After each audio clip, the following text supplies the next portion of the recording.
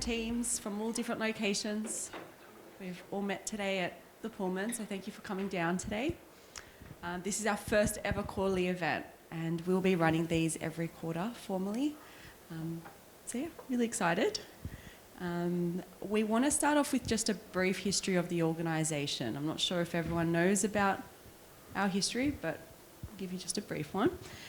We want those individuals that started with us in Beverly Hills to stand up, please. You know who you are. If you worked with us at Beverly Hills at the start, stand up, please. Oh. All right. Well, Yeah. first and foremost, thank you very much. You guys really catapulted the business and helped us grow and get the ball rolling, so we are very appreciative of all your efforts. Take a seat.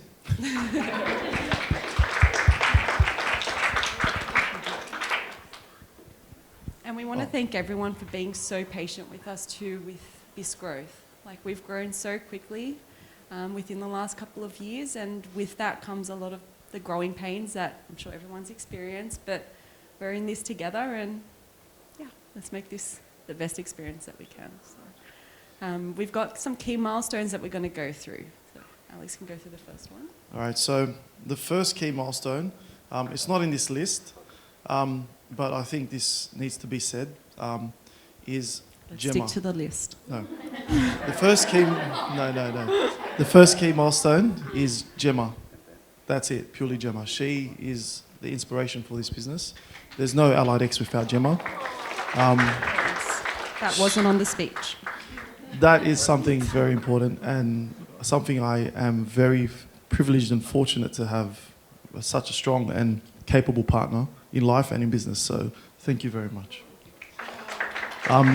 Going back to the list, so Gemma was working in a non-for-profit in an environment which was great, but they didn't have any pediatric allowances, so no one was able to see any clients in a pediatric setting at where she was working, and so she decided to, on her own, see some clients with approval of the organisation she was working at, of course, on her own, to the point where she was like, you know what, I think I can do this better. We sat down and we decided we're going to really run this business and get it going and get the ball rolling. And Gemma took it on herself. She became self-employed, and we started off the business that way. I was still working as a lawyer full-time, and we've gotten to the stage where we took our first clinic. We leased the site in Beverly Hills. That was the end of 2020. That was milestone number 1, where we actually had a physical presence on the ground. The second milestone was recruiting our first therapy assistant, who was Raquel. And she assisted with keeping Allied X afloat while I was on maternity leave, and that was incredible. So thank you, Raquel, for doing that.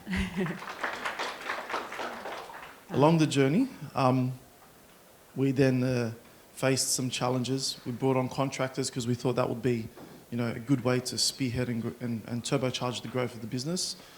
In hindsight, that wasn't the correct decision, and we've learned along the way that's not the way business really thrives. You don't get an opportunity to do these things.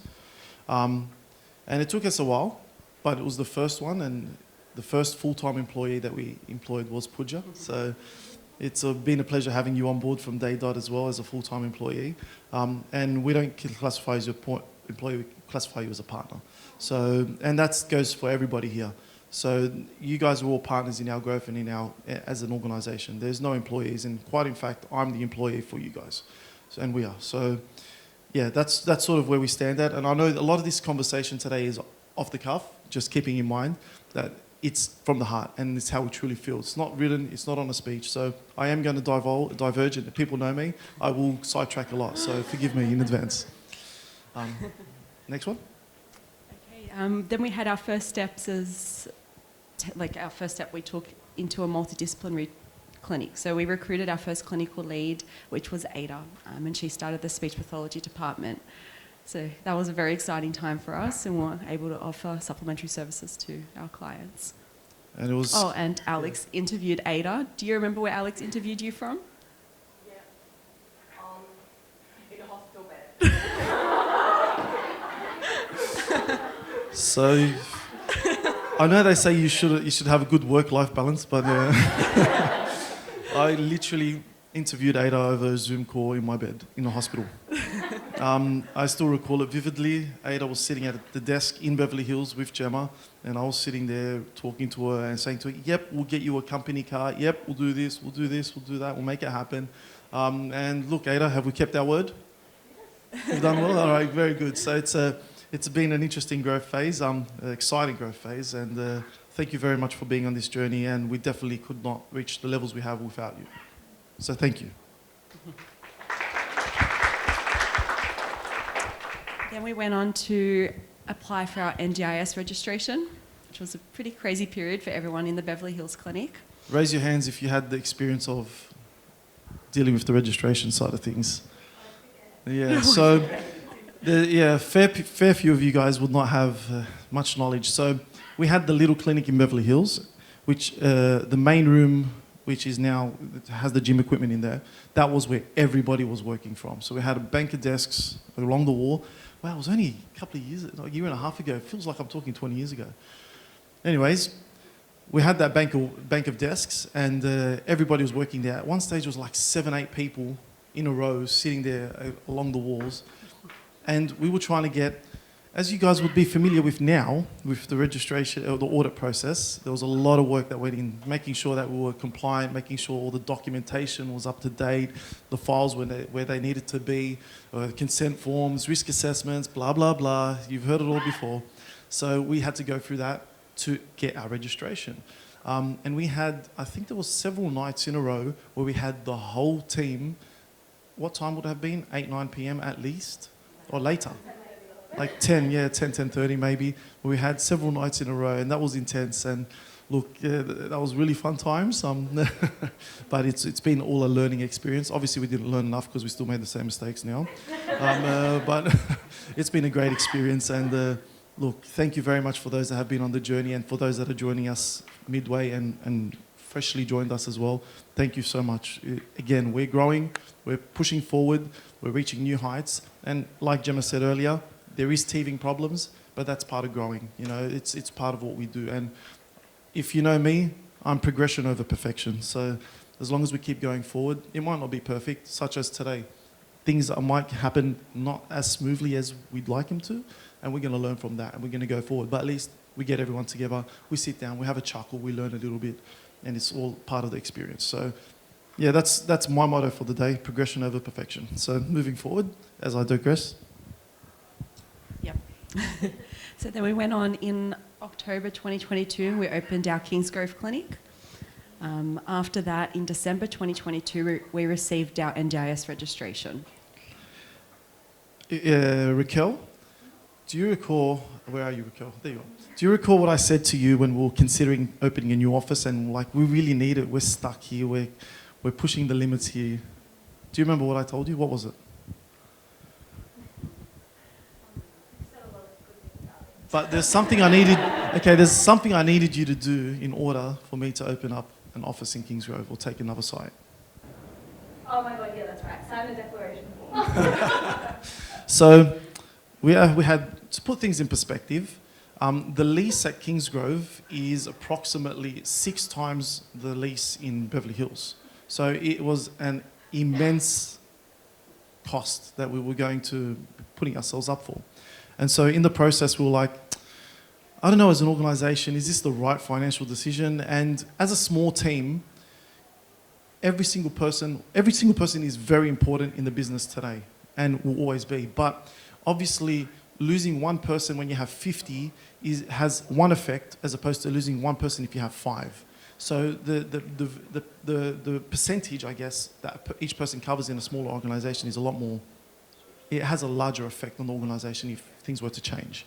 And so I was very hesitant and cautious about expanding and taking up such a large rent. And I was like, Raquel, if we're going to expand, I need you to sign a statutory declaration saying you're going to stay with us for a minimum amount of time so we can guarantee we're going to have this revenue coming in as an organization. That was me putting on my business hat. It actually never happened, but I just tested her. She said yes, so that was good enough for me. So it was a very interesting time, and I guess the team gave us confidence to pursue that, and look where we are now. So. Then we had our first full-time admin beginning in 2023. After that, we recruited our operations manager, Anita. Who has been an invaluable asset to the organisation. Let's have a round of applause for Anita. So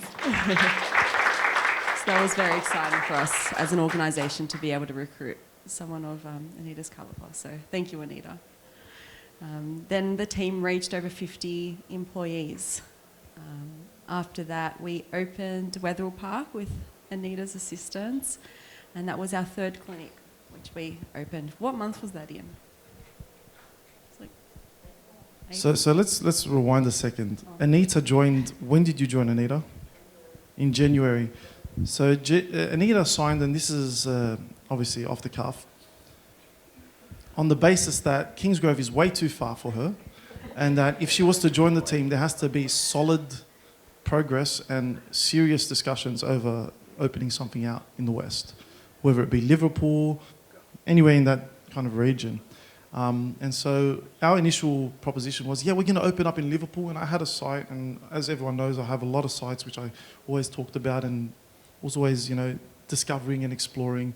But Anita came on and she's like, February, I need to join you guys. Great role, great opportunity, but it's too far. I can't keep coming to Kingsgrove every day. I can do so in the interim until we do something, but there has to be solid proof that we're going to be going forward. And so she found a site in Wetherill Park, and the rest is history. So we now have a site in Wetherill Park, and we moved quite quickly. That was February, March, April, 2-3 months we've taken on the site. And so, yeah, we've been quick to move. And then the next step was pretty exciting as well. So everyone knows how I am at expos. I become super extroverted, so I don't know what happens to me when I'm at expos. I start approaching absolutely everybody, and it's more like, hey guys, you interested in joining the team? So it's just, quite direct. But no, not that direct. But essentially, I'm quite extroverted at the expos, if you had that experience. At one of the expos when we first started, I was walking around, and I, as I do, different stalls, different companies, chat to them, and there was this little store here, okay, National 360, oh, interesting. And I was like, okay, so, hi guys, how you doing? Very good, yep. So what do you guys do? Oh, yeah, we're from National 360. No, I know where you're from. What do you do? And they're like, oh, I'm an occupational therapist. And I was like, oh, okay, fantastic. I was like, would you be open to opportunities? It was like, oh, look, I live, at the time, if I recall correctly, like Sans Souci, Brighton, something like that. Yeah, and it made sense. I was like, oh, okay, yeah, fantastic. All right, well, that sounds like, a great opportunity. At the time, we were quite small. We probably had like 5-6 people in the team, if that. And, this person is quite a senior person, so I was like, maybe outside of our scope at the moment.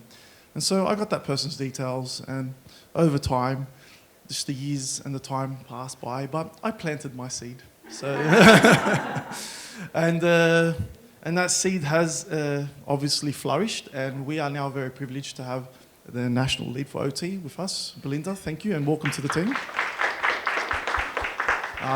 And it has also had so many amazing, ramifications which are secondary. But unintended, but amazing in the sense that she is based in Queensland, which means our expansion plans also have extra vigour, and we have the facility to essentially grow and expand into different regions, and it's always been on our radar. So yeah, that's been an exciting milestone for us, bringing on Belinda as well. And look, it's not to say there are everyone here is a pivotal person and plays an amazing role in this organisation, and we are very fortunate and privileged to have you, because at the end of the day, I can sit here and talk till the cows come home, but I can't do absolutely nothing without this amazing crew that we have on the ground. So thank you all very much for all your efforts on the daily.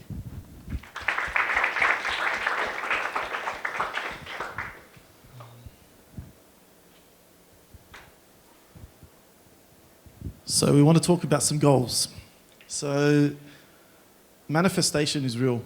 If we talk about things and we keep on mentioning it, we'll get there. And people know I'm super lofty and ambitious with what I try to target.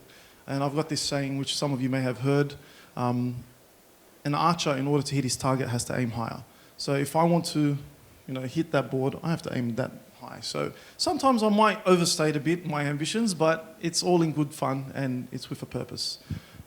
So Jen, would you like to lead us? Following on from that, we have developed some goals. So we've got some 5-year goals that we would like to achieve altogether and some 12-month goals. So Alex and I will go through those. Our first goal for our 5-year goal is to be a leading national multidisciplinary team organisation by 2029.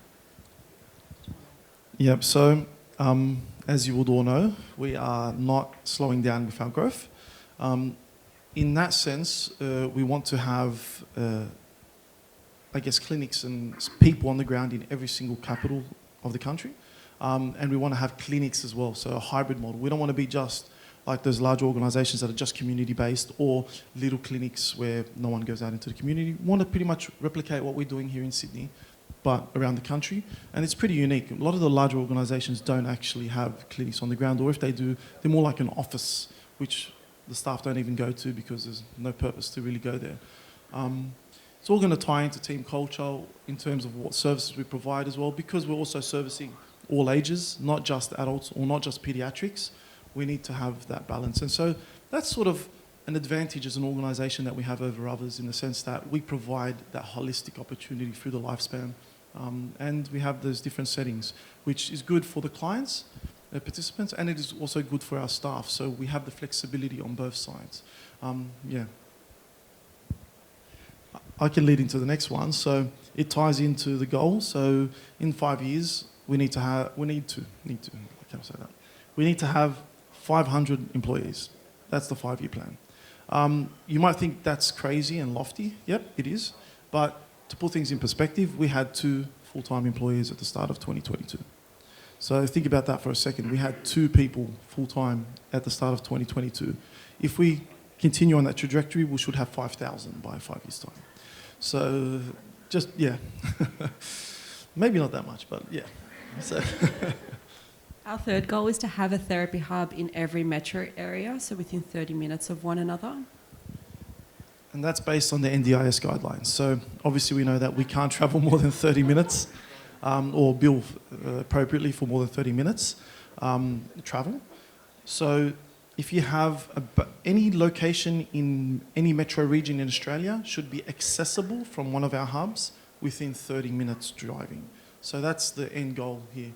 Obviously, regional areas and things like that will be a bit different, but we're talking metro here. So from a business efficacy perspective, we should have 90% of our staff essentially reaching their KPIs every day. And those KPIs are going to be more than just billing. So we're not just contractors here. So it's got to be, above and beyond just billing. It's more so what can we do for ourselves and level up ourselves in personal development, professional development, career pathways, how we can contribute to the growth of the team, help others along their journeys as well, and also educate others, because the best way to learn is to teach as well. So, there's so many different things and so many different ways we can contribute to both ourselves and the organisation. And I guess having those goals and reaching them on the daily is going to help everybody and the organisation in turn. Another one of Alex's This is the exciting goals is to have branches internationally. So has anyone heard Alex say that goal? Put your hand up if you haven't heard that. Okay. Okay, fantastic. So everyone knows about my aspirations. Yeah, I'm really good at keeping secrets, evidently. So the short list is Singapore, Hong Kong, Dubai. That's the short list. I think there was one more. Tokyo, that's the one. Yes, there was. Yes, Singapore, Dubai, Hong Kong, and Tokyo. So those are the short-term plans. The long-term plan is global domination. Look, I'm ambitious. We are ambitious, and look, we can't if we can't aim to go internationally, how are we going to track and tackle going nationally? Like, that's the thing. Again, like, we have to aim high to be able to hit our goals, and hopefully we can sit back. We've got this on video. 5 years' time, we can watch this and say, you know what, we actually followed through. That's the dream. And so hopefully, fingers crossed, this organisation provides enough value to you guys, and not enough, more value than you wanted, that you guys are sharing this journey. We're all sharing it together, and in 5 years' time, we're all here together, and we can share that journey together. So, again, a big round of applause to you all for all your efforts. Genuinely appreciate it. Okay, we're going to wind it back down to 12-month goals. And our 12-month goals are to have clinics within Campbelltown, Brisbane and Melbourne. So within 12 months we want to achieve that. Yep, and we want to have a presence in every capital city. So at the moment, for example, we have a presence in Brisbane. We don't have a physical hub yet. We should have hopefully, fingers crossed, I've been having some discussions about having a presence in Melbourne and Adelaide as well. But how that eventuates, it's all about having the right people. People that are invested in the journey with us, people that have their goals and their careers are aligned with what we're trying to achieve. There's no point in having someone who's not really aligned with our goals. It might benefit us in the short term, and we might get some extra billings down the road, but that's not what interests us. We want to grow our footprint. And if anyone knows what we're doing, we're not, as a business, we're not taking the resources out of the company into our own personal benefit. We're reinvesting. We're doing things. We're growing. We try to keep on pushing forward, pushing the envelope, pushing the footprint, pushing our expansion. And that's what happens with this business. As we thrive and we grow, we're doing it with the support of the team, but it's to reinvest back into the team so we can keep doing what we're doing. So we are very passionate, as you can see, and it's really important to us that you guys are sort of understanding our mental position in terms of how we want to progress and how we want to go forward. So you share that experience, you share that journey with us, and we can't do this without you guys. And I know I'm going to keep saying that throughout the day because that's the reality of it. We can't. And we've got big aspirations, and hopefully you guys are keen to continue that journey with us. So thank you. The last one for the 12-month goal is to have 100 employees. Oh no, there's a few more. Sorry. So 100 full-time employees. Yep. Also, our goal, even before we recruited Oscar, was to have our key worker model implemented and thriving, so within 12 months, and complete systemization of processes, which includes admin, clinical and marketing. So as you guys are aware, what works today for our business, and I want everyone to really think about this and really absorb this, what works today and what is amazing in terms of the way our business is structured, the way we do things, the way a document is passed on to someone, whatever it may be, any process that is in play today, in 6 months' time, might be made redundant because of our growth. So what has worked for us in the past doesn't work today, and what works today doesn't work tomorrow. And it's important that people understand this. So people sometimes get caught up and read in the process, and they feel like, this is the way we do things, it's the right way. Yes, 100%, it is the right way.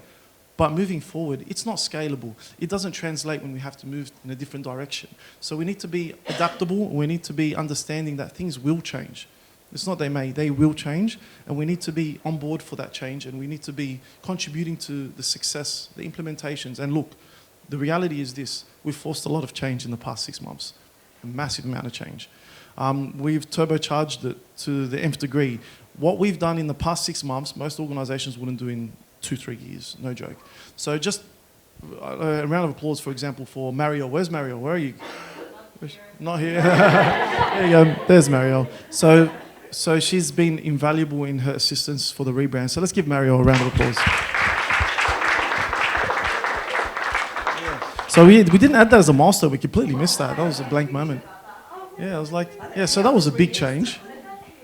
So actually, for those that don't know, I'll just step back for a second. The reasoning for the rebrand was obviously we're a multidisciplinary clinic, but I think there was one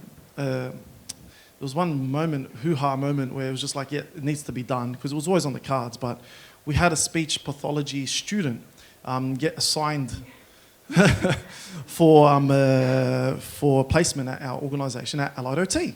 And we're like, okay, fantastic. We got these students coming on, and then this student posted in the university forum online saying, "Hey guys, can someone help me, please? This is a disaster. I've been assigned at Allied OT," and I'm, like, what? How the OT clinic? I'm like, oh my god! And we only found out because there was another speech pathology student who works with us that's also in that forum, and it was like, okay, that's a serious problem. If speech pathology students think that we're only an OT clinic and they don't want to do placement with us, That's a big problem. So it was like, yeah, all right, we just need to do this. There's no more, again, progression over perfection. It hasn't been perfect. It hasn't been road mapped, and we've done the testing and bringing all those people, and they sit around in the corner and they look at different maps and different things, and no, there was none of that. It was just, let's do it. And so, yeah, it's been a very vigorous procedure, so thank you all for your patience. And then we had, the audit. That was also fantastic. And then on top of that, because we were bored, we did exhibitions. And on top of that, because we thought we got a bit, more bored, we decided to, I've gone blank, to change our client management system. So yeah, we've done a couple of things in the past few months. It's been intense, but it's been amazing. And I'd like to say the worst is over, but I can't predict that. No, it's definitely been an amazing journey. And if anything, look, Splose in itself has been an amazing change. It's, again, like I said, there's going to be things which are not perfect, that's for sure. But overall, there's been amazing feedback. Everyone seems to be really enjoying the new change. There's going to be hurdles, there's going to be challenges, that's expected, and we'll get through it with time.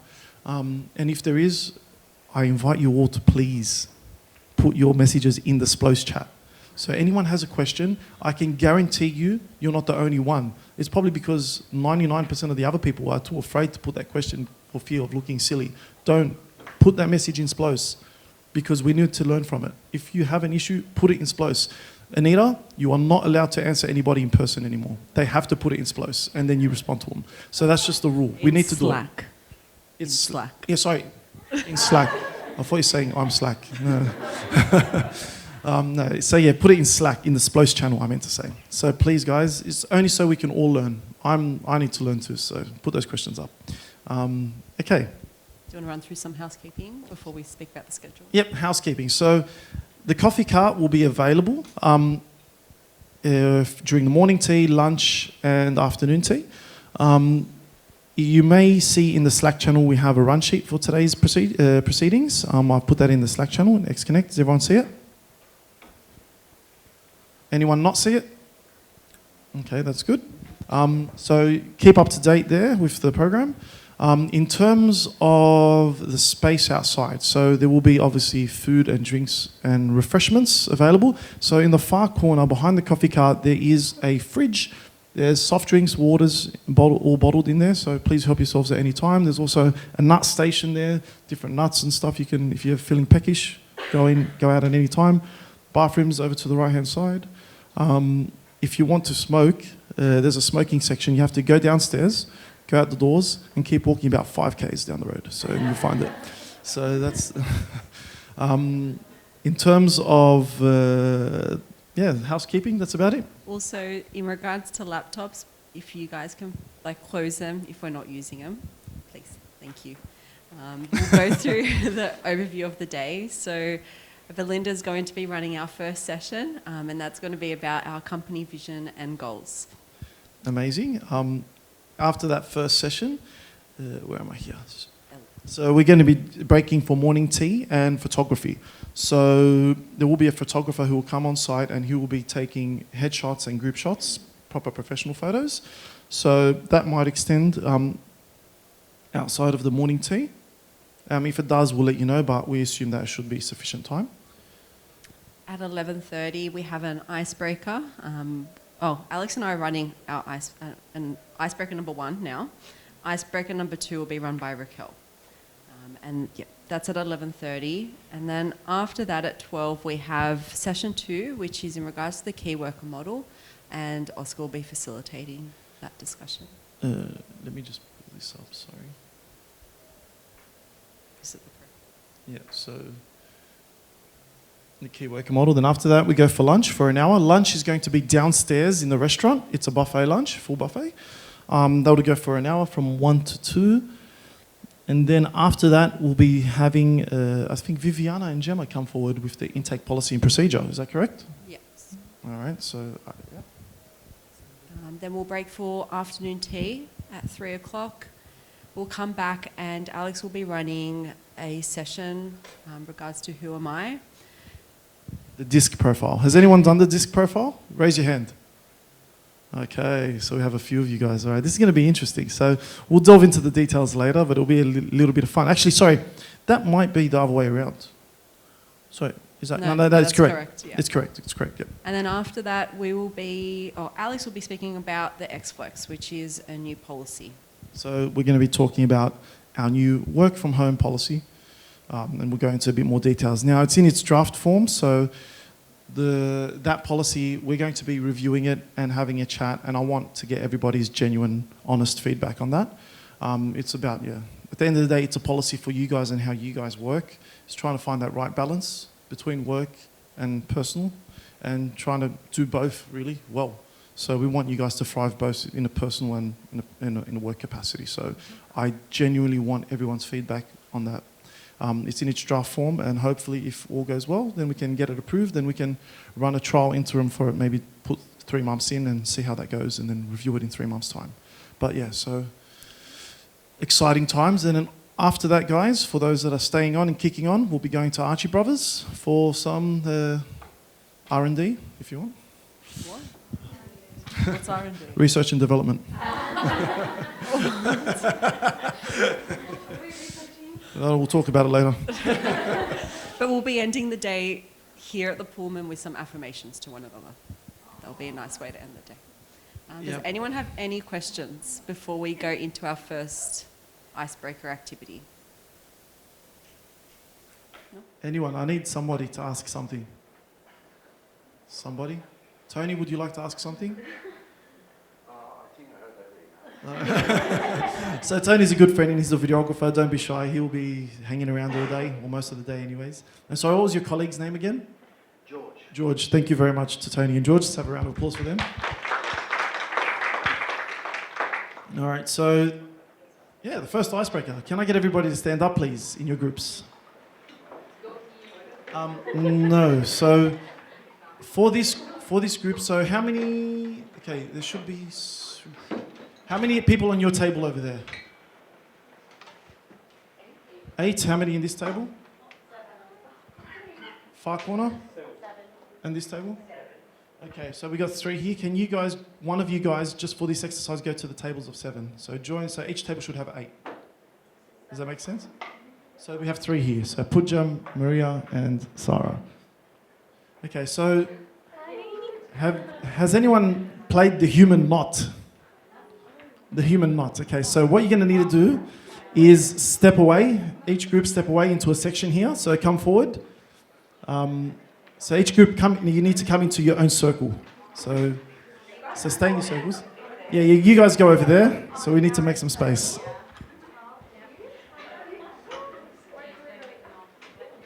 All right, so stand in a circle, but shoulder to shoulder. So make your circles shoulder to shoulder. Okay, now, everybody has to grab another person's hand, and it can't be the same person with 2 hands. So you have to hold... Okay.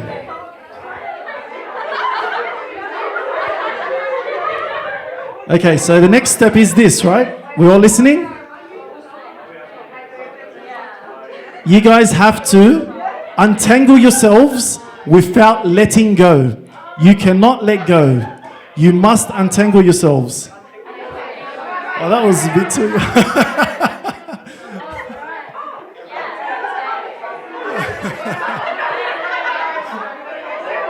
Oh, what? Oh, that was so quick.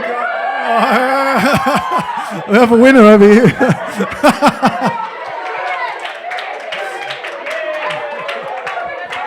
Well, you guys are professionals. You guys have been practicing.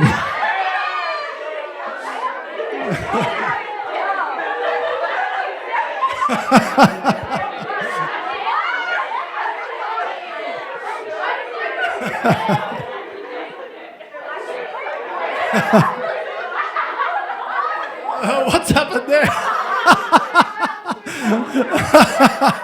That counts. They did untangle themselves. Did you guys let go at any time? All right, so that's fair. All right, we're having a bit of problems over here in group 3.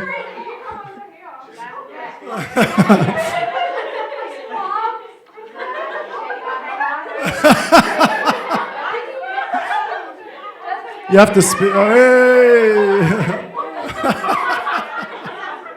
Guys, you make sense to We'll get there. Everyone's just looking at each other.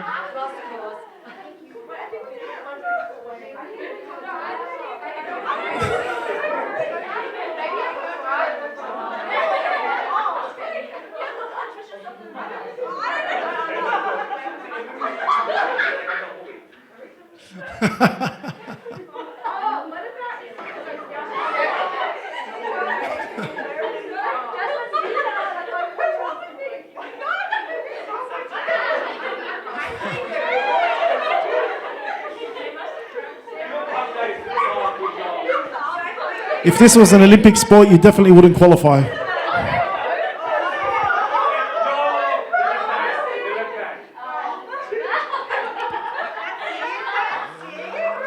we go. You have to step over. Maria, you have to step over the back. Raquel, she needs to step over your hands. So lower your hands, Maria, step over. There you go.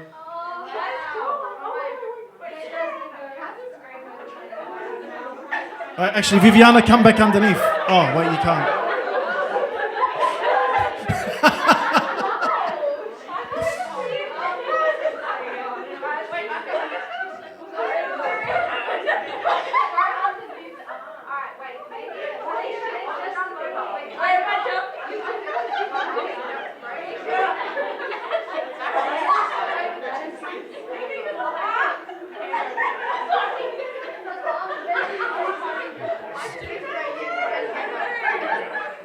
All right, we're going to give you guys a 60-second counter. I'll start the...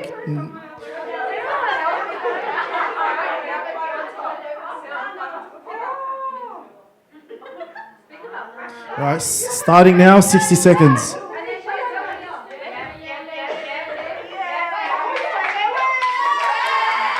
Yeah, sort of, okay, yeah. Well done.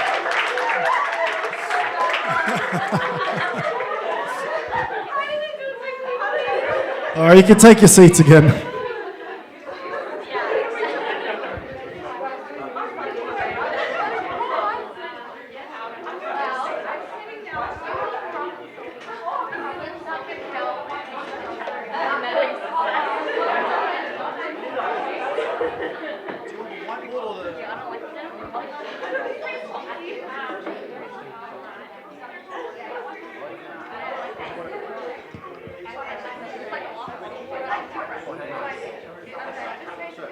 Oh, sorry guys, there's also a presentation by Belinda on billing. We forgot to put that in the schedule, but it's there, don't worry.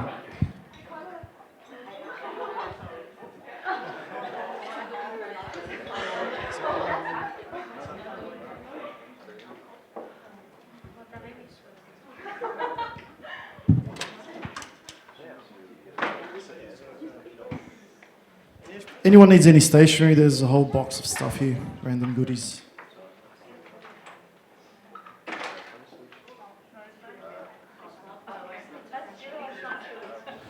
So Belinda will also be speaking about what is billable as well today. So for those that aren't 100% certain or have any questions as to what is billable, Belinda and the team will assist.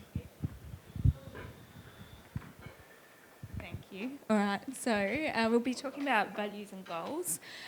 What I will do is I'm going to task Alex. Can you go around and give everyone a piece of butcher's paper on each table, please? So we've heard about what our goals are. So we've got our 5-year goals there. Our 12-month goals are here. But I want everyone to start thinking about what you expect from Allied X as a company. What would you like to see, and where would you like to see us leading and growing towards? So I'll give everyone a couple of minutes to write down some answers as part of your team or your table, and then we'll move on to the next question.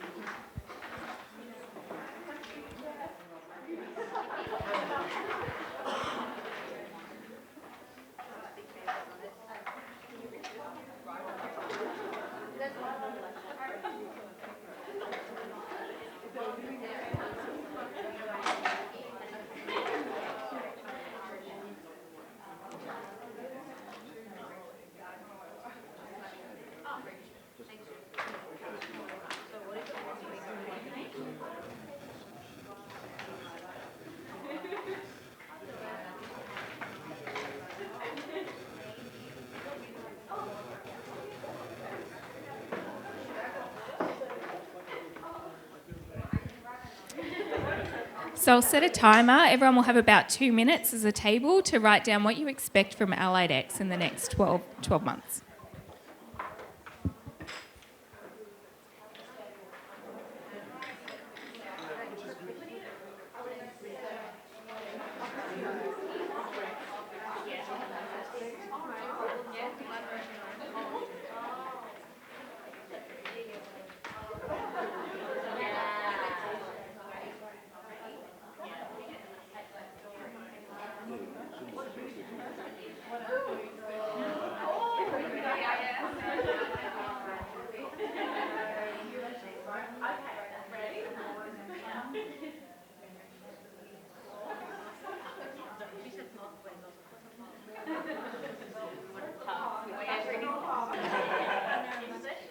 I didn't even get a chance to share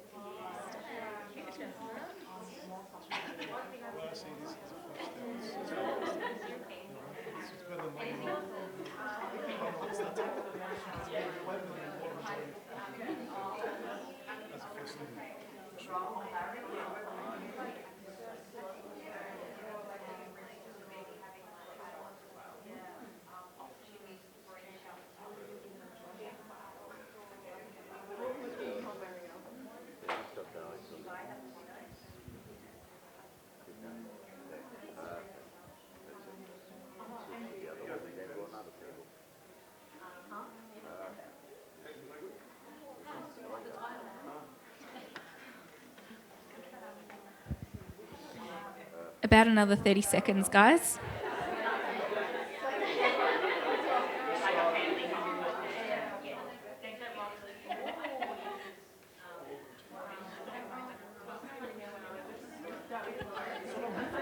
All right, guys. All right, wrapping that up. Our next question is, I want you to think about what you expect of your colleagues. Yeah, what do you expect of your colleagues? We'll just get some more.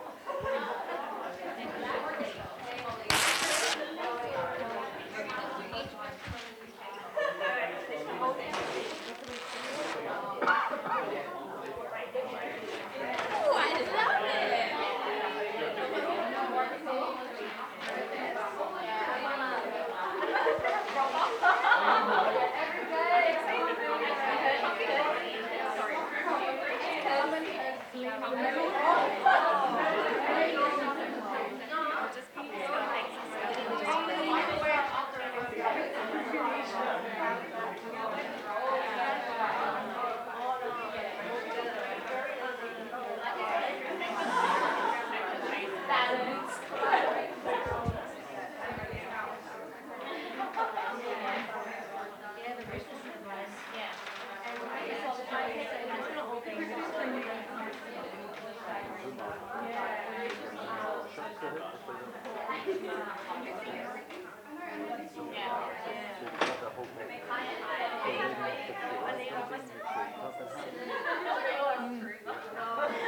What do we expect of ourselves? What are we going to bring to Allied X, and what do we already bring?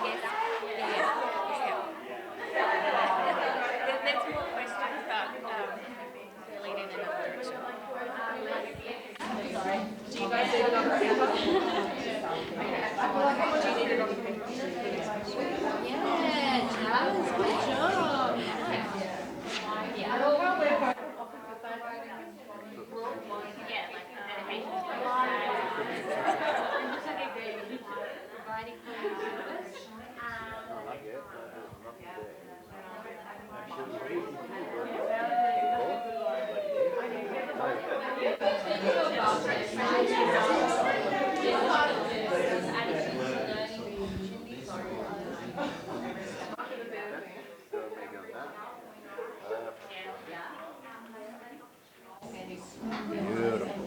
Make sure focus on the writing there. What's the word implementing speed? Yeah.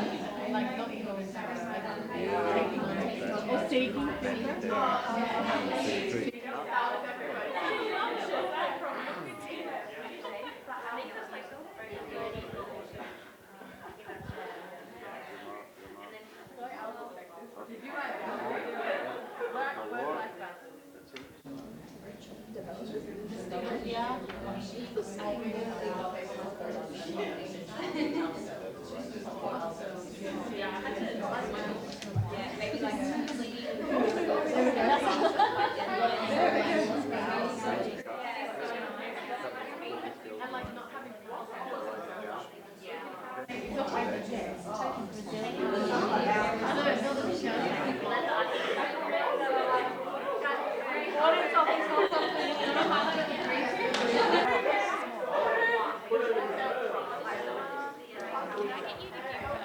three tables are a piece of paper, please. Thank you. All right. We're going to give you another piece of paper, and on this piece of paper, I want you to summarise all of these expectations into values. So single words that summarise everything that you've kind of captured already.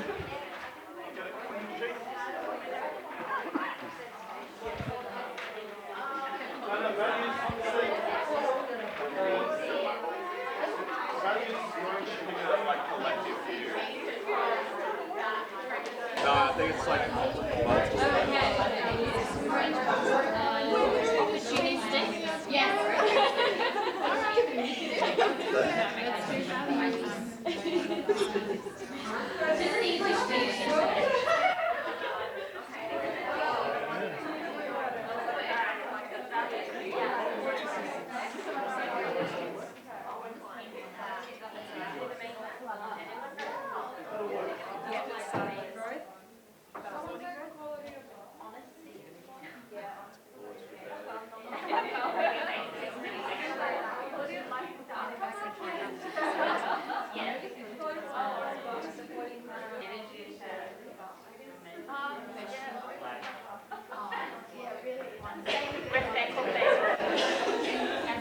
Oh, leave the values there? Okay, yeah. All right, guys.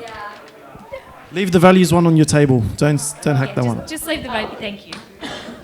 So now with the values, I just want you all to be thinking about what these values mean to you, and what does this look like from a client perspective. So I just want you to have some discussions on your tables about what they mean to you, what resonates most with you, and how that might look from a client perspective.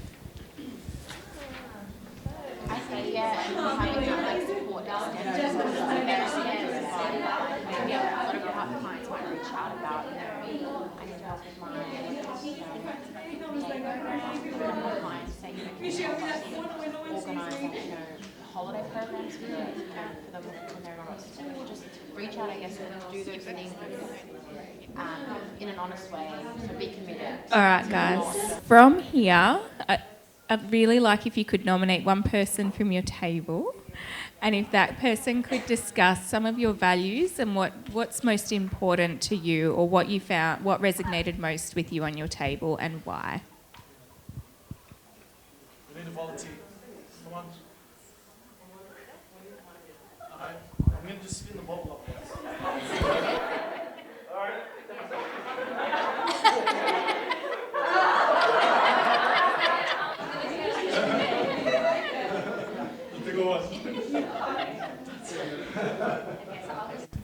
I'll just thank you. Sorry, Thomas.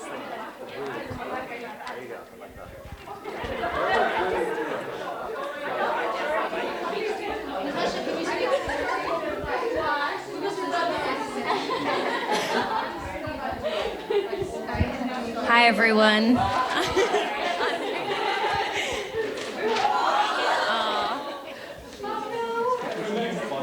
Okay, so our values were, we were meant to stick to one word, but there's one that is commitment to learning. We felt like that was important. Honesty, respect, integrity, professionalism, and teamwork.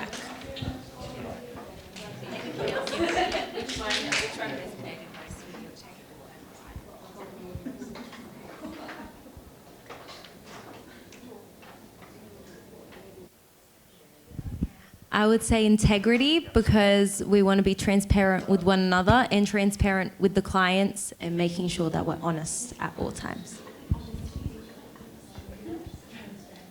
No, that's all. Thank you. Pass the microphone to the other table. Thank you.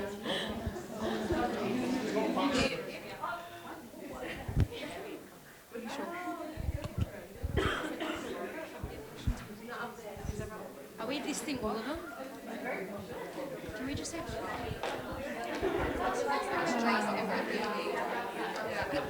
Raquel?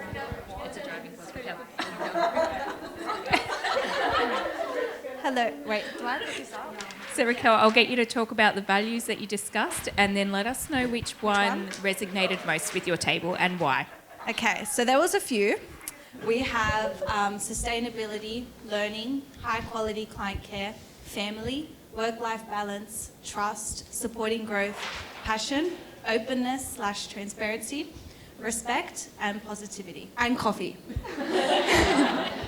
I think what we decided is, I guess, the main driver for everything is passion. I think if you're passionate about what you do, you're going to be really happy, positive in the workplace. You're going to really care about what you're doing and the services that you are providing. And yeah.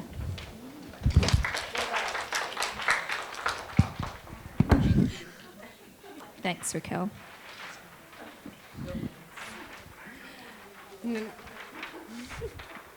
Our values we had were support, culture, respect, balance, teamwork and collaboration, and growth, both personal and professional. And I think we agreed that the one that stands out for us is balance, because it encompasses the background of what we do. And if you don't have balance in your personal and work life, you can't put forward the best service to your clients. So we agreed that, yeah, balance in a professional and personal setting is very, very important. Okay, we had opportunity for growth and development, ethical, professional, kind, caring, respectful, innovative, quality service, support, constructive feedback, confidence, approachable, honesty, collaboration, and being trustworthy. So, thanks. I think the one that stands out would definitely be all of them, but innovative practice. I think, especially as therapists, we see so many different clients, and I think being innovative and being able to think on your feet and not provide a cookie cutter sort of approach to therapy is nice. It keeps it fun and relevant to client goals. So yeah. We spoke a lot about empathy. That was one of the biggest values for us. So we spoke about being empathetic towards each other as, as colleagues and towards our clients as well. And going along with that, obviously being supportive whenever we can towards our colleagues, honest and open in all our communication. And we also spoke about being committed to our clients in a way that's goes beyond kind of therapy, and, being committed in, their day-to-day and that consistency in communicating, throughout the whole company, having that kind of consistent communication for our clients so that they're always, receiving the same support and info no matter what. That was it. Thank you. Thanks. So on the board, I've kind of just summarised what your key values are. So we had integrity, which encompassed honesty, transparency, passion, which translated to positivity and care and just being enthusiastic about everything that we do. Balance, which is really important in both our personal and work life, which I think will lead into Alex's Flex X this afternoon, which will be great. Innovative practice, I think you guys are pretty spot on there. I think that's a real key. Which table was it innovative? Yeah, I think that's fantastic. It really resonates with everything that Allied X stands for, particularly in terms of the CPD that we're afforded and, the resources and assessments that we have. So that's fantastic, and obviously empathetic, both to our clients and colleagues, which also translates into honesty, openness and commitment. Is there anything that anyone feels super passionately about that we haven't quite captured on this board?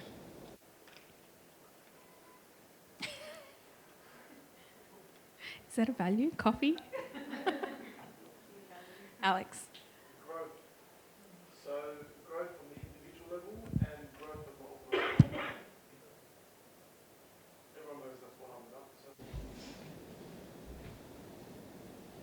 I'm very big on the fact that in order for the organisation to level up, the individuals themselves have to level up. Alex, I also want to touch on something that you mentioned this morning, which I think was pretty important. When you were talking about a business, you were talking about the business reinvesting back into the business, and I think that's an absolute testament to you guys, because I've never worked in a company that's been so passionate about, you know, growth and professional development and commitment to everyone as being part of a team and valuing everyone as part of a team. So hats off to you guys, because I think you've absolutely nailed it, and I'd really like to see that growth continuing, so well done.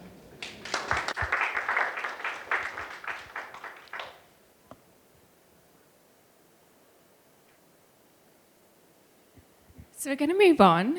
I'd like you to think about what you would like to achieve at Allied X in the next 12 months. I think it's really great for us to hear what Gemma and Alex's vision is for Allied X. But you personally as a clinician, I'd really like you to discuss amongst yourselves what you would like to achieve in the next 12 months.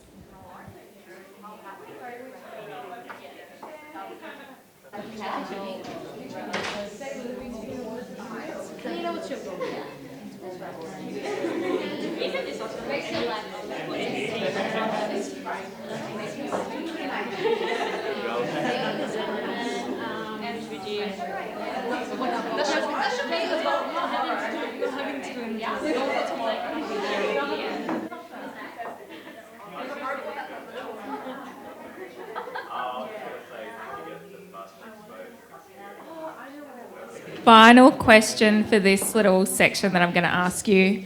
How can Allied X support you to achieve these goals?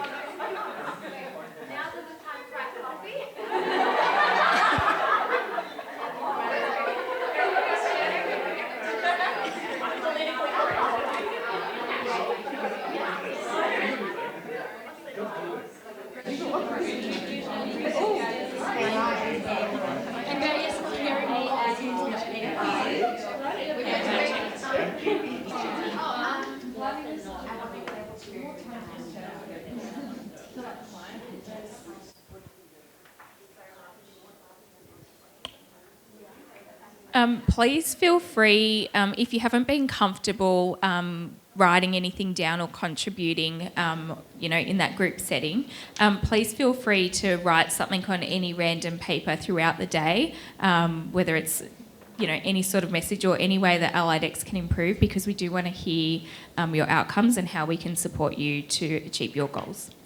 But walking away from here, and just some food for thought, I'd really like you to think about where you see yourself in the next 3 years, and what you are going to do personally to move forward and grow, within the organisation or you personally, but also how we're going to hold each other accountable for the different values that we've discussed today.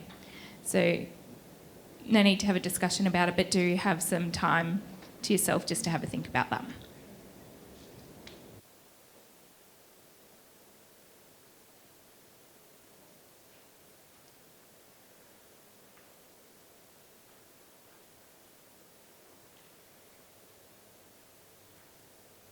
So I'm going to jump into another discussion. It's a little less interactive, but we're going to talk about understanding billable activity and how to forecast. You're going to have to bear with me because I've tapped into Oscar's little trick, and I've got some Mentimeter stuff, so you'll need your mobile phones out. But so what is billable activity and why is it important? So billable activity is any work that's completed by a clinician that aims to assist someone to achieve their goals. So by someone, we're talking about a participant or client that's accessing our services for the purpose of allied health, obviously.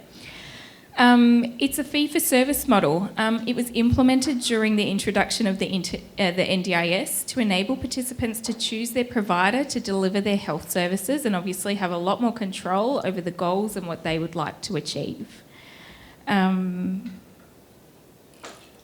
Billable activity from a business perspective is what makes a business financially viable. It's often a KPI that we use for accountability, business planning, and projecting growth. It assists us to plan, forecast, and provide accurate wait times to our clients.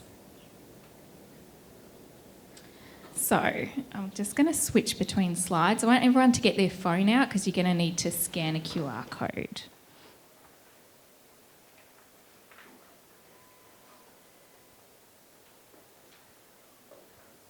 Okay, so there's a QR code.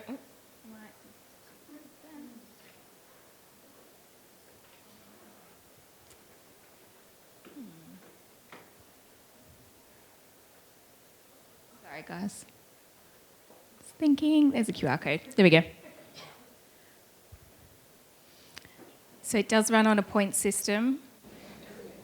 You do need to be quick. All right, we've got 15, 16 people in.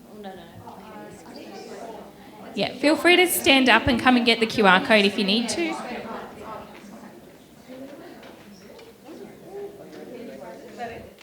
There's 20 people that are in, which means there's about 20 people who are not. So I'll give you another minute.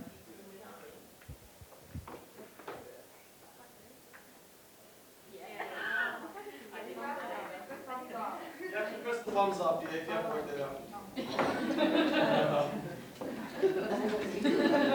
Hey, there we go.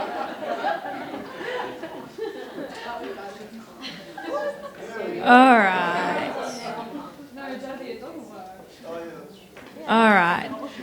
I want everyone to write down what billable activity is, or what you think billable activity is. There we go. Progress notes, therapy reports, phone calls, emails, face-to-face sessions. Oh, fantastic. Therapy, consults, progress notes.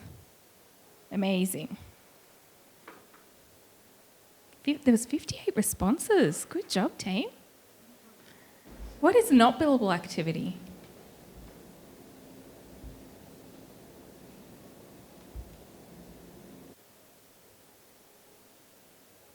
Admin. Scheduling appointments, booking appointments, extra time for case notes, busy time, handovers, team meetings, coffee. Meetings with fellow staff, professional development, scheduling sessions, calendar organisation. Great. Self-learning and development. Unreal. Personal research. There's some really good comments there. All right, so I've kind of just summarised some of the things that I thought you might have said.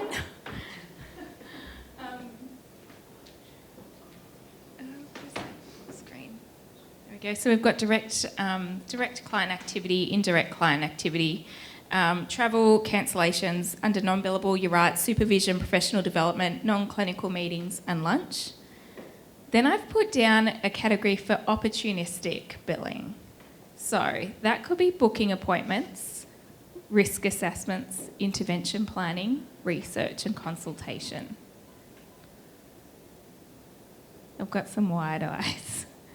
Has anyone got any thoughts about that they're willing to share?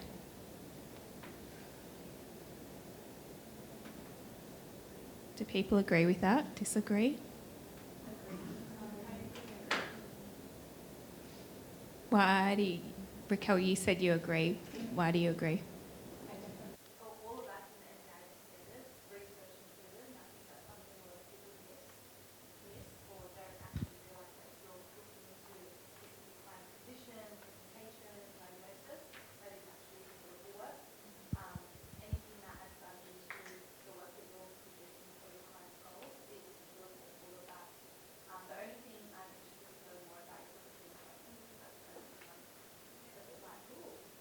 Yeah, amazing.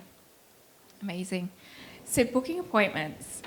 I always jump to the next question. So this kind of sums everything up that we've already discussed. The other thing we haven't really touched on is, I'll talk about this. So we've got direct clinical work, and I'll come back to your point, Raquel, about booking appointments in a second. So we've got direct clinical work, which includes any face-to-face activity, intervention, therapy, phone calls, group intervention, and so forth. Indirect activity, so that's often our case notes, report writing, interpreting assessment results, resource development, phone calls, etc. You'll probably find your indirect activity can be just as much as your direct activity, and it's just as billable as your face-to-face contact. Any travel, so travel to a client, between a client and home for a client. And often any cancellations. So cancellations with the recent NDIS price update, it's now 2 business days notice. We need to ensure that the policy and procedure is followed with offering alternative options for billable activity for that specific client, or we're looking for other billable activity for another client before we charge that cancellation. So we need to be offering people an opportunity for telehealth, resource development, writing reports, commencing reports, anything related to that client who's cancelled the appointment as a first point of call. If we can't achieve that, any other possible billable activity that would fill that complete time before we charge a cancellation. So just something to think about. So Raquel, this is the question that I wanted to ask, or that you'd mentioned before. How do we convert non-billable activity to billable activity? So booking appointments is not a billable activity. How do we convert that? So we're going to go back to Mentimeter, so bear with me. I'm going to flick between screens.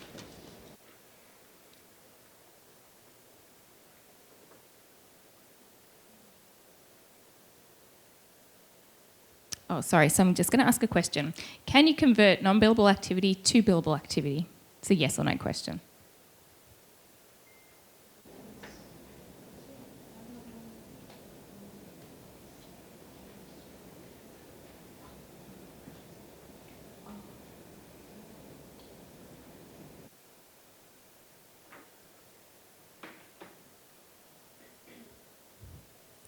Amazing. Thanks, guys.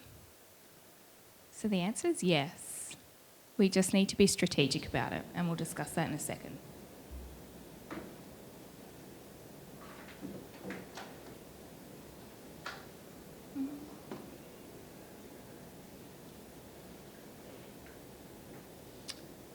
How do we do that?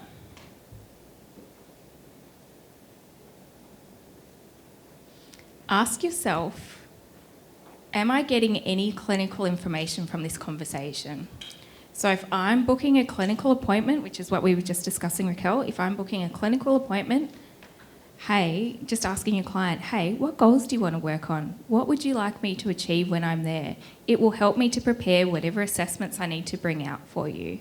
So as soon as you start having that clinical conversation that leads to any sort of intervention, or it's going to direct your assessment process or direct your therapy planning, that is then clinical activity. If you're booking an appointment, you're saying, hey, last session I asked you to do this. Have you been engaging in that task? And have you then been practicing that therapy at home? What has that outcome been?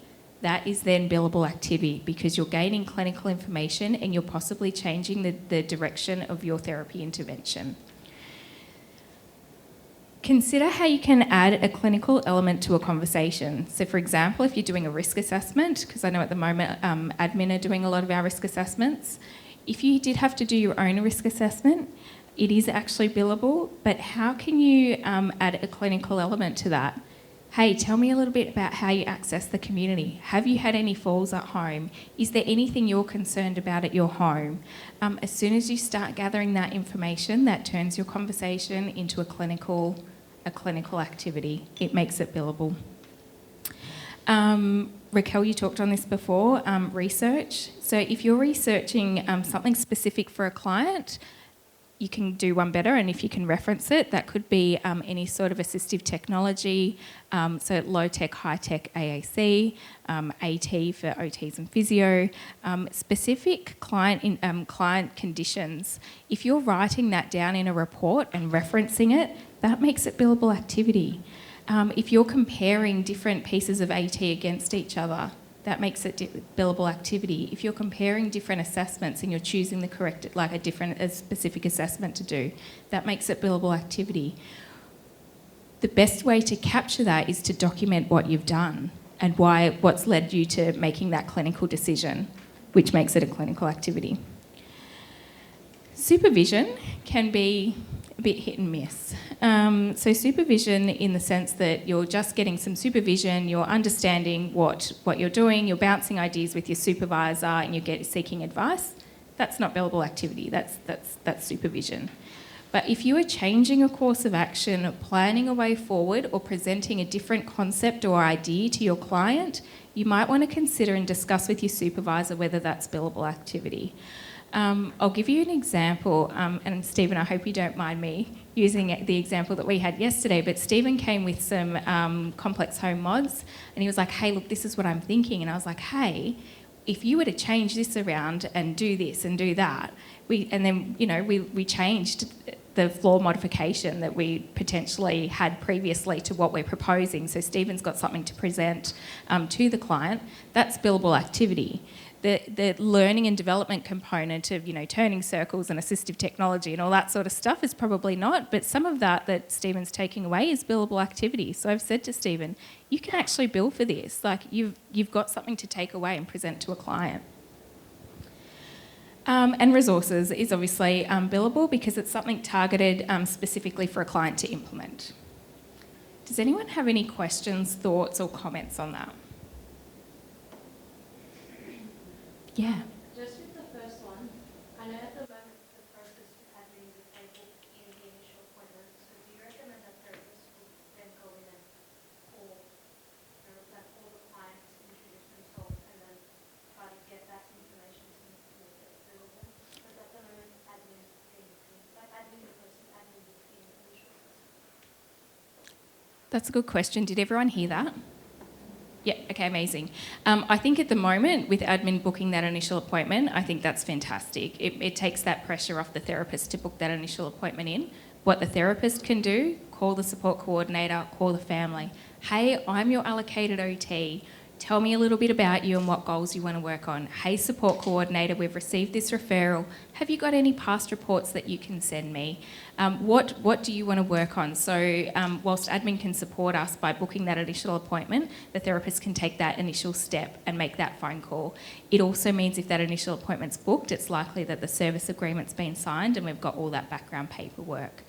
It also means that as the therapist, if we're getting that, the initial information gathering form, can't remember what it's called, intake form, if you're reading that as a therapist, that's billable. If you're reading that and then calling the support coordinator and saying, hey, look, I've got this referral, this is the information that's been given, is there anything you'd like to add? Makes it billable, so yeah.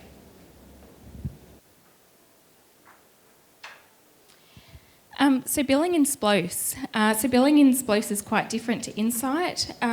We need to write a case note for each billable activity that we do. Reason being is that a lot of people question billing, regardless of whether you work at AlliedX or any other service provider. People always question billing, and they've got every right to, and that's totally okay. The best way to adapt to that is to actually write a case note for every billable activity you're doing. So if you've done some research, I've done some research on this and compared this, and make a note of that. You can also write down how long you've actually spent doing that, so you know exactly what the client's talking about and how much time you spent doing what. If a phone call takes 20 minutes, write down phone call 20 minutes, case notes 10 minutes. It's going to help you if there's any billing queries, but it helps you to feel confident in your work and what you've done. That phone call did take 20 minutes as opposed to 10 minutes as to what the client's telling me. I'm sure we've all heard about this before, but value your time. Like, you guys, we've all been to university, we've all, done the hard yards. We're still doing the hard yards. We still invest in our professional development. We still, do a lot of teamwork and make sure that we've got a positive culture so that we can deliver really good outcomes to our clients. So value your time. That also means uploading draft versions of any reports that you've done in Sploce, and if you're not writing into Sploce directly. Just another thing is just to make sure you use the correct billing code in Sploce. There's a lot more margin for error, so just do take the time and diligence to make sure we are billing for that correct billing code, otherwise we may miss out on billing.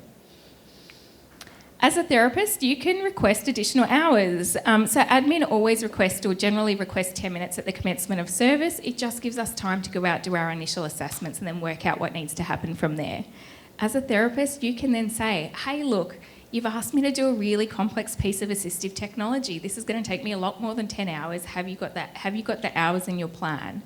If not, that's going to help direct the way your intervention, essentially. If you don't know how to do that, speak to your supervisor, but it's really important that, it's as therapists we can ask, and that is okay. With cancellations, again, we need to ask whether people want to convert to a telehealth, document what we've actually done and demonstrate that we've actually attempted to complete another activity for that client. And then find alternative billable work for another participant before we charge that cancellation. Obviously, if you're out on the road and you've got a cancellation in the middle of the day, sometimes that's unavoidable and that's okay. Do offer if we can convert that to telehealth, but if it doesn't work, it doesn't work, and that's fine. Don't be afraid to ask colleagues how long reports will take to write, because depending on the complexity of the client, the report is going to be very different. So ask your colleagues. We're all here to support each other, so make sure you do that. Question, and I'm going to jump back to Mentimeter, so bear with me, but start thinking, where do you think we miss billing for billable activity? So we've got phone calls, emails, MDT discussions, scheduling appointments, indirect billing, research emails, report writing, reading previous reports, bang on, whoever got that one, booking appointments, school documentation, leniency with cancellation, risk assessments, conversations, communications with clients.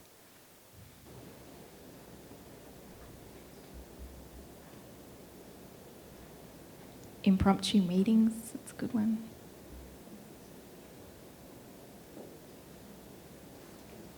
So I'm just going to leave that there for a second for people to think about.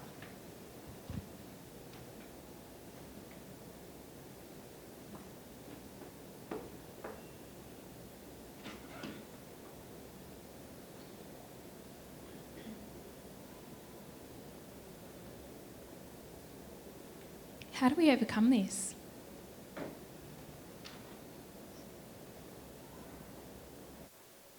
Might open it to the floor.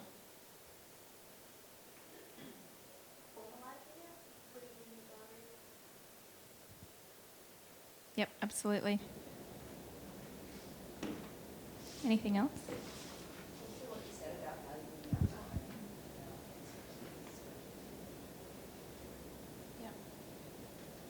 Anything else?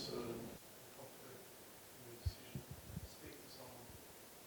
Get their opinion. Get their advice. Speak to the supervisor and say, "Hey, I've done 1, 2, 3. What is this doing?" Absolutely, absolutely. I think, I don't know what I'm thinking now. I think when we send emails, we often forget how long it takes for us to actually read the email. So we might actually bill, I've definitely been a victim of it. I've just billed the time that I've thought that it's taken me to write that email, but actually, it's actually taken me time to read it, formulate a response, write an email, probably reread it before I send it off, then write a case note. So often that takes 15 minutes at least. So capturing that time is really important. We need to value our time. I think can I just interrupt? Please. Just a small example of travel. People say, how long does it take, or how long should we bill to travel? The definition of travel doesn't mean when looking at Google Maps and seeing from point A to point B. That's not how long it actually takes. So for all intents and purposes, when you're traveling, you're unable to see a client. You're unable to have a session. So that's sort of the criteria. When are you unable to have a session? It's from the moment you put down your laptop, you pack your bag, and you stand up.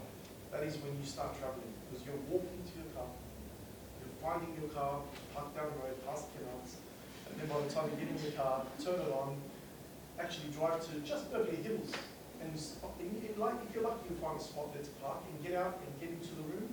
There's 15 minutes, and that's just Beverly Hills, down the road, literally. So people need to really value their time and just think, how much time am I actually putting out?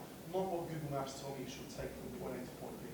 So you got to look at it that way. There's a lost opportunity there. Can I just ask, like on that point, there's a lot of clients who are the ones who are not valuing our time. And when we do explain that to them, that, this is how we're running Google Maps, and say, no, this only takes 15 minutes, why don't you charge half an hour? After explaining, we charge 15-minute increments, and we did this and this, they're still unhappy. So how do we deal with clients like that? The reality is we're never going to make everyone happy, and there's always going to be pushback. We need to have a set standard. We can't, keep on bending the rules for people doing there. We need to be fair. Yeah, and that's the thing. I'm very look, this is the last thing I want to say is, tell the client to find services elsewhere, and we never do that. But at the end of the day, we give them the option and we approach it in a fair manner. Yeah. If they decide that we're the right fit for them, fantastic. We're not going to be the right fit for everybody. You know what I mean? So, but we do our best and we try to make them happy. We try to work with them, and that's why we say, hey, if travel is genuinely concerned, come and blend, meet us there. You know what I mean? Find us at a location which is closer. We try to find a solution, but unfortunately you can't please everybody. But we try our best. And then education regarding. Yeah, on that note, like even with billable stuff, like is there an option to put a lot of these things in the service? I know some things are already there, but a lot of the things I know, and they bring this up and say, well, why did you charge me for this? No other practitioner has charged me for this, or I didn't know this is something that you charge for. And when you go back to the NDIS guidelines and you tell them, this is something that we're doing to support the client, support your child, and that's our time as well. We're doing all this to reach goal, but they're still iffy about it, unhappy.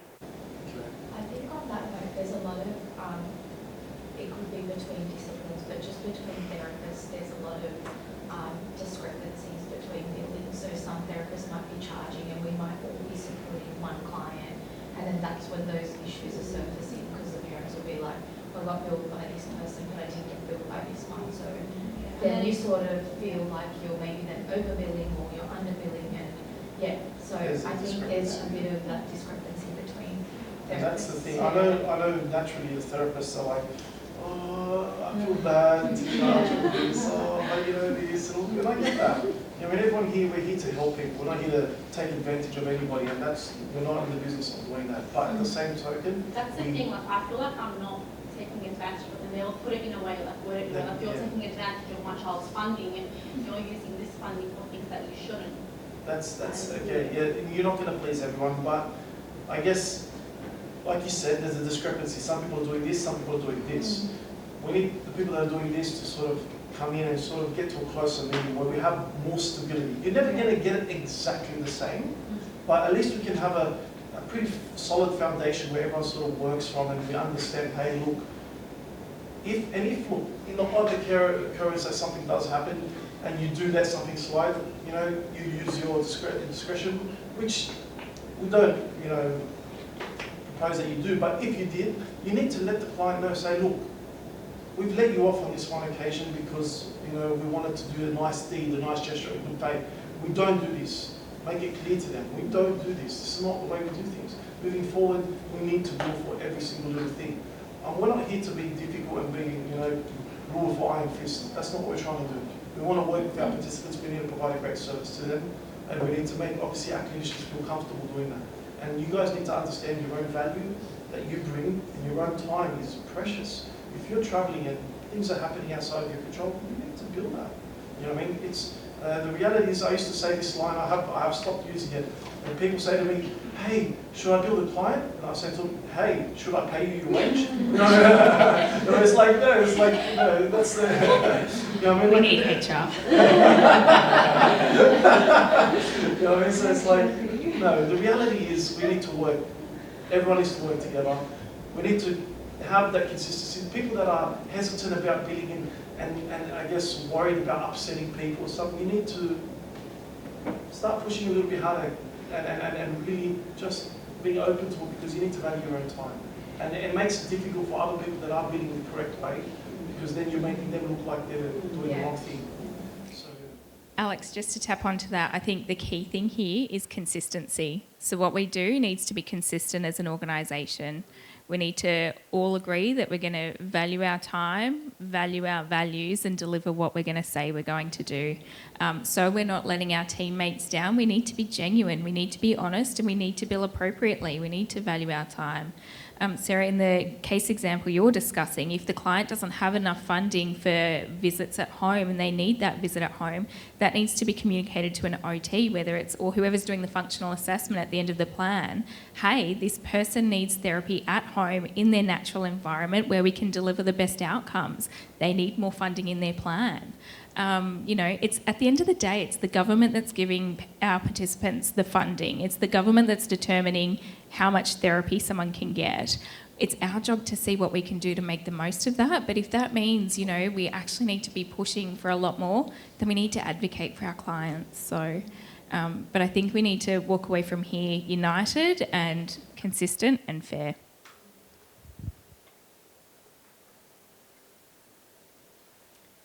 So we've kind of touched on this already. So we've talked about consistency. Did anyone else want to add anything else into what's an important factor when billing?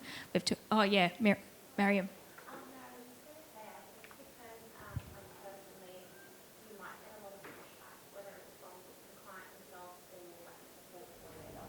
So if we were able to make sure that our billing process and what we do bill is, they really understand that before they begin that service with us, then I think it'll give us a lot more confidence to, value our time in that way. Because sometimes, I think we've been with a client for a few months and they still don't understand, for example, that we charge return travel, or that, we have a 15-minute increment that's billed afterwards for notes. So a lot of clients aren't aware of that. And whether we have a process that we know the therapist has to sit down with the parent or give us what coordinator call and just really hash that out, or is it, does that happen before we even see the client? So I think having a process like that would really help. Thank you. That's a really good point. Who has discussions about the service agreement and what we bill for with their clients?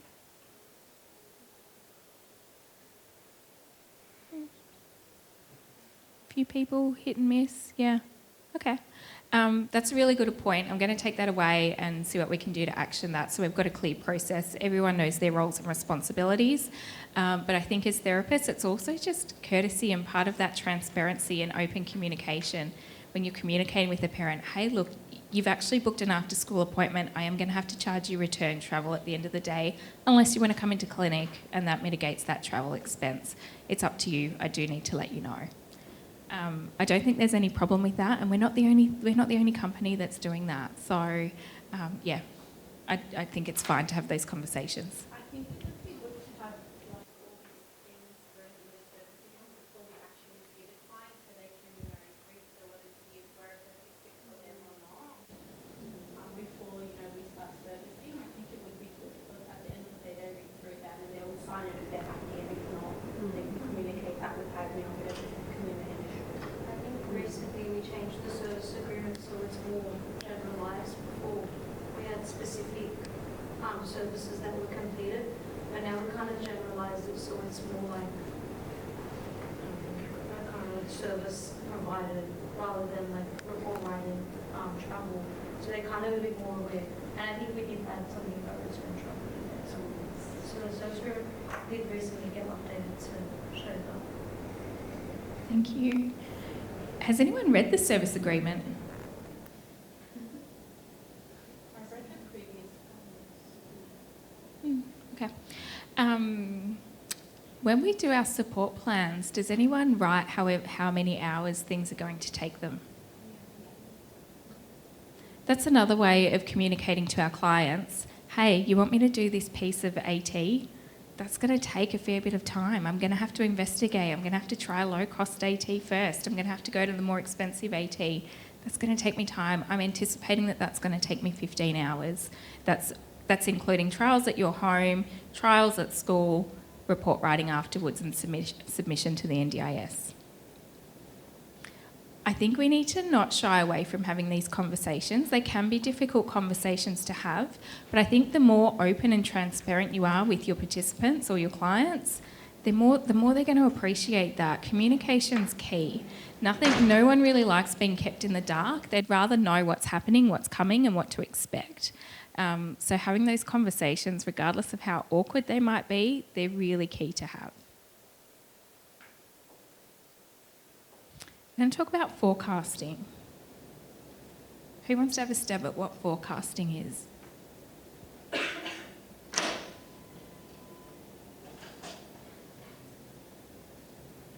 Come on, guys. Does anyone know why forecasting is important? Yep. Who comes in on a Monday morning and sets their week up on that Monday morning?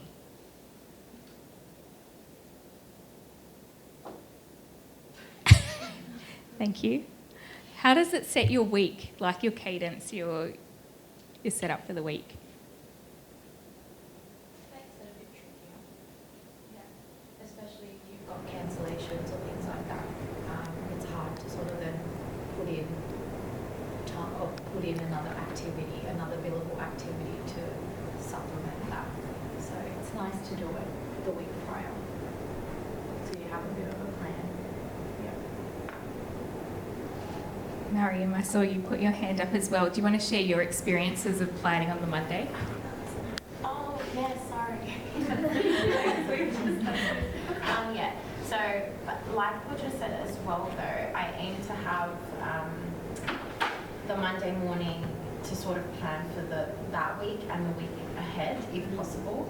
But now that's changed after the whole 7-day cancellation going to 2 days. So I think it's definitely make sure that you've got at least 1 to 2 weeks just set out, and if you know that a client will be cancelling, just contact all your other clients on that Monday, see if you can sort of organise something else that helps.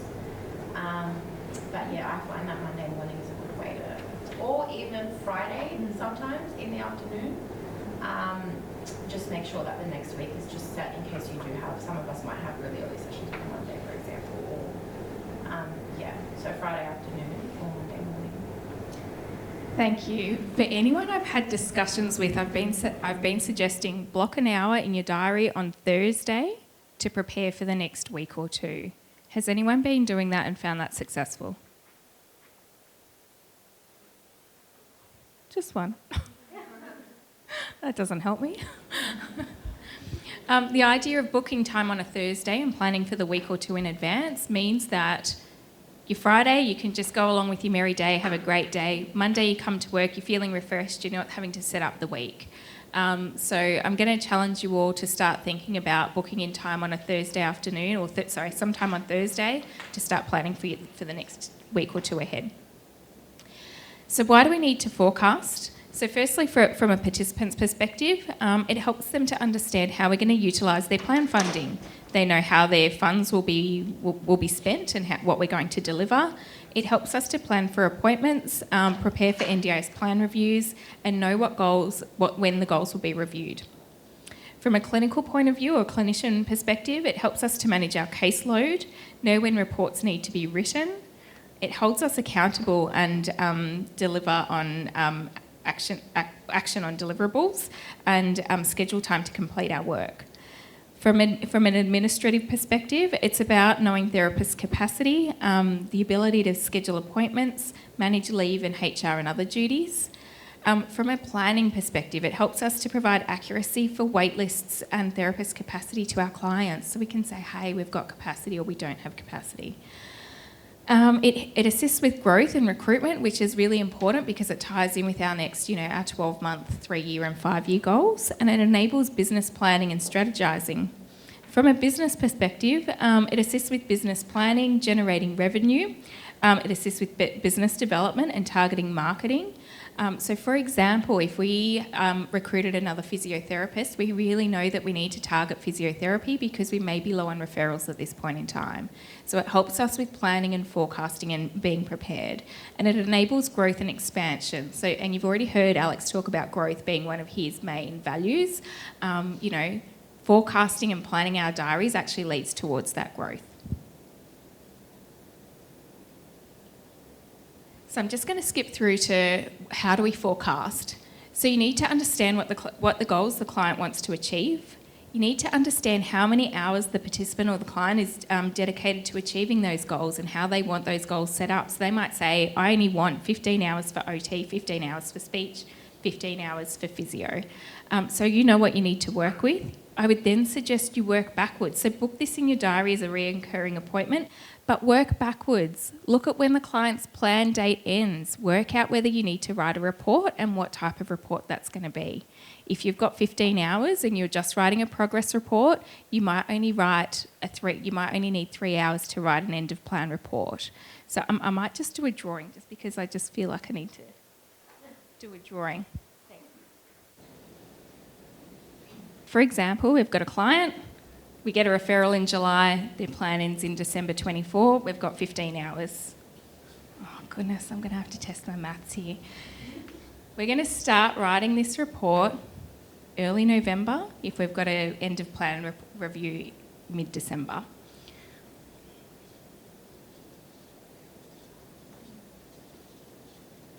How many hours is that going to take us roughly? What would people suggest? Not an FCA, just an end of plan report. 3 to 4 hours? Okay. We've then got 9 hours to play with. No? Does that? No? 11, thank you. Oh dear. 11 hours. Okay, so we've now got 11 hours and how many, where's Anita? How many weeks between July and sometime in November, just roughly? 20 weeks? 20 weeks, thank you. We've now got 20 weeks between this period and this period. We're going to work out, does this person want services in the school holidays or not, or are they going to attend a group program? Because that's going to change how many hours we've got here to work with. So at this point in time, say they just want fortnightly therapy, you can go 20 weeks, 11 hours. I'm going to book in fortnightly therapy in the clinic every fortnight. And you're going to put that as a recurring appointment in your diary. If the client's going to want sessions at home, you might say to that, you might work this out with the client or the mum and say, hey, look, you only have, by the time we do this, and you can do a map like this, it's going to help them. By the time we do all of this, an end of plan report's going to take me 3 to 4 hours. We've got 20 weeks, you've got 11 hours here. You want me to come to your home, I might only be able to do a 45-minute session, 15 minutes case noting, say 30 minutes of travel. It's 1.5 hours. We're now working out, you know, we can only do one, whatever, how that works out. But you get it. You get what I'm getting? Get what I'm putting down? All right. So and then use your diary as a to-do list or an itinerary and stick to it. That's really important. We need to capture what we're doing. If something happens ad hoc, put it in your diary. Have some time for some flexibility. Like, that's okay. We might have have we got time? Can I take up another 10 minutes? Oh, have we got, is that okay? Oh, okay. Just a couple of things, just a couple more, 2 more slides. I did want to show you an example of a diary here. This is great. We've got time for session preparation, case noting, and the actual session itself. So we've got 15 minutes of preparation and case notes, 30 minutes for a session. There's lots of gap times. In that time, it'd be really good for you to work out, you know, is there any other clients that you could possibly be seeing? Is there any professional development you could be doing? Are you doing any sort of admin? Is there any report writing you could pop in there?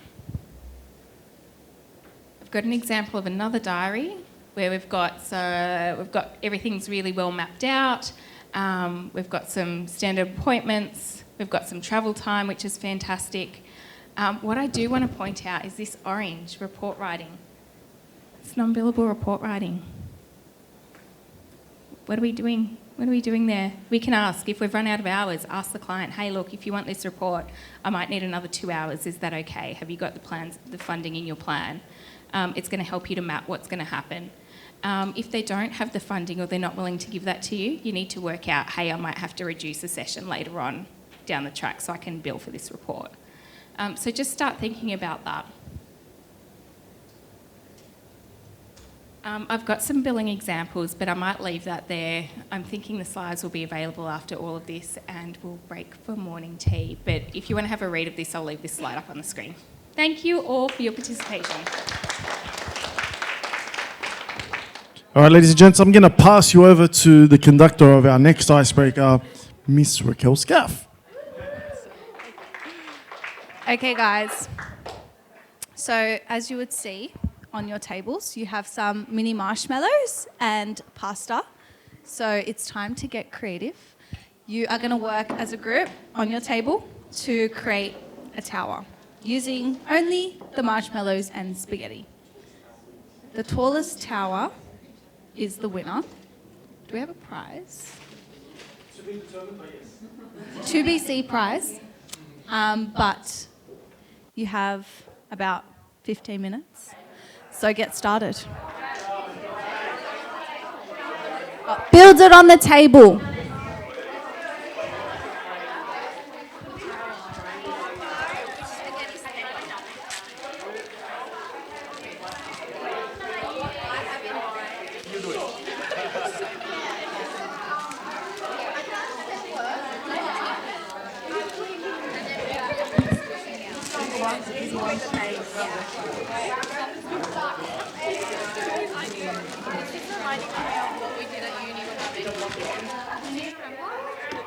I reckon there's several strands in the big one. So good stability.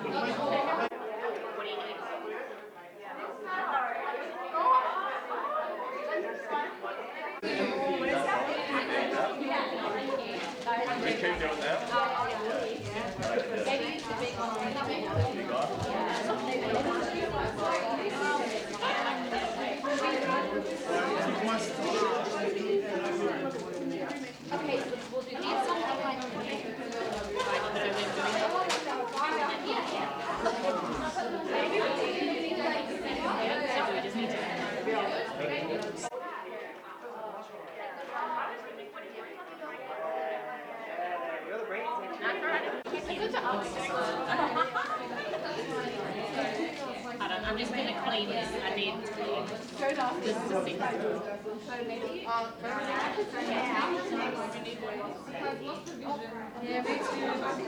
sit.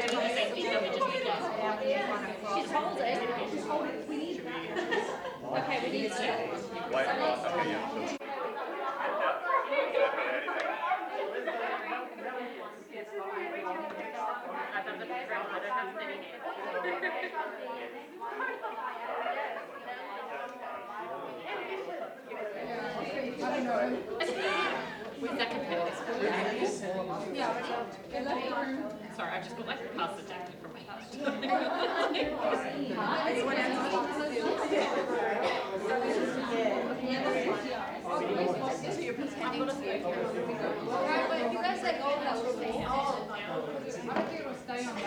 Stop looking. Are we needing to build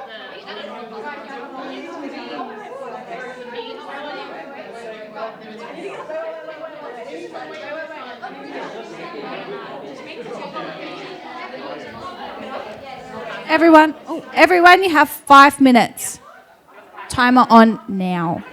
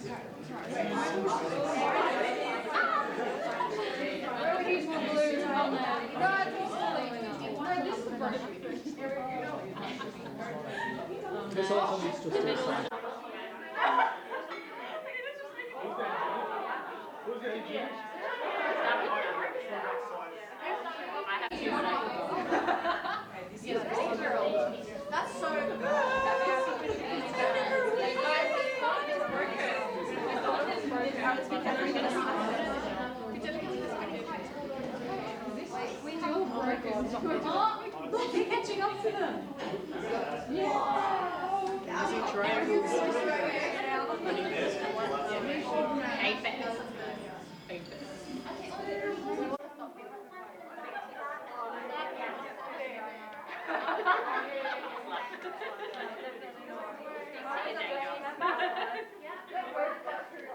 New tech. How did you envision this?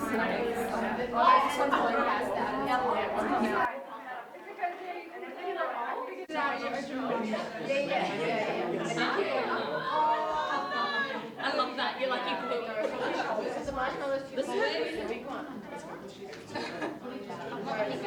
Yeah, why don't you just do flash?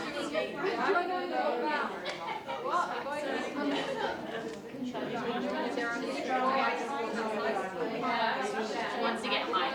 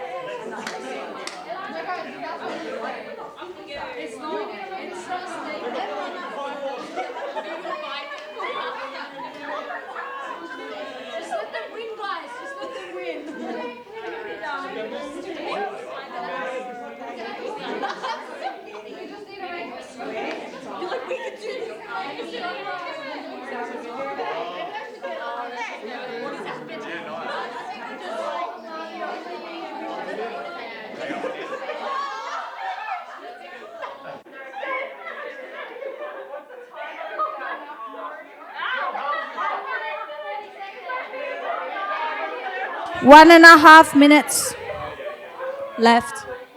Let's go.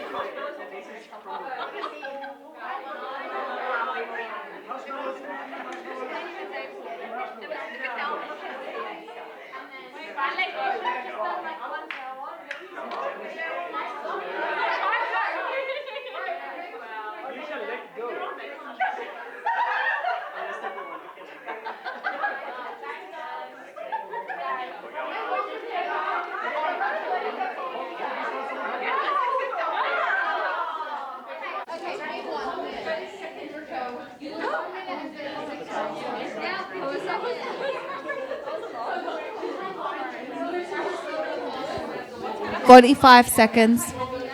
45 seconds. She's ready every second.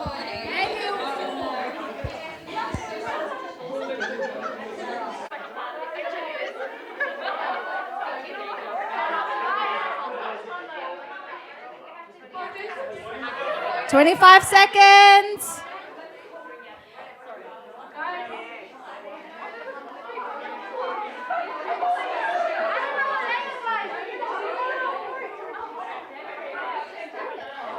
Ten, 9, 8, 7, 6, 5, 4, 3, 2, 1. Hands off, everyone. Let go. Let go.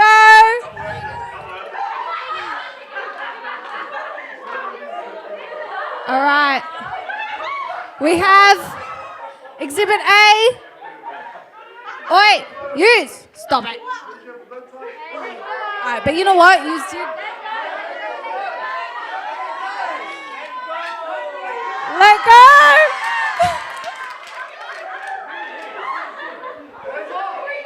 That's that. Oh, no. Okay, all right. All right. All right. It's unfortunate. It's an unfortunate outcome. All right. It's unanimous. This table wins.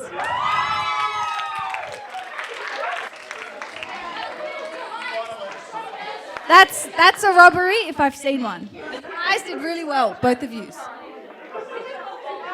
did okay. We did all right. We tried. It's good effort. You did a solid effort. Good job. It's interesting. Hey guys, has anybody seen the other microphone? Oh, I can see that. Okay, perfect.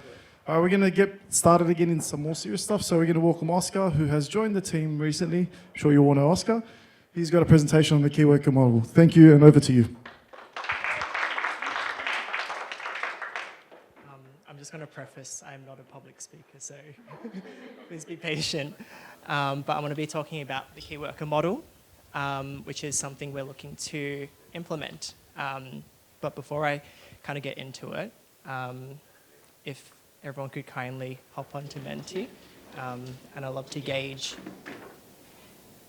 So I thought I'd start off just having a gauge of what everyone's knowledge, understanding, or experience with the key worker model is. So you should be able to put a number between 1 and 5, where 1 is not much understanding and 5 is having understanding and experience with it.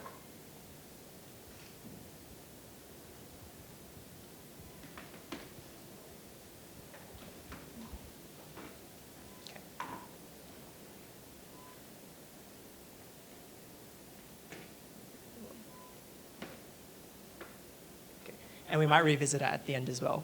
And we can see, I guess, areas where there might be questions or uncertainties, and we can kind of delve into those a little bit more.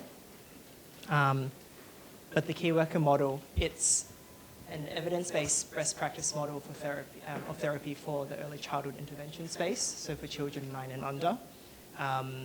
The model has a member of the therapy team who is allocated as the key worker, and they act as that primary therapist or that lead practitioner and that main point of contact for the family. The key worker collaborates within a larger team of specialists and disciplines. So commonly it will be allied health therapists, but this could of course include things like your medical teams, your early childhood educators. There's been a lot of research showing the effectiveness of using this model within the early childhood intervention space, and NDIS is really advocating for this model of therapy to be implemented across early childhood as it is best practice. With the role of the key worker, so it's not just from a therapy point of view, the key worker acts as that main point of contact for the family. They build that positive and trusting relationship with the family. They focus on working with significant adults, whether if it's the families, educators.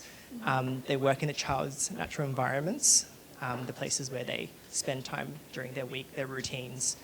The key worker helps with coordinating information, supports services. They identify and address needs, and they provide advocacy for support for the family.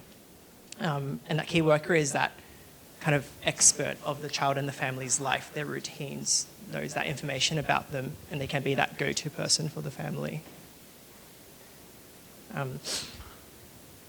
So this was provided by NDIS, but they have 8 quality areas of practice within the early childhood intervention space. Some of them which we would all be implementing with like across the lifespan, and there's some I wanted to I guess delve into a little bit more, which are a bit more relevant within that key worker space. And I might open this up a little bit as well. So when it comes to family-centered and strength-based practice, what do people think this looks like? Or what does that mean to work in a family-centered or strength-based practice?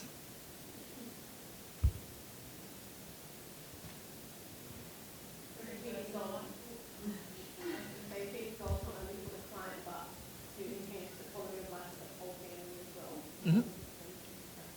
Mm-hmm. So working, I guess, in that partnership with families, and then with the strengths-based approach where we focus on the child's strengths, their emerging abilities. Culturally responsive practice, where we're respectful of like the family's diversity. Inclusive and participatory practice. So when it comes to inclusion and participation, what does everyone think these mean? What does inclusion mean, and what does participation mean?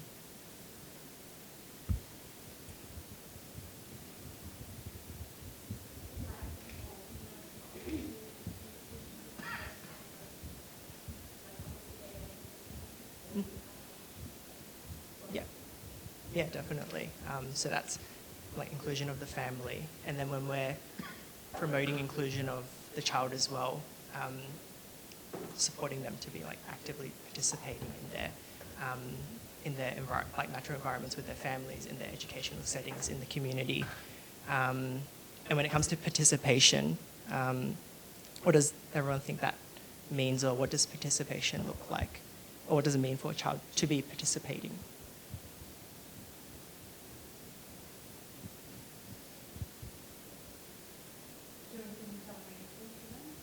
Yeah.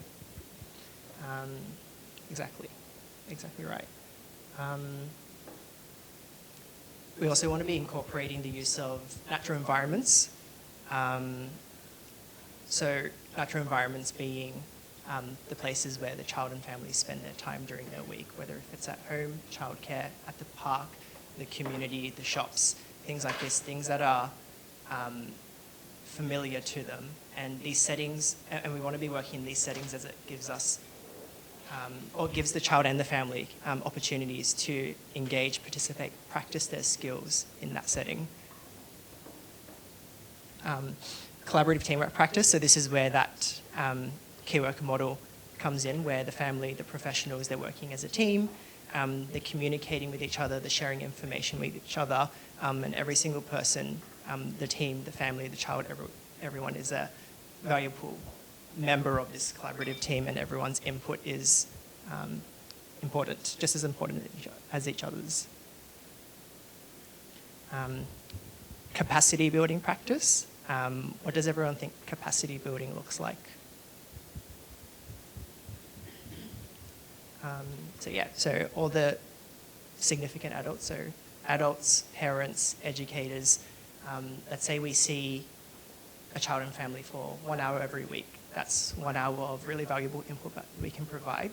But then when we take into account the rest of the week of 24 hours times 7, and we're not there, that's where the significant adults are the ones who are providing that really valuable input to implement the strategies that we have recommended. So we want to be working with an approach where we're working with the people that the child sees the most, and they can be implementing what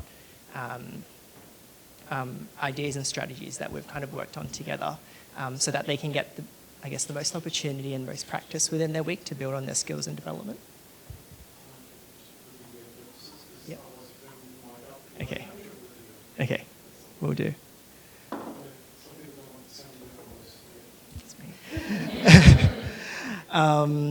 Evidence-based practice, so we want to be working from evidence that's informed by research and using an outcome-based approach where we have family-driven outcomes with the support of clinician expertise.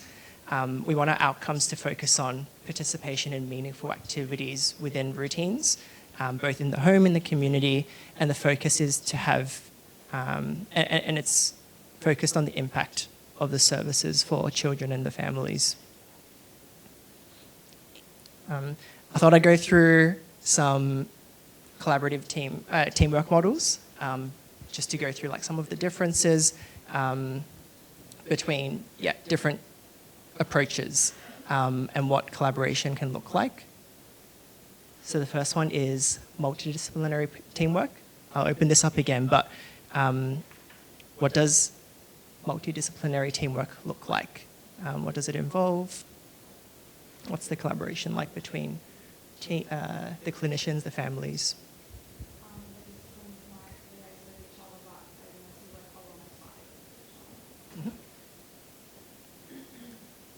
Yeah, exactly what Sarah said, where these professionals, they do work independently. There might be a bit of collaboration, but it can be a bit more limited compared to other teamwork models.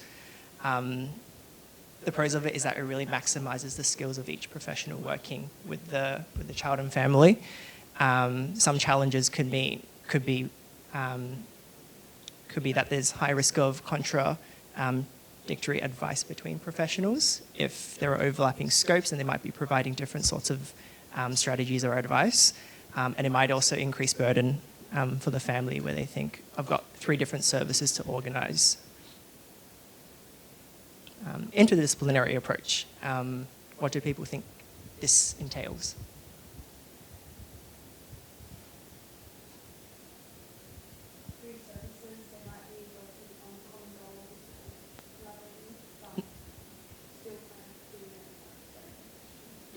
spot on, yeah. So exactly what Raquel said. Just a little bit, I guess, more collaboration between the team. They work on their plans, their goals together, but they do work a bit more separately. And then we've got the transdisciplinary approach, which is the key worker model, where families and professionals, they work together collaboratively, sharing information, knowledge and skills across disciplinary boundaries. And you have that lead practitioner, the key worker, who coordinates the intervention. And any decisions around assessment, planning, implementation, they're all made on a team consensus, that team involving both the therapy team and the family. The key worker model has some components to it. The first being role expectation, where it's expected for the key worker to be knowledgeable within their own discipline and to work within the early childhood space, and for them to provide parent support and capacity build the significant adults in the child's life. Then we have role gap, which is where it's identified that the key worker doesn't have required knowledge or skills to adequately support the child or the family. And this can occur where the support that needs to be provided might step into another discipline scope. And that's where we go into role assistance. And this is provided where, like in the role gap, it's been identified that support's needed, or it's the therapy that's required or is beneficial is new or beyond scope of the practice of the key worker. And role assistance can look like having joint visits where the collaborating therapist of a different discipline joins in with the key worker, where the key worker has all that knowledge about the child and the family, and that collaborating therapist can provide input from their own discipline. It looks like team meetings, it looks like colleague-to-colleague coaching, coursework, training, PD. And as this role assistance occurs more and more, that's where role overlap comes in, where the key workers become more confident and competent working within this early childhood intervention space. But in saying that, role assistance is still involved. It might mean that the key worker is more confident to work across scopes within reason, but still having input from other disciplines where therapy intervention might more be within their scope to get more of their input, their ideas. And yeah, as mentioned, it occurs a bit more when team members work together for longer. They have more experience implementing evidence-based intervention within the ECI space, having team meetings, during joint sessions, learning disciplines, learning the scopes across disciplines, and yeah, learning from each other. Okay, we're going to go back to mentee.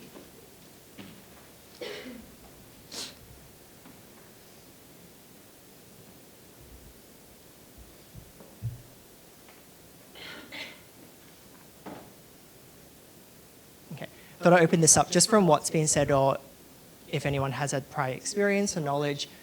What does everyone think would be the advantages of using that key worker model compared to a multi-dis approach or an interdis approach?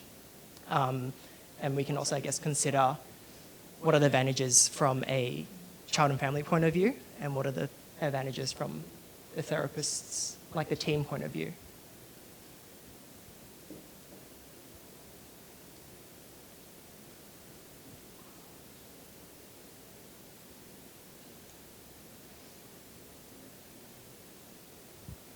Jeez, it's getting a lot.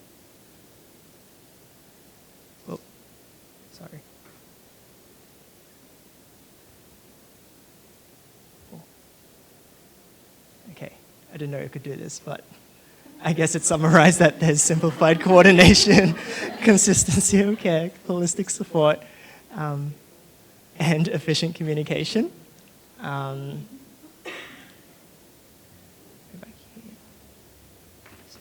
So I've included as well, most of the things have been said from all your responses, but I've included just some preset list of other things beforehand. But as everyone said, there is that main point of contact. It's much more easier for the family to communicate. They know that there's one person to go to. They don't have to think about, which therapy, like what the scope is of each different therapist, especially for families who are new to who are new to allied health support.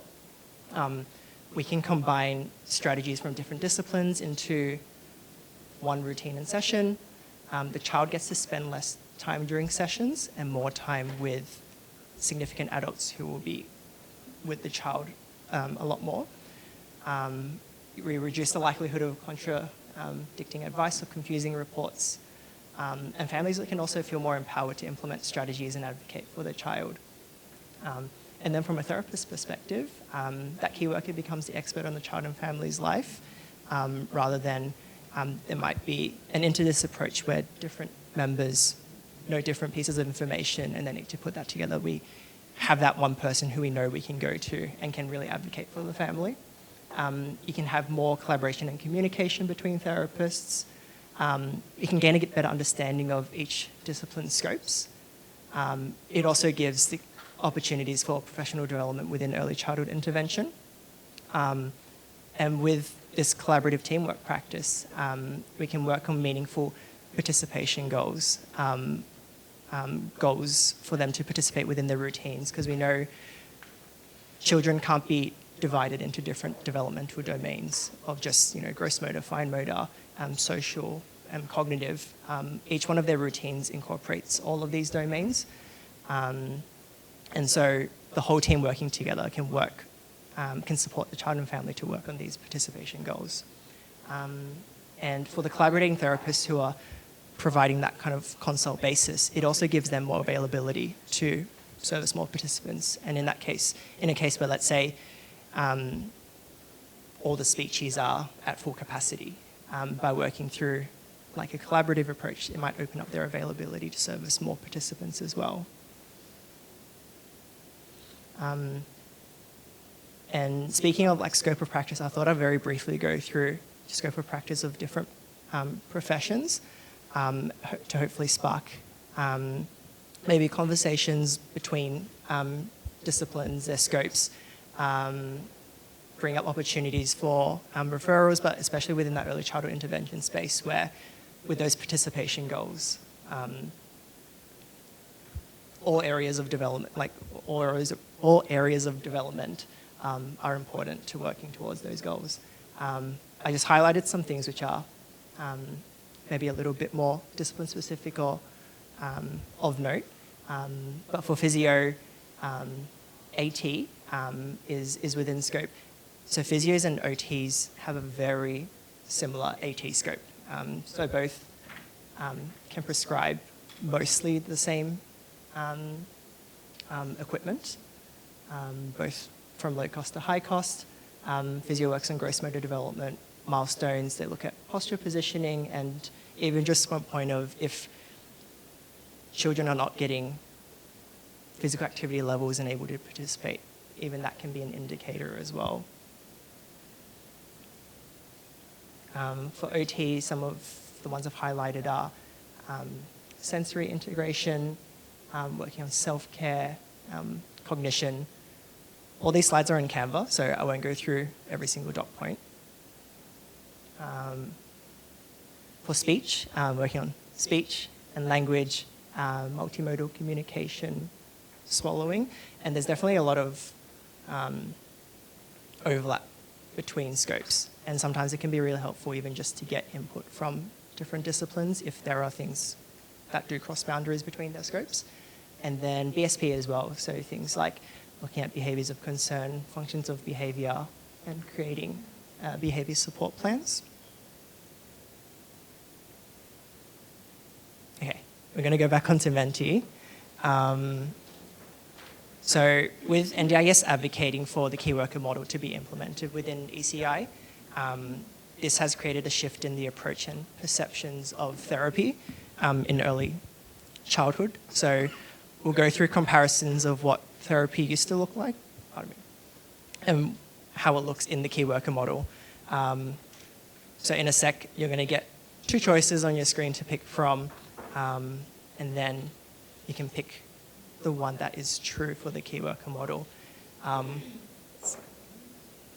Mini competition, it is time-based, so if you answer quickly, you can get more points. I don't know if there's prizes involved. Alex? Are there prizes involved? Yes. Okay. Okay.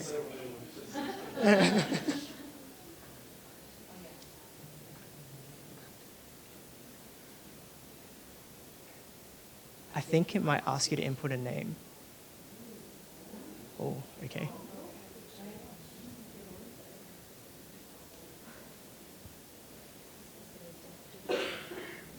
All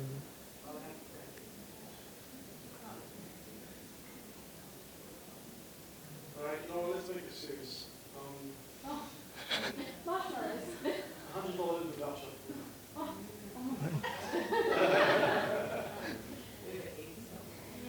That's it. And if it's something we will split it in 10 ways, we'll give it 10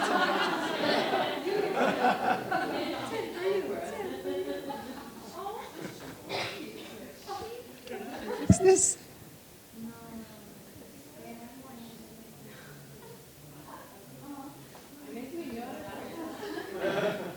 Yes, doesn't work.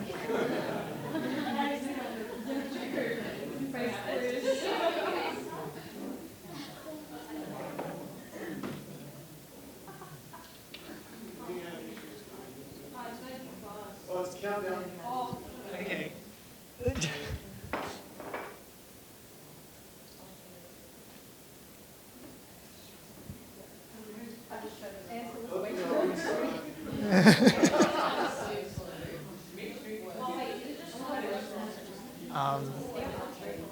There should be 4 butts. Okay. But it should show up on the screen. That's the other thing. How many? 25. Yeah.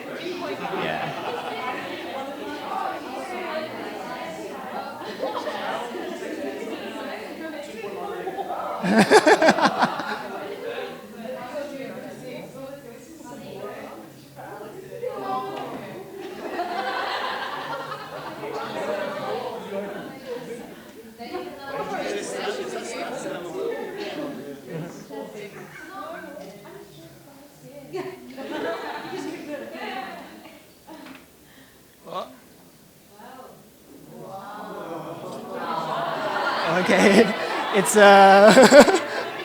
it's a close one. Okay.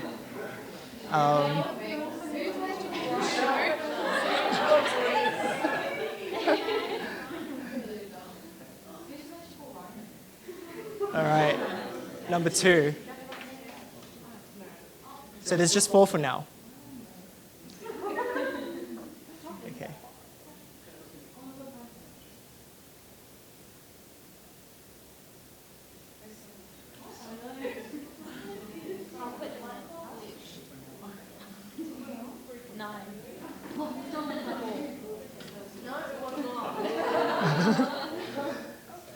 Number 3.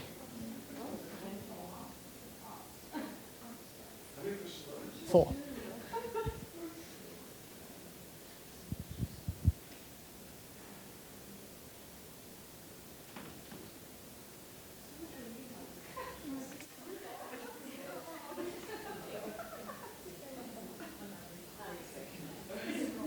And one more.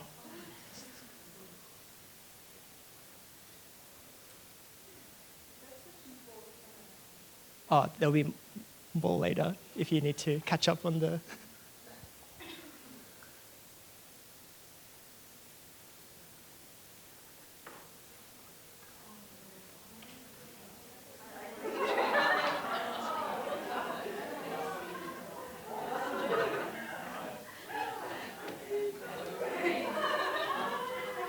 Okay. New update.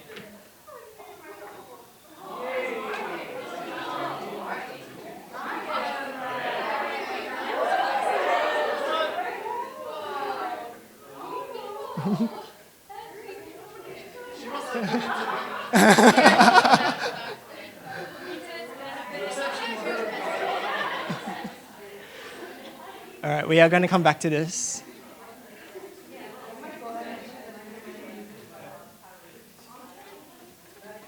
Okay.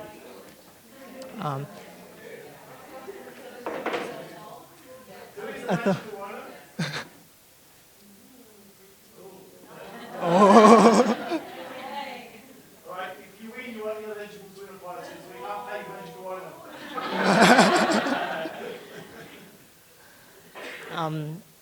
I put together an example case study.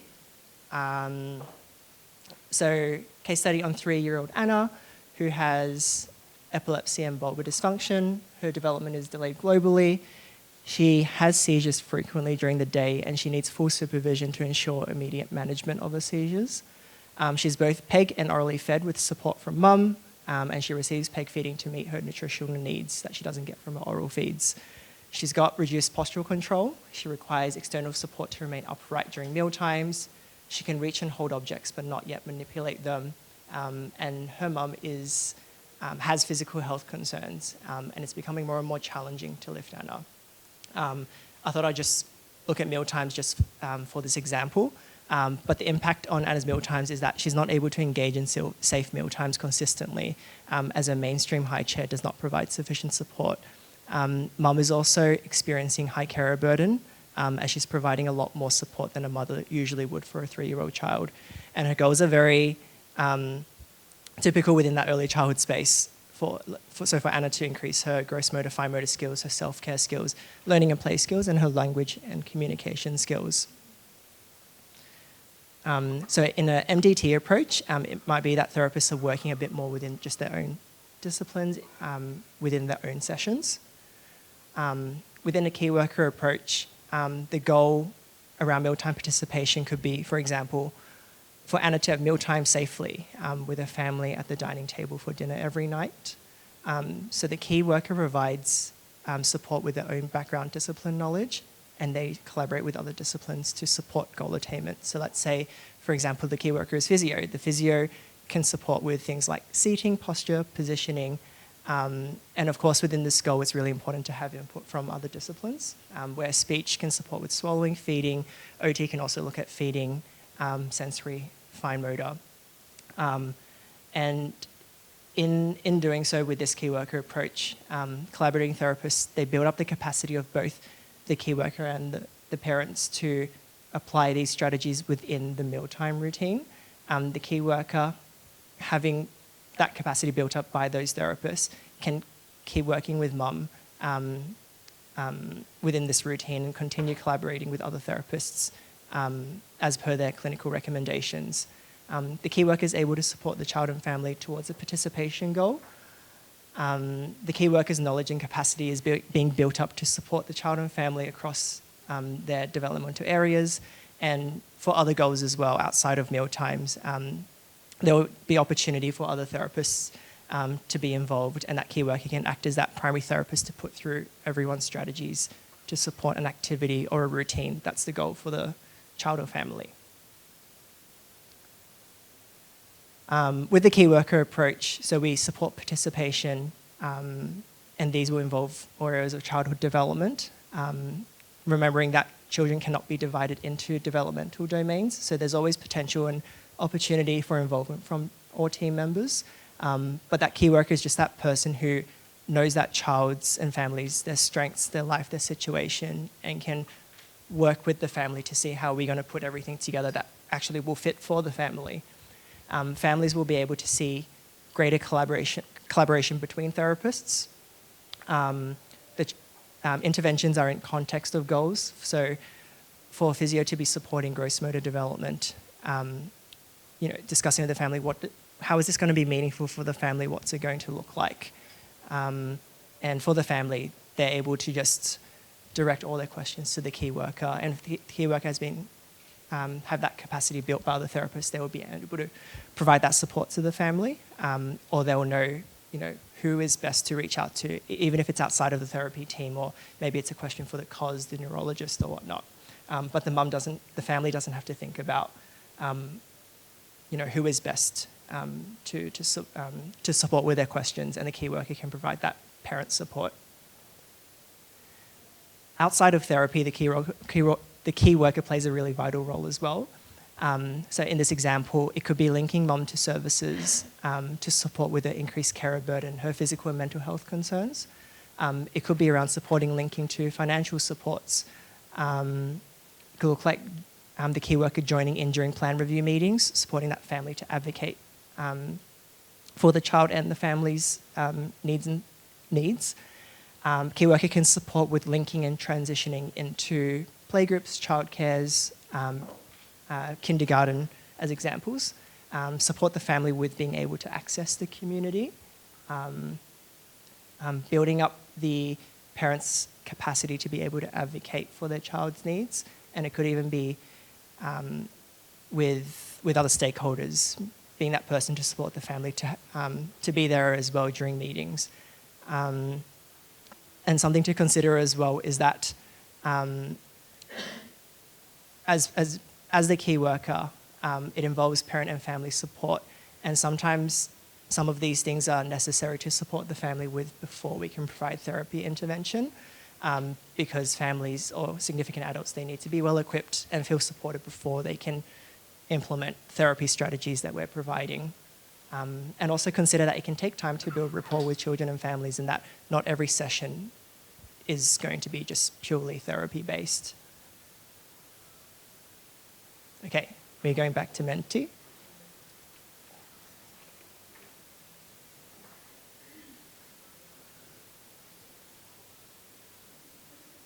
Okay, so just based on kind of the things that we've gone through about the key worker model, the remainder of the questions are just around that. I think that's everyone. So same thing, you get a few responses to pick from. The question is, what is one of the primary roles of the key worker in working with families?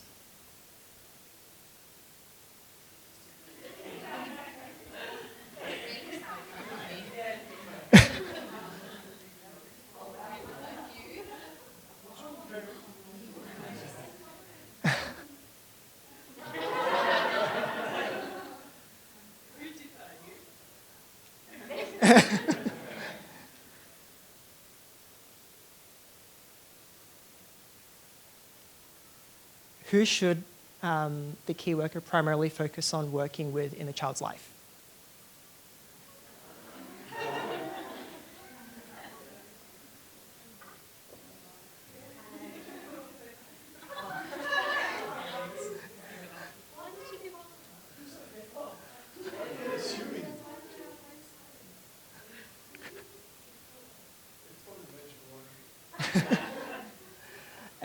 What is a key aspect of family-centered and strengths-based practice?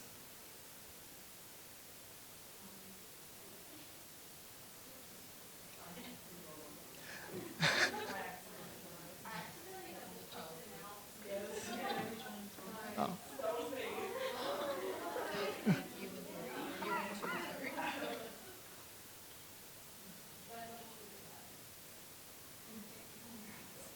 Do you need to go back? Do you need to go back in? Okay.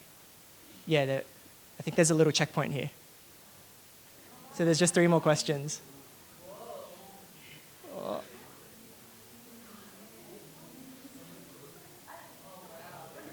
No.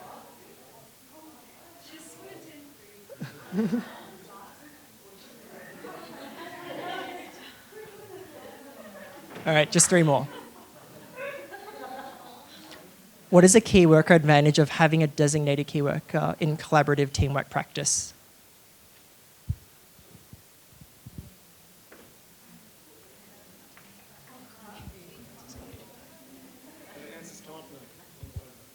Okay. Oh, sorry. Yes.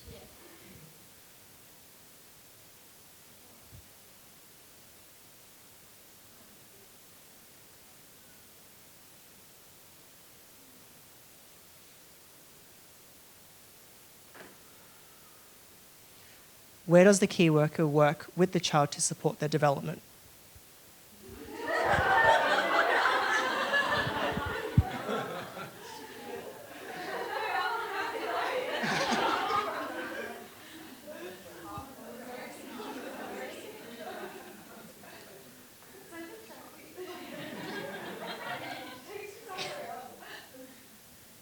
Last one. why is an outcome-based approach significant in ECI?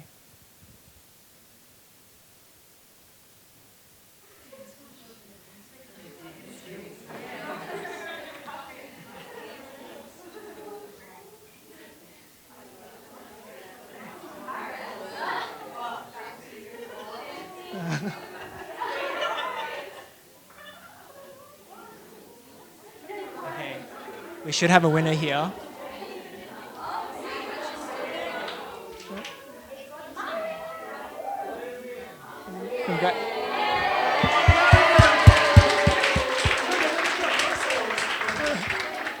Oh, it wasn't you. It is. Congratulations, Miriam.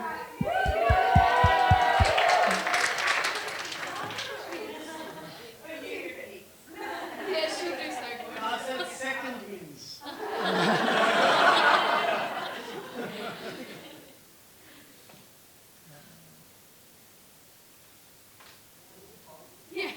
Sorry.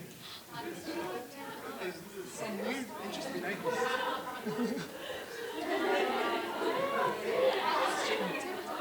What was the name?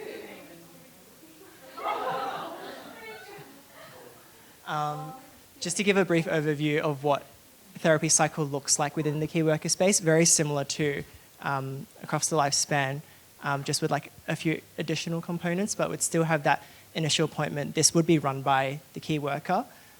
It will be, rather than being discipline specific, it will be a lot more child and family specific, figuring out about their life, their strengths, their routines, just gaining information about them to, in a way, become that expert of the family, and figuring out like what the family's goals are and expectations are as well.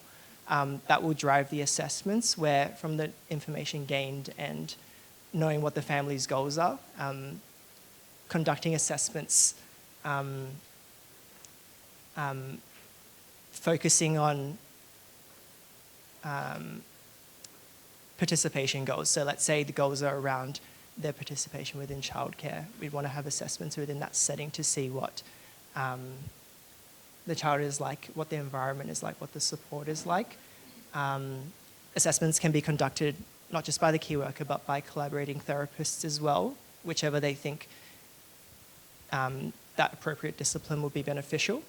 Assessments can include your standardized, non-standardized assessments, observations, and parent reports. Then as more information is gathered, an individualized family support plan is created. So very similar to a client support plan. This plan looks at the child's goals, where they're currently tracking at the moment, jotting down some therapy strategies, who are we going to be building the capacity of, where are we going to be doing this, and all this information that we put there goes into report writing. So it does also mean that we don't have to double hand that as well. We then have our ongoing therapy sessions and considering joint sessions as well, with that role assistance, where the key worker or the team recognises that there's areas where different disciplines may be of support. Might not be joint sessions, it could be colleague-to-colleague coaching, or some of the other examples provided before. And as we know with kids, with their development, that can occur, like a lot of changes can occur within a therapy plan, or maybe goals and priorities change. We do want to do a midway review as well with the family. This might occur, let's say, within a 12-month plan, maybe at around 5-6 months, where potentially a lot could have occurred. So it's a nice time to touch base with the family, see where they are in terms of that support plan. And then we do the same thing at the end as well. And then report writing, which is primarily done by the key worker, having knowledge of the family and child, what kind of interventions have been implemented, and collaborating therapists can put in a bit of input as well into that same report. I'm going to skip through this, as this is just a written version of what we discussed. And I put in some examples of what collaboration can look like, or how funding can be utilised within the key worker model. So it's not a one-size-fits-all the service delivery is individualized to meet the needs of each child and family. So as an example, Adam and his family might be having weekly sessions with his key worker who has a background in speech, and just to support with areas that OT or physio might have a bit more input in as well. They might just join in every month or so, or as needed, to provide their input as well, so that the speech key worker can implement all of these strategies all together within the routines.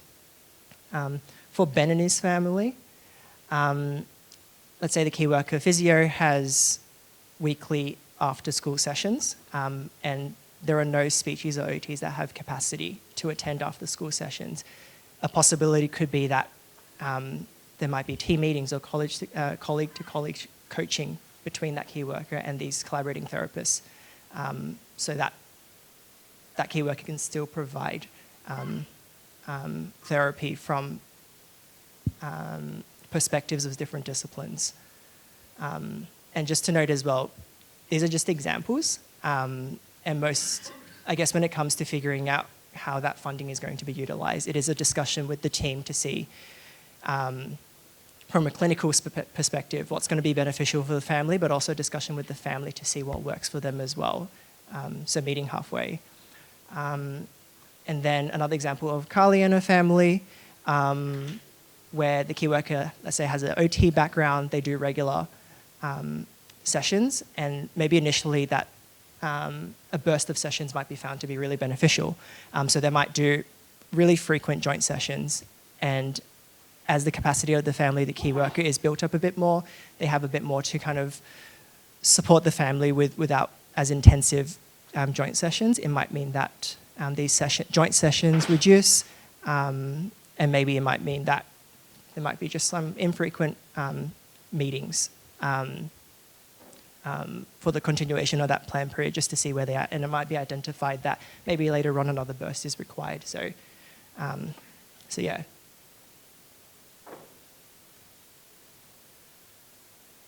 And then that's pretty much it. So this is I guess just like an introduction overview to the key worker model. Correct me if I'm wrong, but we're thinking of employing it a bit later on, where we'll have some learning opportunities to go a little bit more in depth into it, and we're hoping that this will just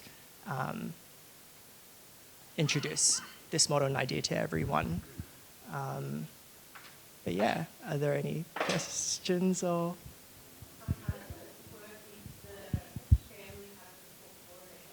Mm-hmm.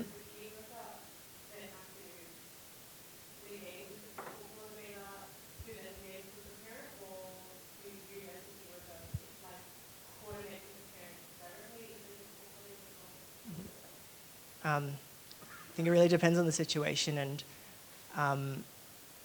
I think with whatever support or practice there's going to be, it's important to have everyone involved within any communications or decisions. It might mean we figure out, what's the key worker's scope going to be, what's the support coordinator's scope going to be. There might be things where, as a key worker, we might identify that linking into certain community supports may be really beneficial, and seeing if the support coordinator can support with that. They might be able to identify things that we haven't seen or had conversations with families, and they can discuss with us to figure out who will be appropriate or who's going to take on these roles. I think a lot of it is around just a lot of open communication with the whole team, just making sure that everyone's involved. Yeah.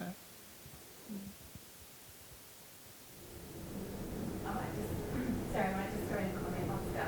Obviously, having that key worker model working with disciplines within an organisation is so beneficial, because if you've got a session in the clinic, you can obviously just quickly pull a speech or an OT into the session. If there's a key worker from an external company, by all means we would still work with them and work collaboratively with them. At the end of the day, we want the best outcomes for the client, so we do what's best for them and what works for the family. So I think that's something that we need to just acknowledge.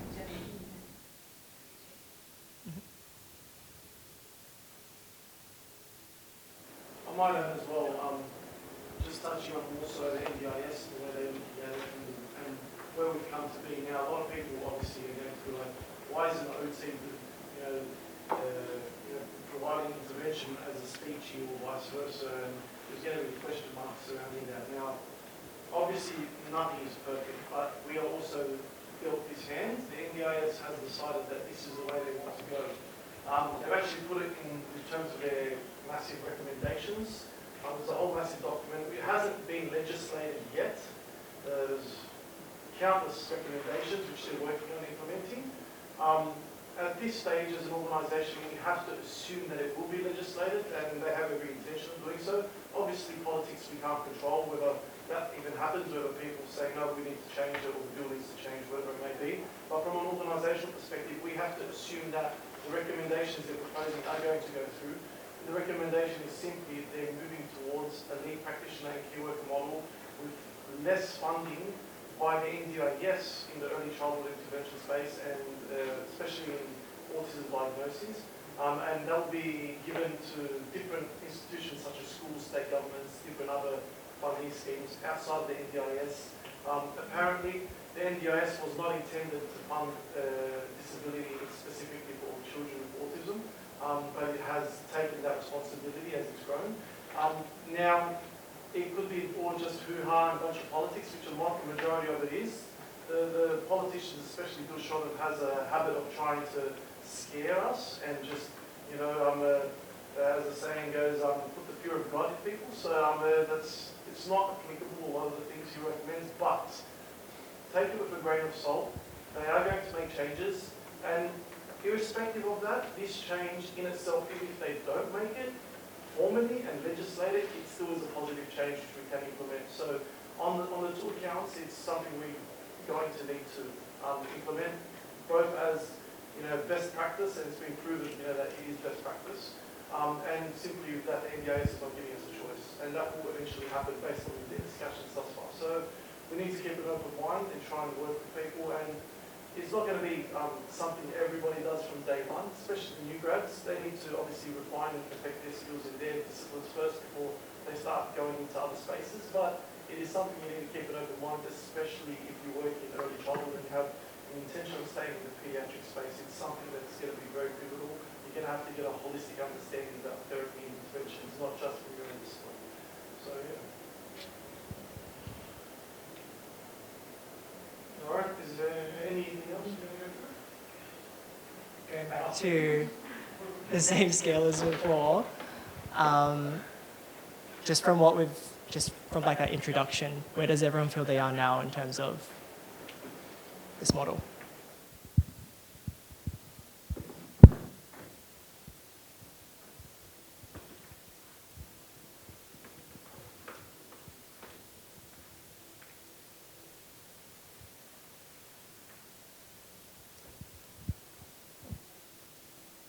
I think that's it. Are there any other questions or?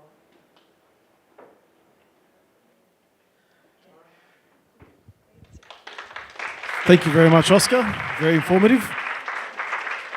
So this is going to be a long-term program. We're going to be working on refining what this looks like for us moving forward. Obviously, Oscar's spearheading that, and he's going to dip his toes, and I believe he's already doing that with some clients and getting, a bit of action happening in that front. So before we start for the next round of informative session, we're going to get everybody to stand up again. So this time you're going to be doing this in pairs. So this includes everybody. Viviana, this includes you. So if you don't have a partner, put your hand up. So you need to have one person with you. So everybody needs to have one person with them to make this fair. Christine, do you have a partner? Okay, so if you do not have a partner, raise your hand right now. Okay. So Christine, you're with Natasha. Gemma, you're not playing. All right. So there is a $100 Uber voucher as well available for the winner of this. Who doesn't? Mario? Okay, Mario, Gemma, you are on. So this is the most simple game, but it will be interesting to see who wins. All right. So we're playing scissors, paper, rock, guys. Seriously. So We're going to play scissors, paper, rock. One time, the person that loses sits down. Okay? Let's go.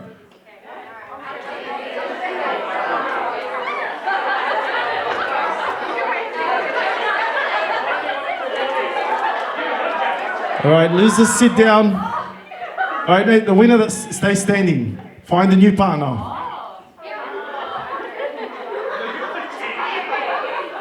All right, on the count of 3, scissors, paper, rock. 1, 2, 3. All right, all the winners come to the middle, please.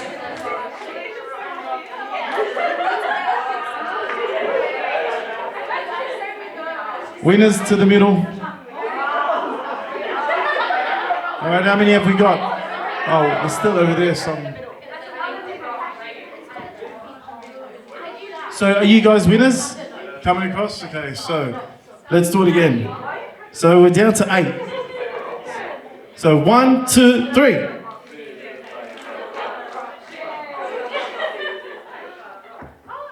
Okay, so we're left with 4. Okay, so one of you lucky ladies are going to walk away with $100. Life-changing, I know.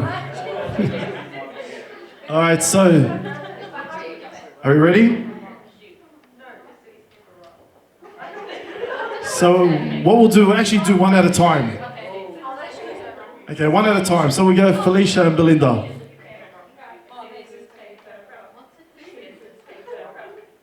All right, Belinda. Okay, so let's go, guys.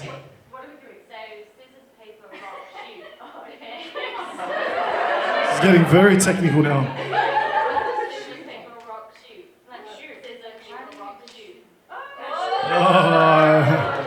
Right, we have our finalists. So before we do this, would you like to, say a word? Just to all the fans out there. Hi guys. I'm repping the UK right now. Boo. I'd prefer to play poker. All right. Okay, so on the count of 3, you ready? Or you guys just take it away.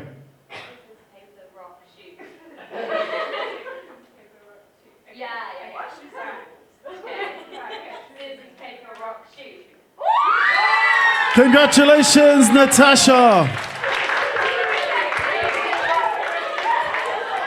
All right, I forgot to mention, because you're not an Australian resident, you're ineligible for the prize, so sorry. No one wins. Congratulations, Natasha.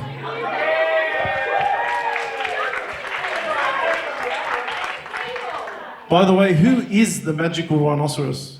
Or whatever it was. Who was it? Oh, it was you. It was you accidentally thought your name was Magical Rhinoceros. So how did it get to Magical Rhino? Oh, is that... sure, you Magical Rhino, Unicorn, whatever it was. All right. Enough fun, let's get serious.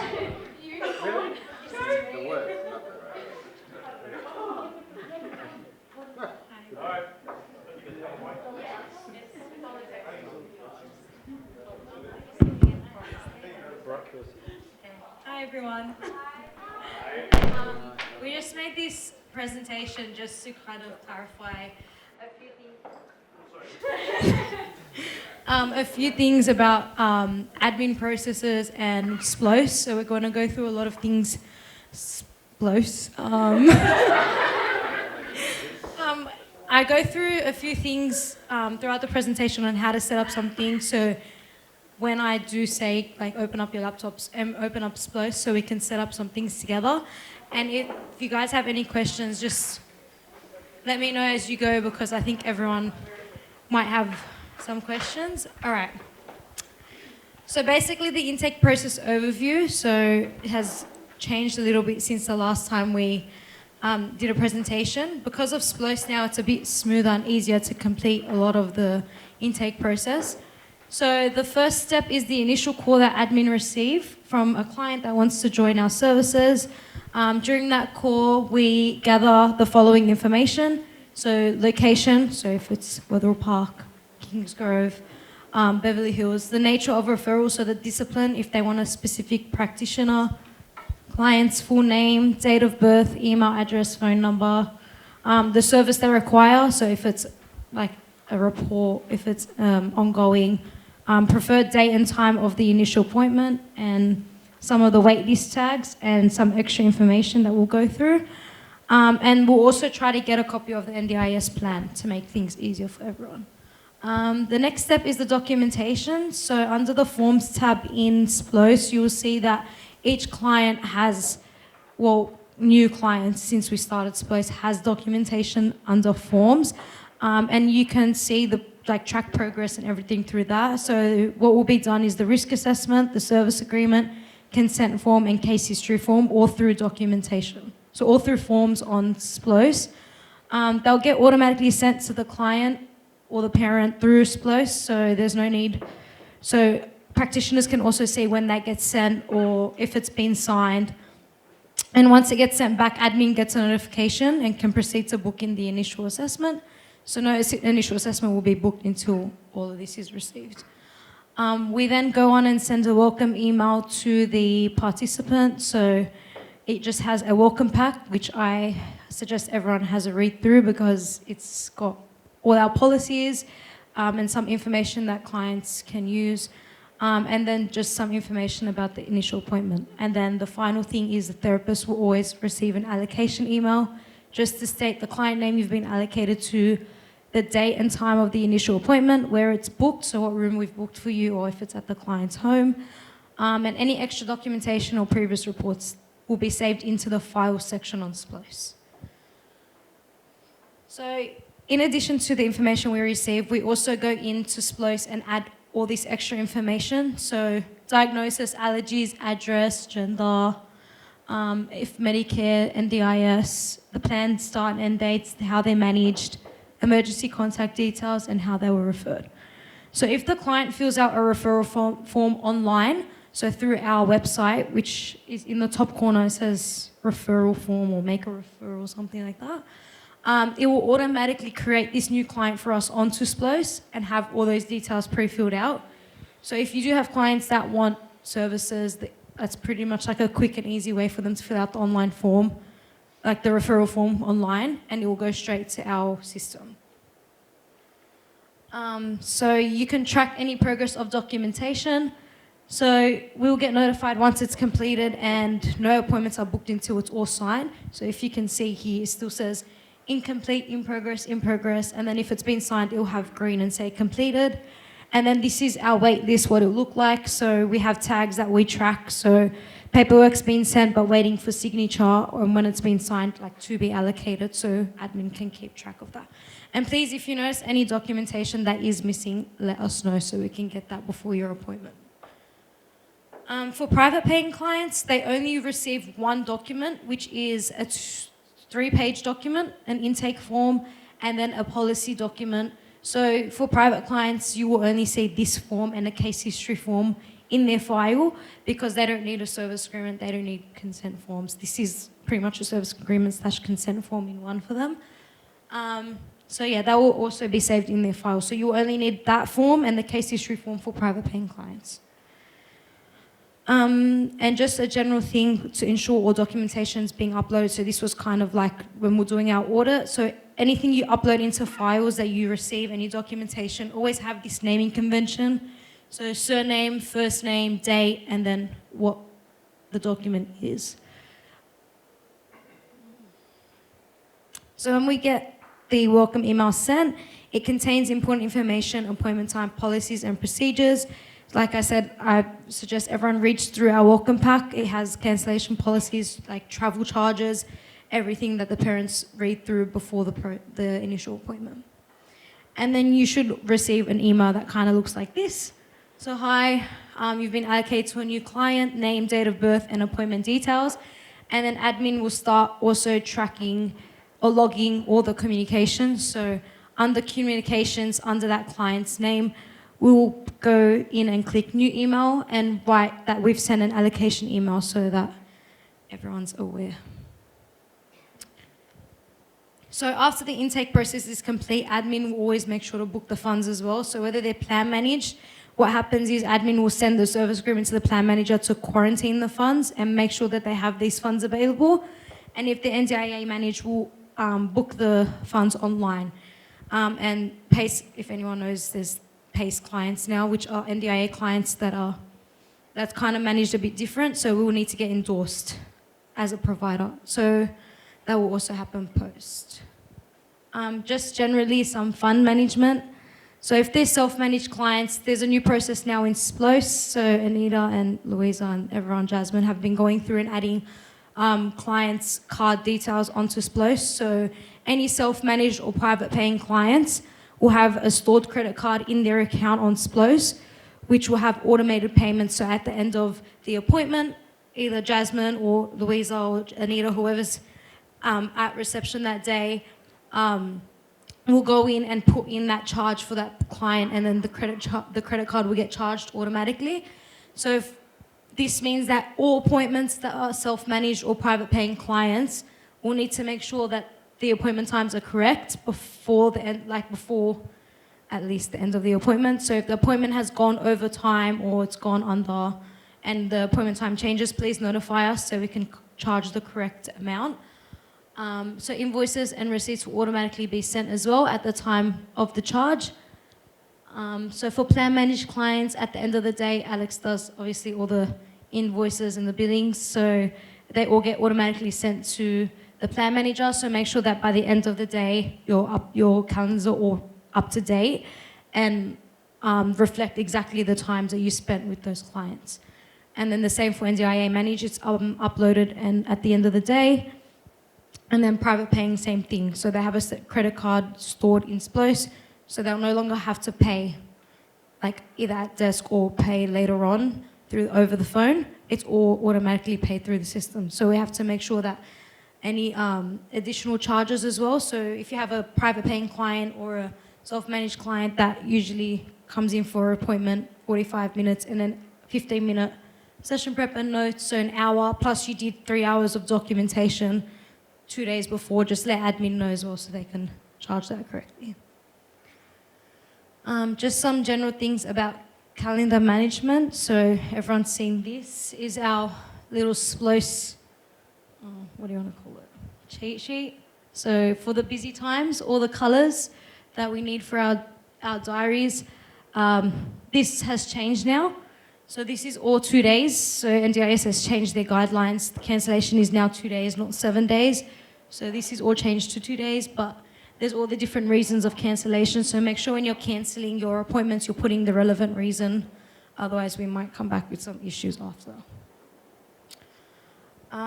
So yeah, all self-managed clients are billed at the time of the appointment, like I said. So if any changes are made, please notify or rectify it in your calendar and discuss with reception if any changes are made to the appointment or additional charges need to be charged. All plan managed and NDI managed are billed at the end of the day. So it means your diary should always be up to date and make sure that they're always correct with the times. I know at the beginning when we first started SPLOS, some people by the end of the day were like, oh, I forgot to change this time. So just make sure you guys change it either as you go or by the end of the working day. So diary should be pretty much up to date for 2 weeks in advance. I know Belinda spoke about that before with the Thursday, the hour that you guys are gonna spend doing your diaries. So this includes appointments, travel times, planning, reports, coordination, resource making. Ensure you're always booking your rooms, your resources, so any cars, any assessments that you need to use, and they're all added into your calendar bookings. I know if you can't book 2 things at once, so if you need to book a room, you can book it in your appointment and then do a busy time next to that, and then book the resource, the car or the assessment that you need as a busy time. Please make sure all sick, annual leave, public holidays, everything's put in your diary. So in accordance with our sick leave policy, all clients booked in that day that you are taking sick leave must be rescheduled by you, so by the therapist. And if possible, attempt to book them in the same billing week. And if not possible, let admin know to reschedule your clients for you if you're unable to. So this is what a general decent diary looks like. Full, where the admin sees it, where they can book in anything. Making an appointment, so this is where it gets fun. Please follow steps of creating an appointment. So ensure all appointment and support activities have a case allocated. And please select the correct case to your client. So as you see here, as an example, I put my client's name. It's a standard appointment for TA. I allocated the TA case, so made sure it was TA, and then the date and time. We've been coming across a few issues with the service. A lot of people are putting the core support service code or some other service code that isn't relevant to the client, and then invoices are getting rejected. So please make sure you're putting the right service code. So have a read through it. Make sure it's early childhood if the kid is, I think it's 6 and under now. They changed it again as well. It's 6 and under or 7 and under. Did they confirm that? It's 7. They ended up changing it again this time. Change Yeah. back to 7, guys. So it's like not even 7's included apparently. So it's actually 6 and under. So 7. Yeah. So it's 7 and above is now adults, and then 6 and under. So early childhood has changed to under 7. So this means if your client's 7 and above, use regular billing codes, and if your client's 6 and under, you use the early childhood billing codes. Please don't use core supports unless you need to, and that's usually only if admin tells you to use it. And always be mindful of the codes that you're selecting when creating the appointments, and ensure it's the correct billing code for your client. If you notice... Can I just interrupt for 1 second? Guys, we understand that we've changed. There's going to be some confusion and some mix-ups. And with SPLOS, moving from Insight, obviously there's going to be issues. We'll rectify them. But there is a significant flaw in the system which is making it very challenging for us. And to be blatantly honest, we've lost nearly $20,000 or over $20,000 in 2 weeks because of this simple error. And it can be rectified quite easily, but it needs you guys to be conscious of it. And that's simply billing the correct codes. So in Insight previously, you have a client, we allocate the codes that you can bill. So you have no choice. Those are the codes. They're there, you have no choice. If they're early childhood, then they will be already put there and you can only bill from those codes. Whereas now in SPLOS, we have no ability to restrict the codes. So every single code that you can possibly bill for as a therapist is available for every single client. So you have to be conscious, you have to select the correct code in the system. Otherwise, it's a nightmare for us. We can't claim the money. So when we process the invoices, we get rejected. So we've been rejected for over $20,000 in 2 weeks. So it's a bit of a nightmare for us, but it's something that we can fix easily if you guys are conscious of it.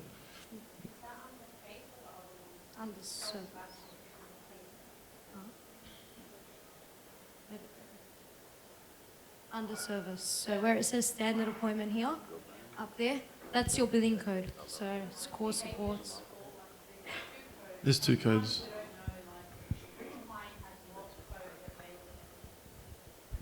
Yeah, so...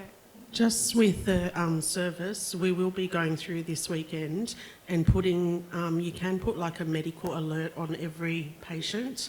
So we will be putting an alert that tells you which one you should actually be selecting, whether it's early childhood or for an adult, so that when you go to book an appointment, you'll have an alert that says book this patient in as an early childhood appointment, so that you don't have to go back and flip all the time. So when you see that come up, just, yeah, if you need to change it, let us know, but we'll do that. Everyone can add those alerts. So it's just important that everyone just stays conscious of booking the right code. Not, because sometimes you'll be like, yeah, okay, you're moving quickly. So just be conscious of that, because that does give us a lot of challenges trying to recover and get paid. So otherwise, anyone else rejects us, we don't have the right code. Yeah, and then the other thing that we'll be doing is just putting, like for the behavioural support, Sarah and Manda just putting down what we're actually, which one we're pulling from at the moment. So that you know which one to pick. There was some... So we'll be requesting copies. So for all the BSP psych patients, we'll be requesting copies of the plans so we know which one we're pulling from. In the cases, you'll see for the SBIS, and then you'll see BMP, and then... Yeah. Yeah. So we'll put in the, like Anita said, in the client alert. So when you select a client, so when you search the client up, an alert will come up, and then that alert will say like SBIS how many hours, and then BMP how many hours. So then you'll know. And then if it's early childhood, it'll say bill for early childhood. It does, but yeah, it doesn't when you select the case. But if you want to know which one, because I know there was some issues as well. There was because we have clients that are plan managed for like OT, for example, and then NDIA managed for BSP. So we have to create two separate client cases. So when you search up their name, two names come up. We also are putting a client alert for the ones that are the behavior support clients. So when you click it, if it says BSP client and you're not a BSP, don't bill from that one, bill from the other one. And then if you're BSP, bill from that one. That makes sense. And if you do realize that you've made an error with the appointment, billing codes or service codes, just let us know and we'll rectify it. But yeah. Okay. Travel. So please make sure that you're putting the correct address wherever you're traveling, and you're putting the amount you're traveling, and if it's the return travel as well, put in the return travel. We bill travel in 15-minute increments. So how you do that is you just select the provider travel toggle, and then you'll put the address you're going to, and then travel to the client and travel back from the client.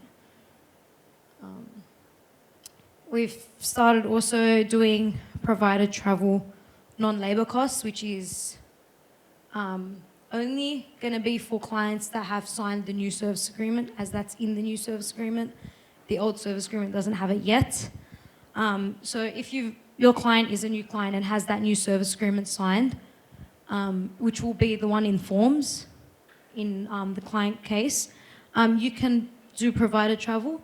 So you can put how many Ks that you're traveling. You'll put the price to 0.97, which is the NDIS standard rate. And then it should, yeah, I think mine was just at 0, I don't know why. And you will only put double the Ks if it's the return client, so if it's the final client of the day. So if the client hasn't signed the new service agreement for now, and so we do get to that to get everyone to sign the new one, please put it at 0, as they can't be charged that because they haven't signed that service agreement.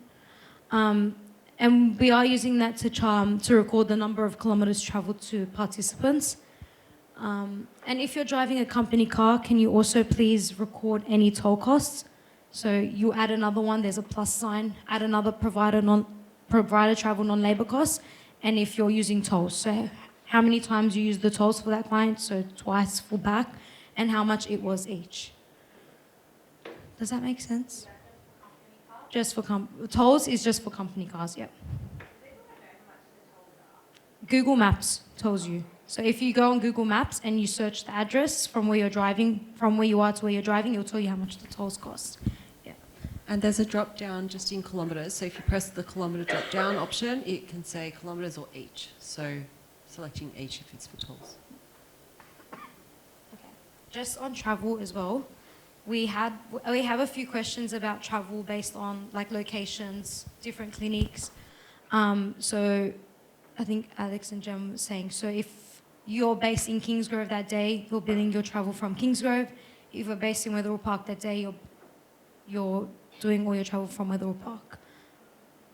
Should be, that's correct. But moving forward, there's going to be people working from home as well with the flexible option once we start implementing that. It's essentially where you're based from for that day. Yep. If you're based from home, you're based from Kingsgrove, you're based from Wetherill Park, you pick your base for the day, that's recorded in your diary. So your diary is going to state where you're based from for that day, and that's where you're based your travel from. So, like, I know there was a situation where someone was working out of Wetherill Park but had a client in Kingsgrove, and we should not be. It's unethical to be charging for travel all the way from Wetherill Park to a client in Kingsgrove. We have an office right down the road. Yeah. So we need to do the right thing, and that's just a sensible and logical way to do it. Yep, and then another question we always get asked is your travel throughout the day. Is it, so you start at the clinic, you go to a client, and then you go to a next client. Is it you're charging from the clinic each time, or you're charging from client to client?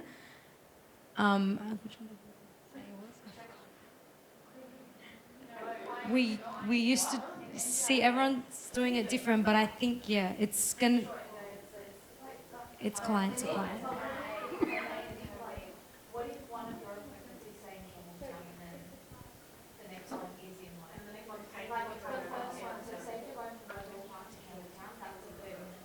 Yep. So how does it fit for the next client? Because you have to use with somebody you're only charging 15 minutes, but why Yeah. does the first person get billed for 30 minutes? I think That's that's where we were. Yeah, but then you think the other way around, like if they're not Yeah. So we said that both ways don't really work for any client. Like,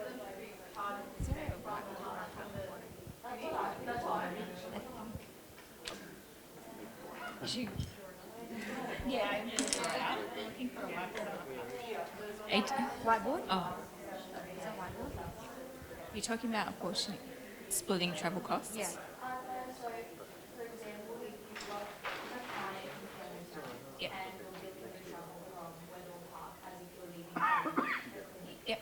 So you're billing that first client 30 minutes. Yep. And then say you've got another client in, say, Casula, maybe 15 minutes away, but you're measuring it, sorry, you're billing them as if you've left the last client and measured that time. How come the second client gets only 15 minutes? Like, shouldn't it be, or do you then split your travel costs 15 and 15, so it's 30 minutes? No, you Does that don't. not make sense? I might. So what we want? Sorry, I'm gonna draw again. In short, basically the NDIS price guide says you can only charge from, say, client 1 to client 2 and then back to base. The way you charge is from where you're starting from. So if you're travelling out to Campbelltown, that takes you 30 minutes. Just the way that the NDIS calls it, like says that, the ruling is Campbelltown to your second client at Casula, for example, is 30 minutes, and that second client, where's the cost? There's another way of doing it. It's called apportioning travel. It's written in the price guide. Does anyone do apportioning travel or understand apportioning travel? So this is a whole foreign new concept. Okay.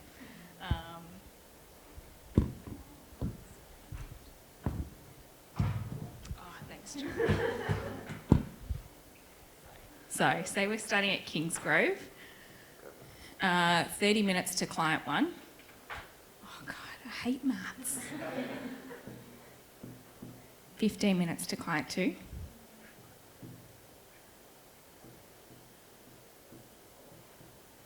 $25 minutes to client 3. Does that make sense? Yeah.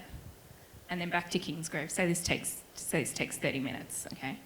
So then we've got 30 minutes to the first client, 15 minutes. So there's one way to do it. The first way is to bill client 1, 30 minutes, client 2, 15 minutes, client 3 gets billed this 25 minutes plus this return travel. So client 3 ends up paying 55 minutes as opposed to... Oh yeah, sorry, sorry.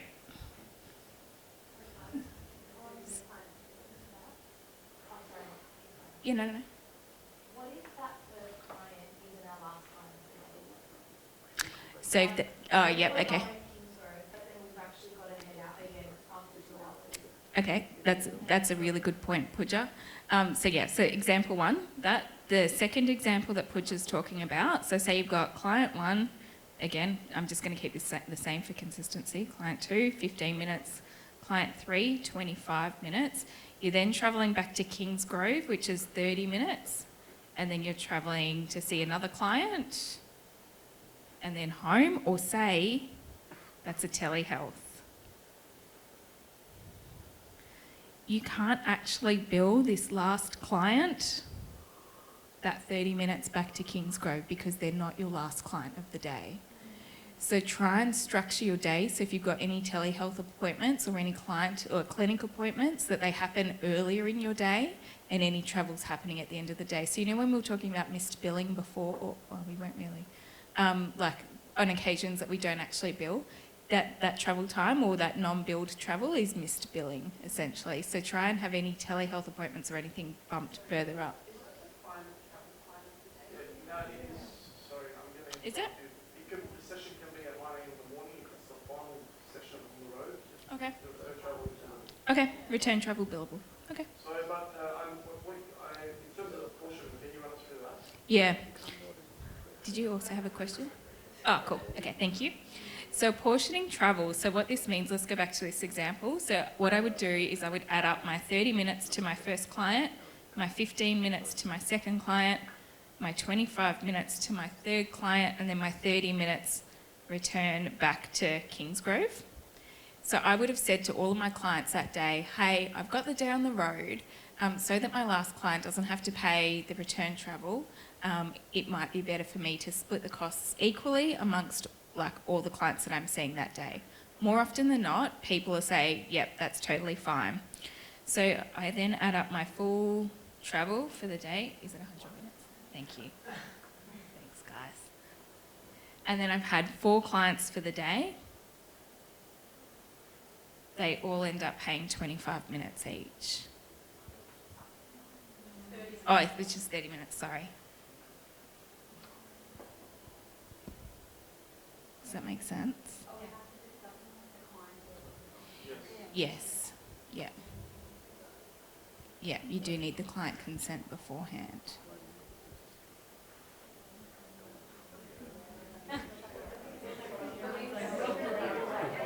Yeah, Natasha.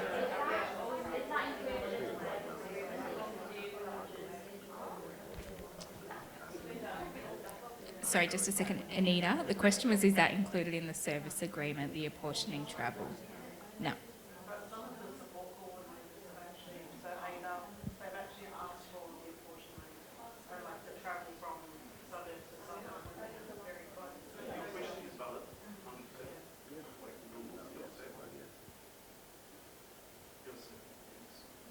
So Anita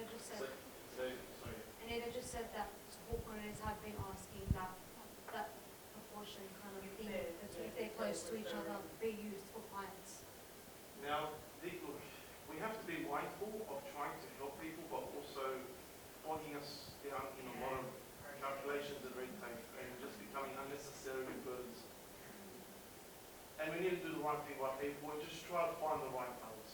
The situation is this: if we head out and we start, because this one needs to be recorded. That's all.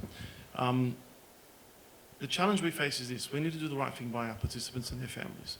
If we head out and we're doing what Belinda's suggesting in apportionment, we need to do a lot of red tape, a lot of work, a lot of calculations, and I don't even know, to be honest, if SPLOS is configured in a way to make that easy. It sounds like it might be a bit of a challenge. Ethically, it sounds like a good deal, but then the first person will be like, oh, why do I have to pay for the return travel of the last session? You know what I mean? So everyone is always going to be better off or worse off. There's always going to be a cost. It's not like you can, everyone wins kind of scenario. And then there's also the situation where Pooja was talking about earlier. If we have a session half an hour away in Campbelltown and then we have a session closer back to base, why should we charge, for example, extra time for them or lesser time for them? How do we work that way? But then again, the question is, from an organisation point of view, if we're leaving, for example, Campbelltown, half an hour, and then we're going to Liverpool, there's 15 minutes, and then how do we build 15 minutes back to office in Wetherill Park, for example? Or should we be billing half an hour, looking at, it's just messy. It's really messy.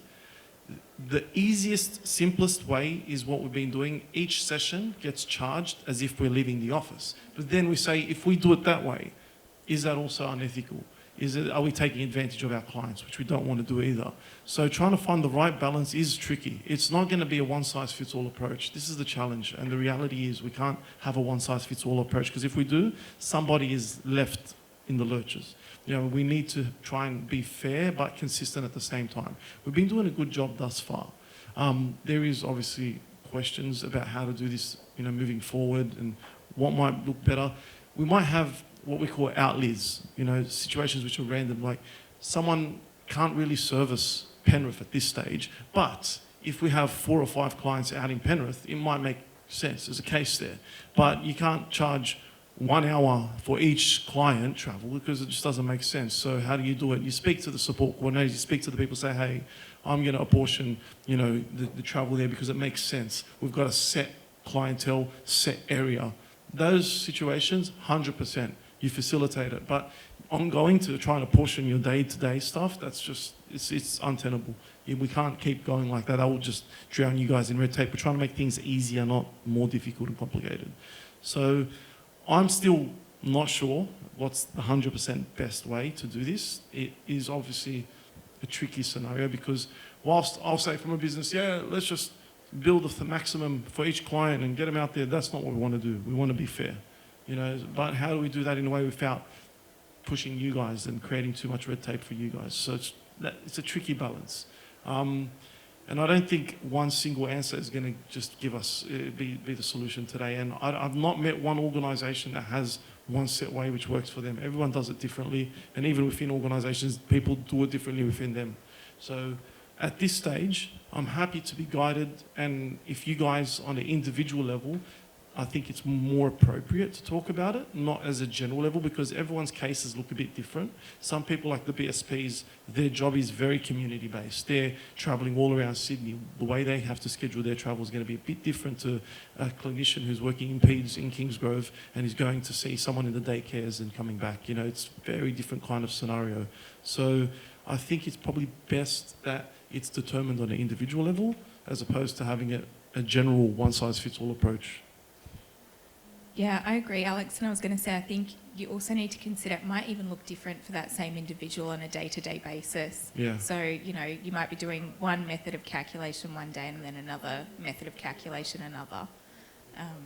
We want to be fair. That's the bottom line. We want to be fair and find the right balance between not being overly burdensome on our staff, not having them do all this extra travel and not getting accounted for it and not getting recognised for it, because that is time and money and effort spent. And at the same token, we don't want to be taking advantage of our participants either and unnecessarily utilising their funds. So it's trying to find that right medium, and probably best on an individual level. If you guys aren't sure, have a chat, pull us up and say, hey, what do you think of 1, 2, 3, this scenario? How does it look like for my calendar? Do you think that's fair? Do I think that's fair? And I guess the first hurdle is going to be you guys. You're going to be determinant of that. You're going to say, you know what, I know I'm doing the right thing by my participant. And if you can put your head on the pillow at night knowing comfortably you're not doing anything wrong by them, then fantastic. That's one step forward. But there's no one-size-fits-all approach, unfortunately. And you're right, 100%. Even for one clinician, day to day, it will look different. Did you have a question, Raina?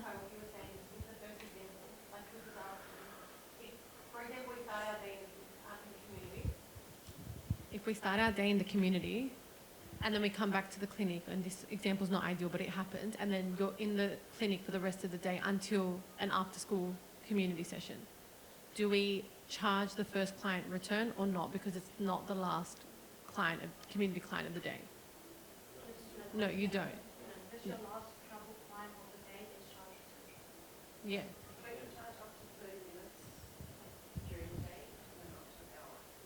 I was going to say I can do another example for you if you like.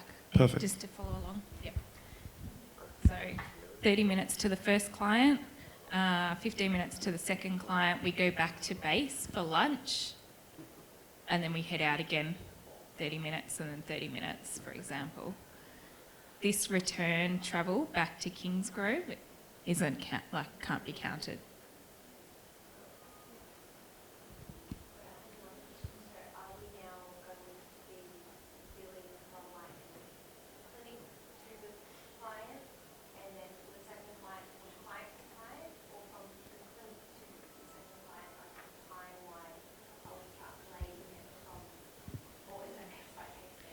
It's always from client 1 to client 2. Correct. Yeah. It's never back, because then you're double billing. Yeah. So always client 1 to client 2. So I'll get to you in a second, Stephen. Oscar? Oh, cool. Yep.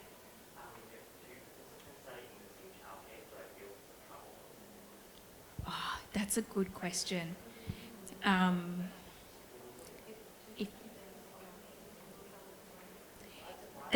I was going to say that's the example that you could apportion that travel or split it half for each of those participants. Exactly. Yeah. So just to confirm, as per the NDI's price guide, and as you're saying, when a worker is travelling to provide services to more than one participant in a region, then it is reasonable for a provider to apportion all of the travel time. So that includes the return journey where applicable. So you can apportion there in that particular situation, and generally speaking, it's an option. It's not compulsory, it's an option there. And that option is generally more effective for when we're doing far distant clients where you would usually not take on one client in one area. It's not fair for one person to be smashed the whole travel bill and someone else be smashed for 5 minutes because they're just literally next door. So that's, yeah, straightforward. Does that make sense? All right. Oh, okay. It's not straightforward, but it makes sense. All right. Yeah, Oscar.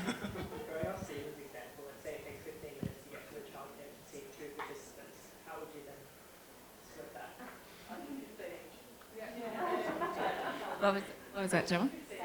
15 each. Yes. So we're in 15-minute units. Units of 15. Yeah. So it's 15 each. Because you'd have to split it technically 7.5, and you'd round it to 15. So that's why it would be 15 each. Is that if it's your final client, your final other client? Because if it is, then one client gets 15, the other one gets 37. So wait. So both scenarios. If you have 3 sessions and it's session 1, 2, then you would charge 15 to go there. You'd split it in 2, which is 7.5 each, and you'd round it back up to 15 because that's how you do it. So essentially, you believe 15. If it was the last session of the day, you'd charge 15 to go there and 15 back. You split it in 2, it's 15 each way, either way. So whatever way you do it, it's actually still 15 a person. Does that make sense? It's not clear. Do you disagree with me? I totally disagree with you. You totally disagree? Absolutely. Oh, okay, please enlighten me. No, I'd probably just bill one participant 15 minutes there, and then the next time I was going there, I'd try and keep a mental note and bill the other participant 15 minutes. That's what I would do. That's how I would do. Yeah, I'd explain it to the mum or the family and say, hey, look, I've got a couple of children at the same centre.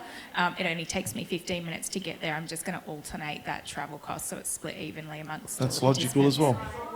participants. That makes sense. That's the way around it. Yeah, but what if? Yeah, but then the question is, what if one of them cancels the following week? I'd bill whichever participant I'm going to see. Like that just happens. If someone cancels the following week. I was going to say, hang on. See, the way I see it, and I don't. That's a nicer way of doing things. I'm just trying to think, how do we have a flat line where everything is just structured and that's the rule? And again, one size does not fit all. I was going to say, you've just finished saying that, yeah, it might vary from day to day. I think, does everyone know the principles of best practice guidelines when there's not actually a guideline? Like it's just generally what most people would do. I think that kind of also applies in this billing and travel type situations, that what would most people do? What do you think is ethical? How, if there was any questions, how would we as a company back you? If there was any billing questions. So I think do what's ethical, do what's right. 100%. No, but it is important to note, it's very rare you're going to have a situation with 2 kids 15 minutes away, except that Jack High. That's the only place it's going to happen, really. Yeah, can I have one question about the non-labour cost? So all the existing participants, if they're going to sign a new service agreement, is the new service agreement going to say that the extra non-labour cost will be added? Correct. Do we need to explain that? It's going to be in the service agreement. And that's the next step which we're going to be, I know I've spoken to you guys about this in the past, but we're going to be adding, instead of the flat reimbursement you guys are getting now for travel, there's going to be a kilometre allowance. Obviously, just SPLOS is taking a bit, it's a bit of a handful at the moment just to get our heads around it. I assume that within the next month or 2 we'll have that all wrapped up and we'll have actual kilometre allowances in the replacement of that. So, yeah.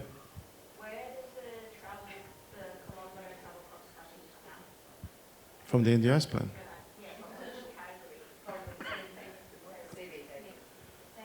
The same category, yeah.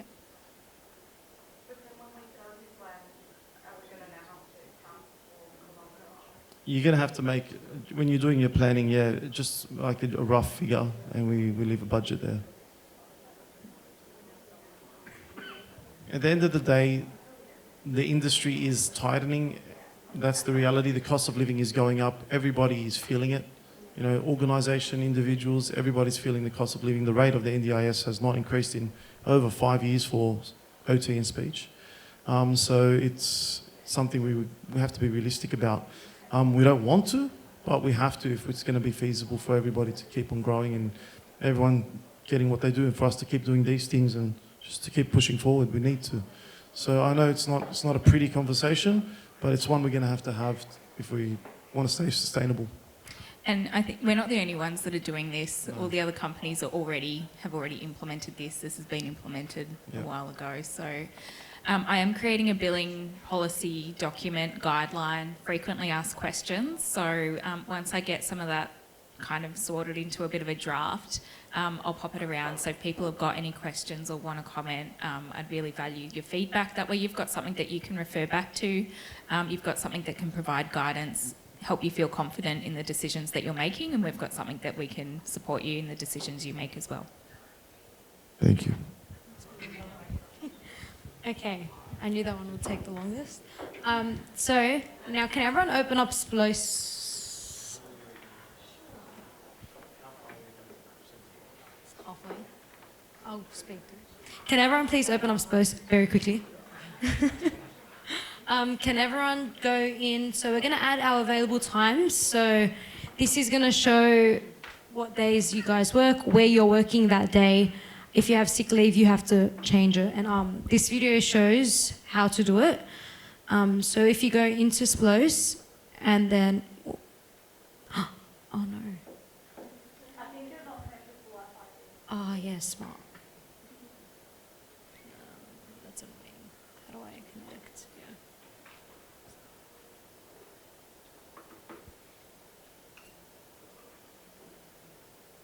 All right, so everyone go into their profile in the top corner.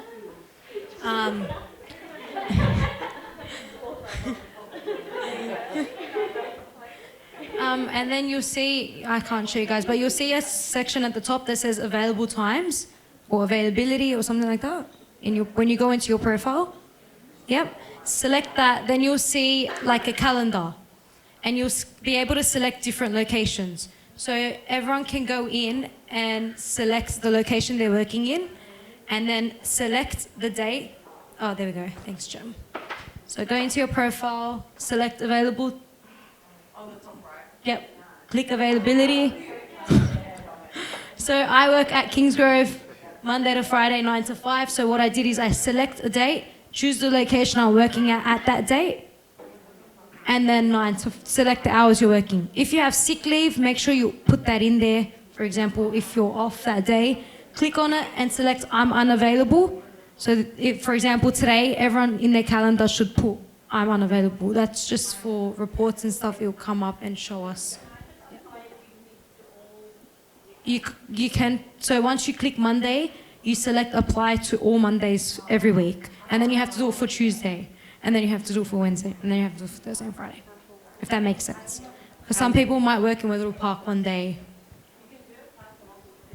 And this is very important, especially when it comes to your performance reports. So the data there in regards to your percentage gets driven from this. So if you're sick one day, make sure you're putting like you're unavailable. Or if your times have changed that day, make sure you're putting it in there.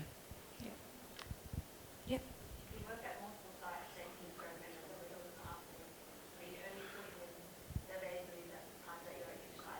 Yeah, so you can put, for example, Kingsgrove 9 to 2, and then change to Beverly Hills and then put 2 to 5. What's important with this too is when it comes to allocations with admin, they can also see what your availabilities are with the locations that you're at. Yeah.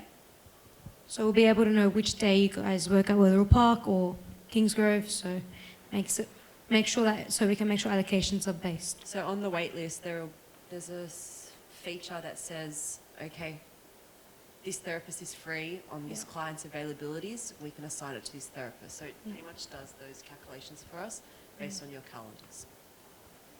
Okay, so the next thing is calendar filters. So if you guys didn't know, you can show your cancelled appointments and edit your calendar view by selecting that filter button that I've circled at the top. Calendar settings, so you can change your settings. So you can do a 9 to 5 day if you do an 8 to 4. If you work past 5, you can change that. You can show Saturday, Sunday, you can exclude days. So you can edit all that in the settings. This is all in the calendar part of Sploce. And you can also view rooms and resources, so by selecting that calendar button in the top corner and changing to rooms. Okay, I'm just gonna go quick. All right, client allocations. So admin bases allocations of your performance reports.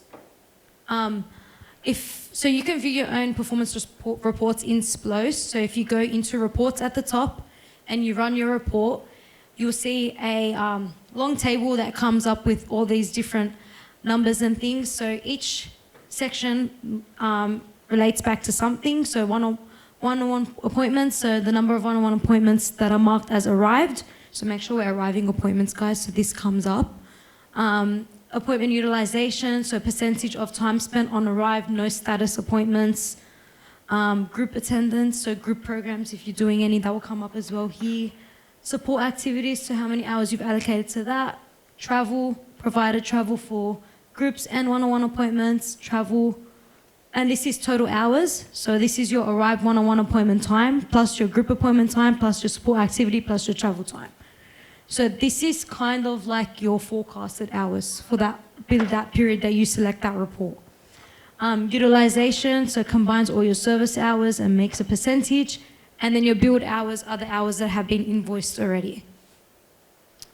Then you've got revenue, so, and then without upcoming, so how many clients you have without any upcoming appointments.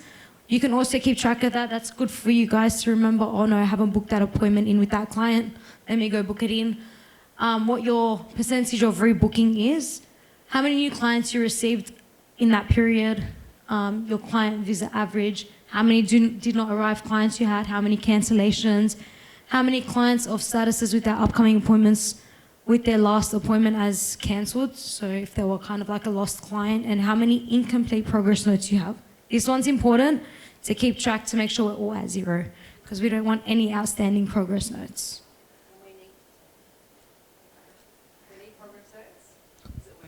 Hello. We need progress notes on everything that is being billed within Splos, or else it's going to show up as incomplete. So even if you're doing session prep, putting a note for that. Pretty much, yeah. Put a progress note to everything in the report writing. Phone calls, emails. Say what you said in that phone call. We always get calls from support coordinators or families. Oh, why did I get billed 15 minutes for coordination? It makes it easier for admin to go in and read that progress note and be like, oh, the therapist was able to, was having discussions with the support coordinator about this and that. So that helps us, please. Thanks. And with incomplete progress notes, everyone has that on their dashboard. I'm pretty sure you can track what incomplete notes there are.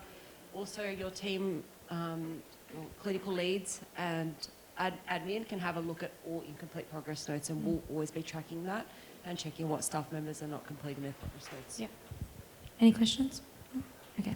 Admin will allocate hours based on the following. So if hours are identified in the NDIS plan or by support coordinator, we'll immediately allocate those hours. If families are unaware of how many hours they have or need for services, we'll just allocate 10 hours to get them in, get that initial assessment done, and then the therapist can discuss with them for more hours. For BSP, it's also identified in the plans, so we'll have the NDIS plan for you guys as well. Following an initial assessment, the clinician is always required to complete a support plan with the participant or family and identifies their goals and interventions for service. This is in SharePoint, but we've also added it in as a template, like a progress note template in Splos, so you guys can do it directly on there now. Just a quick way, Gemma kind of showed me this was pretty cool, how to kind of calculate. So say we give you guys 50 hours and we say you have 50 hours for OT services, and it's going to be in clinic. What you'll do is minus, for example, 5 hours for report writing. I think Belinda was showing something, like this. So 45 hours, and then minus duration of the session, including session prep, which is 1 hour. So then you have approximately, that's actually 44. 44 hours divided by 1 is around 40. You'll be able to do 44 sessions weekly. So that's kind of like a year. It's 45. Anyways, I don't know. Maths. And then if there's travel included, you include the travel. So start backwards, minus the report time, minus the travel and the sessions, and then you realize, oh, I don't actually have enough for weekly sessions. I'll have to do fortnightly sessions. So it's kind of like what Belinda was showing before. And we work off a 48-week calendar. So if clients ever, if you ever notice clients don't have sufficient funding for you weekly, fortnightly, TA is a great way to bring them in to utilize that funding, or maybe speak with the parents to see what other options may be relevant. remember, you might be allocated a client with the plan ending in 6 months. So always take into consideration that plan end date. It's not a whole year. Okay, so report writing can now be done in progress notes on SPLOS. So I know this was a question everyone was asking about, do we still do it on Word? So everything's on SPLOS now. We've added all the templates in. If anyone notices a template missing, let us know, we'll add it in. It's great, it has automated save feature. We did a little video on how to do it. So for example, this client, say I did an hour of report writing. I select the case, the calendar appointment, and click add progress note. Find the appointment, the template I want to do, and you can start editing from there. So continue. Say I start writing client's name. If I save it as a final, confirm that. So that will save under that appointment time that you have for documentation. So you can go back and see how much you did in that time, or like how much writing you did. And then say the same day, a couple hours later, I want to do another hour of report writing. So I'd go in, select add progress note, copy, you'll choose the template that you were using and click copy recent note. And then the most recent note that you edited would be there. So that will be the last thing you wrote. So this is a good way to just keep track as well from each appointment documentation you've booked in your calendar. We can see each time what you've written. And they'll come up as separate, and then in the end you can just export it, save it as a PDF and send it to the parents. Every time you edit a report, make sure you're saving it as final, or it will appear as an incomplete progress note. But you can also always copy the most recent note. And that's the same for initial assessments. There are so many that I had to go in and press as final. So everything's going to go on progress notes. All right, so any quick questions that we notice people are asking? So if you can see if you have any clients outstanding invoices, you just go into your client file, select the invoices tab, and this will show you different statuses. So it will be overdue, will be red, awaiting payment, paid, and you can see if they've viewed. If you notice that a client has a lot of overdue invoices, flag that to admin as well. To see your own client list, you can add a filter. So if you go into client lists and you click select filter, you can search your name, and then you'll only see the clients that have been tagged to you, so you don't have to see all client lists. When you're contacting clients, so on all non-billable communication, please log everything in communications tab on SPLOS. You can do this, you can send an email directly through SPLOS by clicking new email and then sending to whoever you want to send it to, and then relevant to the client, and then writing up the email from there. Or if you've sent emails previously, you can just click log communication and then copy and paste that email. And with emails in SPLOS, you can attach files. So I sent a letter to a mum, I just sent it directly through here. I attached the letter, and all responses go back to info, which can be directed to us. Yep. You can change, if you want it to reply back to you, you can actually change it. Yeah, so reply to, if you put that as yourself, the email will come back to you instead of info. Is there a way that we can add our signature to the email all the time? No. Yeah, that's the only thing about the emails through SPLOS is that you can't add a signature. So editing or changing tags if ever needed. So this was alerts that Anita was talking about before. If you put anything up here, like BSP client, for example, when you open up that client file, it will come up, or if you try to add it on your calendar, that alert will come up as well. And tags will tell you how they managed, who's allocated, and some other tags you might see. On that, can everyone try and access where to find that? Yeah. If someone doesn't know, please let us know and we'll show you. So if you just go into clients on SPLOS, select a client, one of your clients, and then scroll down and you'll see tags and alerts. If you can't find it, let me know.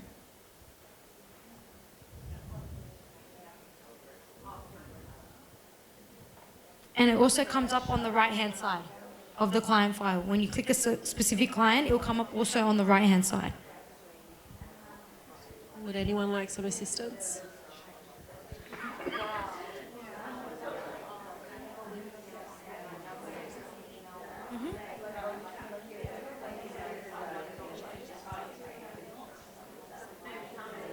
Yeah, yeah.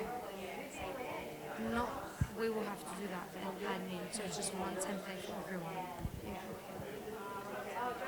Yeah, to just click it. I know, I wish. Can everyone also ensure that they have two-factor authentication enabled? So you can do that through your profile, top right-hand corner. Go to account security and enable two-factor authentication. And then alerts and then tags. You can also sync your Microsoft Teams and your Microsoft Calendar, but it will only read to your Microsoft Calendar. You can get notified when something is added in your calendar, and this is on the top right corner of your screen. It's a bell, and notifications of changes made to your calendar will come up. To identify notifications, so if anything's added or removed from your calendar, it will all come up under It'll that bell. notify you. So Gemma added a group session for me, it came up as a notification. Yep.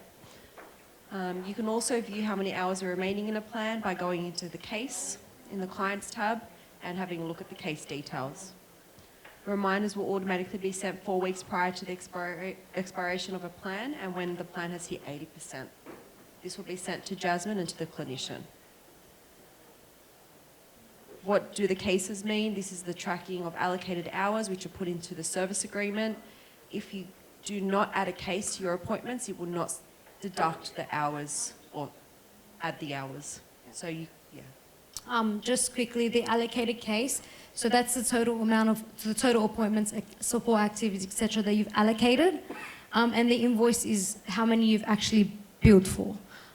So cases don't actually reject you. I know in Insight it used to stop you and say exceeded plan duration or exceeded plan amount. These don't. So please keep tracking when your cases are reaching end, so then you can notify someone from admin to add you guys more hours. Otherwise, it'll just let you keep billing and then you're going over budget. Yep. So say you got the 50 hours like we're showing you, and you've booked 45 sessions. If you add that all into your calendar and you book in report writing time, it should be 20 out of 20 hours. And you will know to delete a session if you're over by an hour. Yeah. And that's what you have used and what's been invoiced. And if you do the 2 weeks in advance, it will help you with this. So say you notice, oh, I don't have hours to do the second week session. I've only got 1 hour left. It will give us 2 weeks to get you those extra hours. So always have your diaries updated. You can also view the remaining hours of cases on your calendar. If you're pressing on the appointment, you can see the details of that appointment on the right-hand side. You can also add previous reports or files to client cases. Admin are going in and adding files, folders, and the files from Insight and from SharePoint. Slowly, we'll have all our documents within SPLOS, so you won't need to access them. And they'll be in folders just like SharePoint, so they're not messy like Insight was. Yeah. Does anyone have any questions? Sorry, that was a big rush. Anyone? Everyone's good? If you guys have questions, please put everything through that SPLOS chat, because I'm sure everyone has the same questions, and if it's answered, then everyone can see it. Thank you. Thank you for that presentation. I need that, please, sorry. We'll have a short break, so afternoon tea, please go outside, help yourselves to some of our barista coffee and some refreshments, please. We'll see you guys back here in 15-20 minutes max. Thank you. So who am I? The disc profile. So before we get started, we're going to have a short video. It goes for about 10-11 minutes. 15 minutes. Thank you. Thank you, Scott. Thank you, Amanda, for that flight that we had and the authentic conversation. I'm here to talk with you about the brain science of communication as it relates to business on fire. Igniting your business for growth, igniting you and what you do in your business. What I want you to think about for a minute is, what does it take to do that? What will it take you to ignite your business? And to me, it's the science of communication, but really it's the science of self-awareness. How aware are you of what you're capable of doing? How well do you know yourself? How well do you know other people? It's about what you pay attention to. So what I want you to think about just for a second is a question you've answered 1,000,000 times in your life. Who are you? In business, you probably talk about your role. Oh, I'm a painter, I'm a consultant, I'm a I'm a fireman, right? You might talk about a personal role, father, mother, sister. I'd like you to answer it a little bit differently, and to help you, I'll answer it a little bit differently. I'd like to answer it, if I can, with an alliterative adjective. A what? Alliterative adjective is just an adjective that starts with the same sound as your first name. My name is Scott. My adjective would be smiling. Smiling Scott. It could be standing Scott. It could be speaking Scott. You might be frustrated Frank, tired Tom, or, because of the time, hungry Henrietta. Whatever it is, I'd like you to come up with it quickly and share it with people on your right and left. A one-word adjective that starts with the same sound as your first name and describes you right now. Come on. Let's do that right now.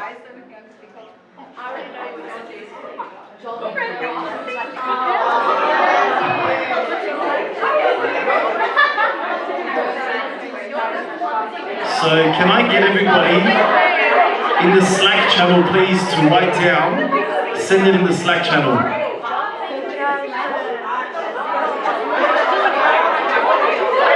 Share it in the Slack channel, guys. X-Connect Slack channel, please get in there and share the name that you come up with. I don't see you guys doing it. We've already done it. Oh wow, okay, let's have a check here.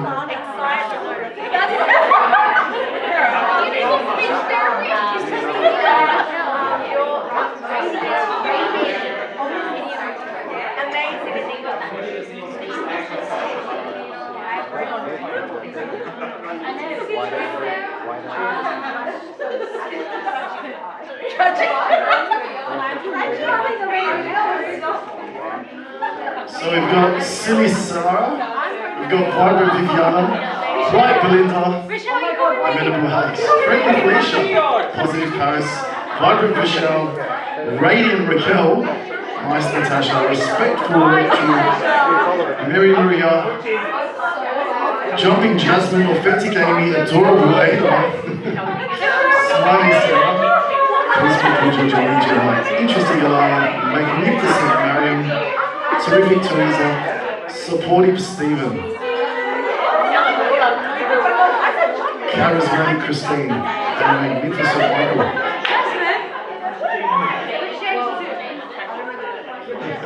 Motivating Mona.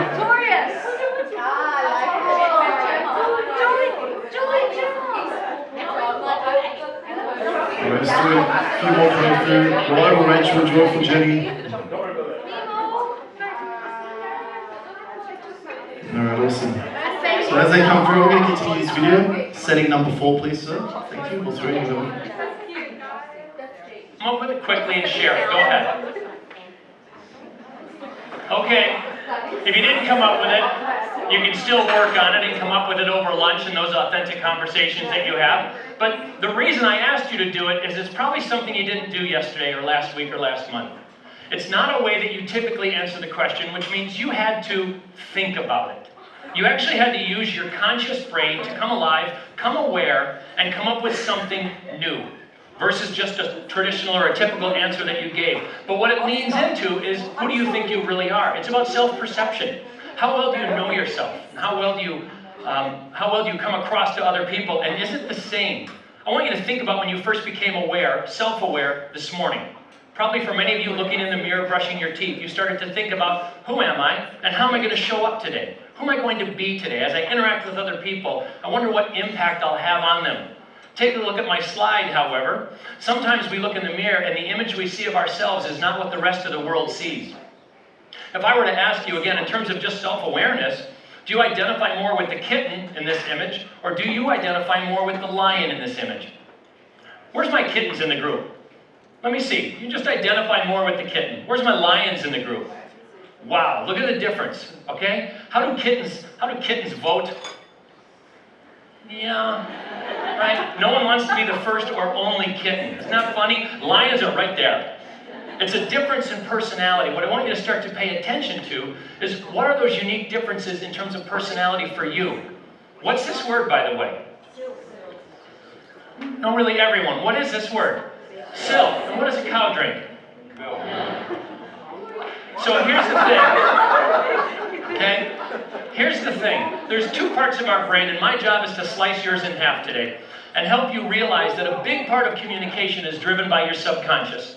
It's the part of your brain that loves to give you answers. It just gave you the answer milk. But it was the wrong answer, wasn't it? That's what your subconscious brain does frequently when you interact with other people. It makes assumptions and they're wrong and you roll with it. What I want you to do instead, like you just thought about the alliterative adjective, is I want you to turn your brains on. I want you to be conscious of yourself, more conscious of who you are and the impact that you're having on other people, right? A focus on awareness. Who are you really? How do you really show up and interact with other people? And it's got to start with knowing yourselves and then knowing the other person. Once you know who you are and how you're wired, you need to be consciously aware of what Carl Jung called the otherness of the other. Because if you're not, until you make the unconscious conscious, it will direct your life and you will call it fate. Every one of us has millions of patterns in our subconscious brain that determine how we interact with other people. And if we don't challenge them through consciousness, stuff just happens to us. And we think it just happens over and over again and it's fate. We don't have control of it, but you do have control. Your conscious brain gives you the ability to change your outcomes based on changing patterns in your subconscious brain. How do we do that? We have a new thought. We have a new idea. We authentically steal ideas and pull them together. It's as reset, it's in your toolkit right now. You have the ability to have a new thought at any time about anything in your life you'd like to be different, and switching your brain on and having that thought creates a new pattern for you to hang on to. But it starts with knowing you and knowing others. So how have we done that over the years? How have people done that? Heraclitus came up with a model 2,500 years ago. It was very actively practiced, right, in actually modern medicine at the time. But for over 2,000 years, we tried to define people by type, by category. It's a way of knowing yourself, and it's a framework. So what we're talking about here is with this conscious awareness, having a framework with which you know yourself, how you show up, and who you are, so that you can communicate and relate to others. That's what it's for, that's the power of it. So that's one model. There's so many others in the world, especially in terms of business and igniting your business or lighting a business on fire, helping people be more self-aware. I'm going to pause you there. Are there any other models that we use in therapy that are related to this?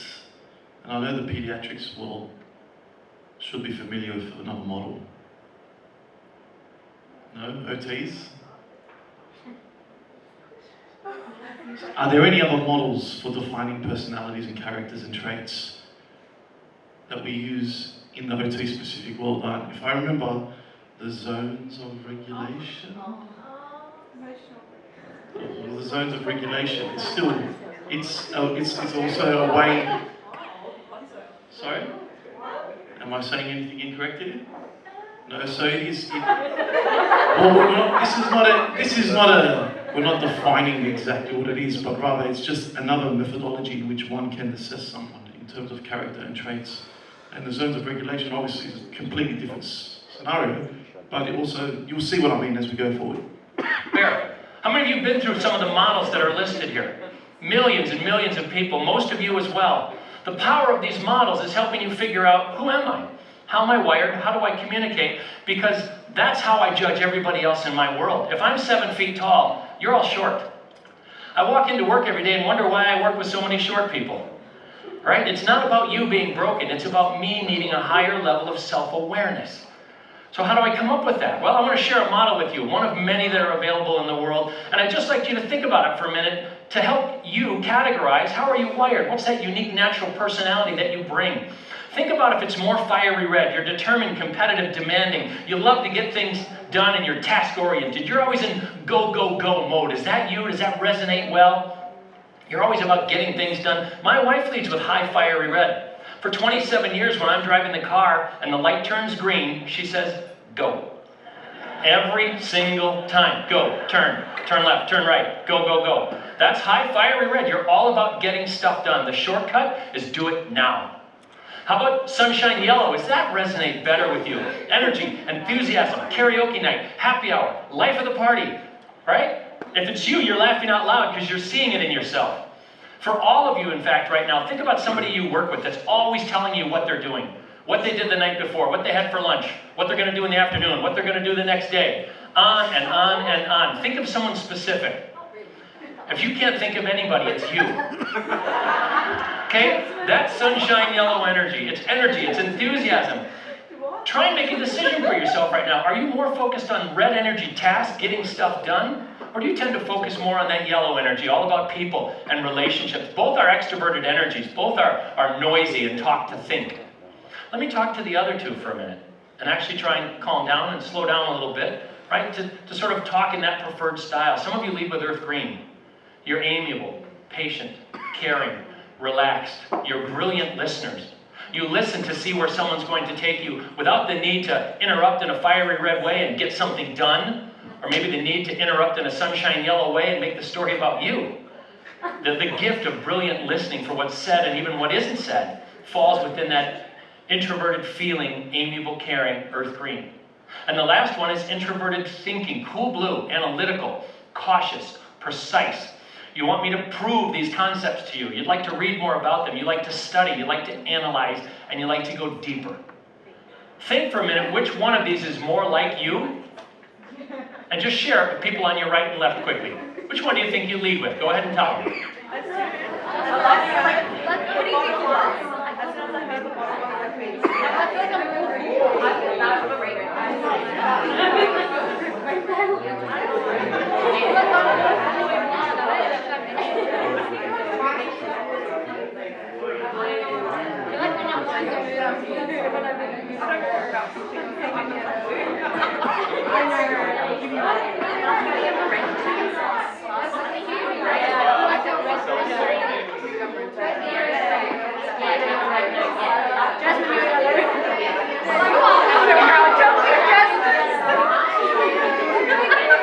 All right, so we're going to get people to stand up when they've decided what colour they think they are or more closely aligned with. So if you closely align with green, can you please stand up? Green.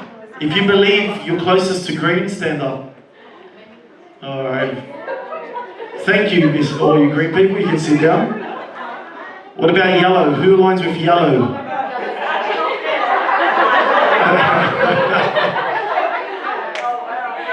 All right, yellow can sit down. What about blue? Who aligns with blue? Stand up. Yeah, blue are normally hesitant. They're thinking about it, so it makes sense. I don't know if I'm blue, but I need to know more first. And red. Who's the reds in here?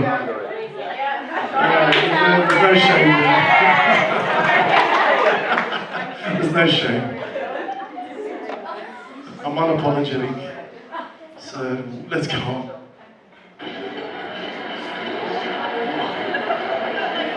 Let me illustrate a point for you, because it speaks to the whole point that I'm trying to make, which is about awareness, about being conscious. Realize that if you lead with sunshine yellow, you quickly told everybody you could get to, right? With energy and with enthusiasm, and you're sad that I cut you off already. If you lead with red, you turned to someone and said, red. Why? Because it's like, now what? Let's get something done. Now I know this, let's get something done. If you lead with earth green, you were probably a little bit slower and more cautious to lean to the right or to the left, to invite, the person to share this information with you. If you lead with blue, you're not sure yet if that's the right answer, because you want more time to think and be structured and be logical. But my point about communication is we need to know this about ourselves. We need to be self-aware, because here's a risk. Here's a risk. What if you overuse these gifts of communications energies? What does it look like if you overuse them? My wife believes that she's determined, strong-willed, and purposeful when she tells me how to drive the car. I believe she's overusing that gift of red energy, and take a look. I believe she's aggressive, controlling, overbearing, and intolerant. It's my perception of the overuse of that energy. You can overuse all these energies, overuse that wonderful, caring earth green, and your docile, bland, plodding, reliant, and stubborn. Bad green, we call it. In fact, we like to say, hell hath no fury, like earth green energy scorned. Some of you who lead with that earth green, you recognize that, right? Overusing your cool blue, thinking too much about something and not wanting to commit to action. Analysis paralysis, it's also a risk. And of course, even sunshine yellow can be taken too far and moved to excitable, frantic, indiscreet, flamboyant, hasty, out of control. So the challenge here in terms of being self-aware is, how do you know when you're using the gift of your personality up to the right level? And do you actually know when you've gone too far? What you may not realize is, if you are interacting with someone who leads with your opposite energy, unfortunately, they tend to see you on this slide. Think about that for a minute. Your opposite energy, your opposite personality tends to perceive you in the negative and you don't even realize it's happening because you're actually in the middle of having your best day. It's why communication gets complicated. Oh no, that's not funny. Here's the funny part. If you put yourself in one of these quadrants, put your spouse in another one. How many of you think you married your opposite type? Oh my gosh, what were you thinking? Opposites actually attract, they do. We're drawn to somebody who's very different than we are. We come together, it feels very whole and very complete, and we marry them and then we want to kill them for 40 years. Because they do everything differently than we do. I want you to think about that spouse when you go home tonight. Think about the energy that they lead with and treat them that way. Treat them the way that their energy might suggest. If you think they lead with earth green, give them a hug for a little longer than normal. If they lead with fiery red, go home and offer to do a job. If they lead with sunshine yellow, invite them to happy hour or go out with friends and have some fun. And if they lead with cool blue, send them a text or an email and invite them to do password or Sudoku at home. Right? Meet their energy where it is. Think about where you are in the model. Think about energies that you lead with. Think about your family and your children. This is my family. My wife, I said, leads with fiery red. My youngest daughter, absolute fiery red, loves to focus and get things done. I lead with yellow, so does my oldest daughter. Look at her hat. Energy, enthusiasm, right? Might appear disorganized. That's the risk of too much sunshine yellow. And look at my son. It's hard to see, but look closely. When we had this little exercise 10 years ago, he said quietly, "Can I wear more than one hat?" And my wife with high fiery red said, "What?" "No, pick a hat." And maybe in a moment, we became aware and said, "Connor, wear as many hats as you want." Look closely. He said, "I'm green, but I'm more blue." And he actually put 2 hats on. That's the uniqueness of personality. It's the way we gather information and the way we make decisions and how we show up in most everything we do. So be aware, right? The psychology underneath it is extroverts, introverts, thinking and feeling. The same psychology, Jungian psychology, that underpins Myers-Briggs or MBTI. All right, just a brilliant tool or tools in psychology that helps you access who you are, how you're wired, and what makes you tick. It's about being aware that this exists so that you can be aware of it in other people. I'll let you read this slide because this is going to happen as soon as we go to lunch. You're going to look at each other and you're going to see behaviors. Just read it for yourselves. Do you? I know it's crazy, right? But it's true. You do one of these things, don't you? And one of these things that other people does makes you crazy. They're probably your opposite type. Isn't it funny how we do it? I should probably have one more up there for the person who leans in, pretending to hit the open door button, but really hits the closed door. Maybe that's bad bread. I don't know. The point behind what I'm saying is think about how you're wired and how you show up. In terms of igniting your business and having more success in that area, how might you contribute? Whatever role that you play. It's a function of your personality and where you fit in our model. And if you really want to kind of expand that impact, right, then think about in terms of leading others. How can you have a greater impact? Because there's a natural position you hold within models like this. You're naturally good at some things and you struggle harder with other things. Be aware. Be focused. Know yourself. Know yourself. Know other people. Pay attention to other people as you interact with them for the purpose of understanding who they are and how they're wired. Take action so that you can move forward, but recognize that when you're having trouble with someone else, here's a quote from Jung again, everything that irritates us about others can lead us to a deeper understanding in ourselves. You've kind of heard that theme in some of the other speakers. If you're irritated by something someone else is doing, pause and reflect on why. All right, ask the question like Reese was saying, why? Why is this happening? What's going on? Because very likely it's more about you than about someone else. So in wrapping up for you, pay attention. Be aware. Use your conscious brain to see who people really are. If you wonder what it feels like, pay attention to your blinking right now for just a second. Notice you're blinking? You're doing it. You're self-aware. It's that easy. Now tomorrow morning when you're brushing your teeth and looking in the mirror, I hope you have a little moment of self-awareness again. I don't want you to think of me, but think about blinking. Look in the mirror and say, wow, I'm aware. I'm going to go be aware of everybody that I meet today. That's the plan. Focus on others. Know your unique personality style. Use whatever model helps you make sense of you in relationship to others, but notice the otherness of the other. Everyone in here is unique from everyone else. Everyone brings a gift. Everyone brings a unique personality, and they're dying for you to notice it. Just like you are dying to be communicated with in your preferred style, so is everybody else. Give them that gift, take action, and make a difference. Thank you very much. That deserves a clap.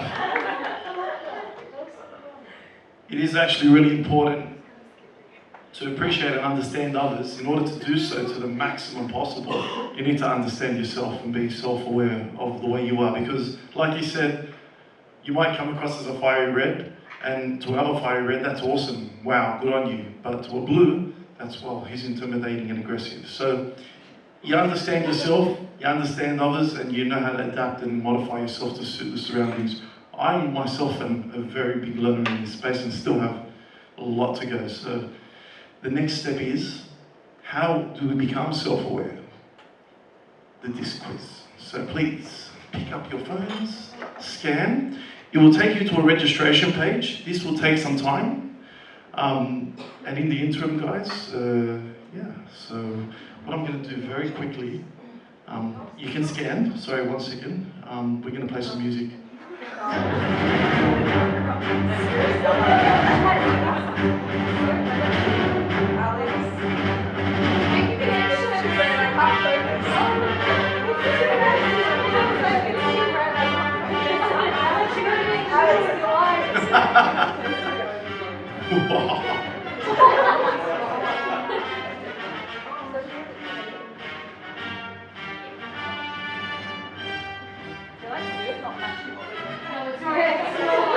This is Star Wars for those that don't know. The Darth Vader Imperial March.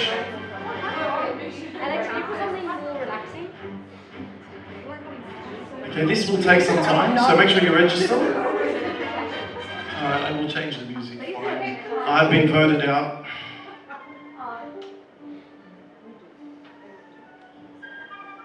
Has everybody got access? Alright, very good.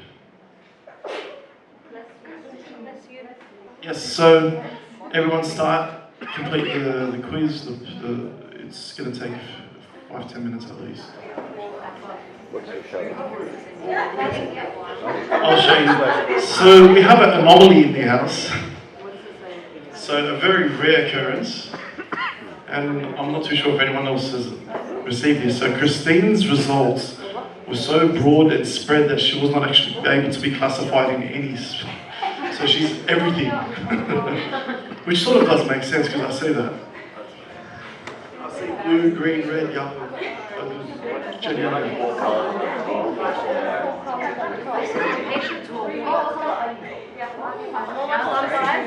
We're going to show you in a second. So I'm going to make fun of myself because there is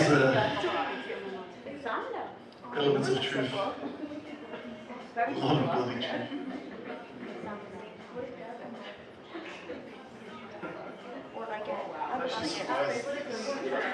Sorry? I'm going to show you. It's actually pretty funny.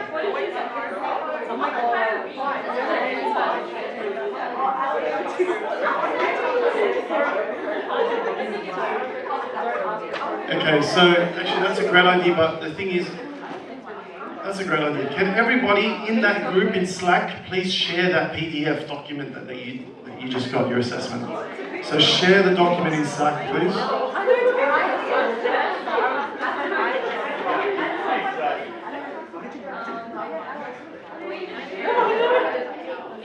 Attach it in Slack. Just send the document because I'm going to be reading through it. Don't be shy, it's okay. I understand you may not be a red, but we'll get there.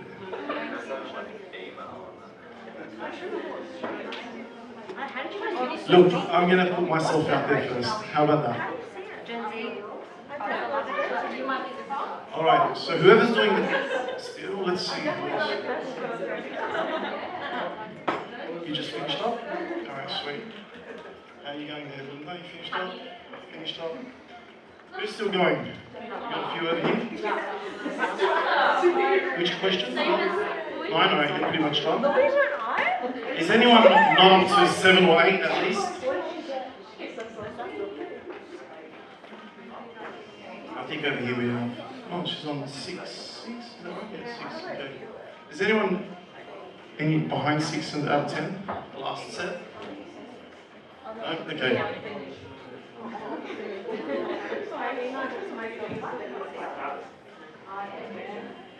Seems to be done here. 8, are we done? Alright, sweet. Okay, so a bit of self-awareness. Who am I? So, let's kill this music. Alright, so, once everyone's set that through Slack, I'll get everybody's attention, place your phones down on the table.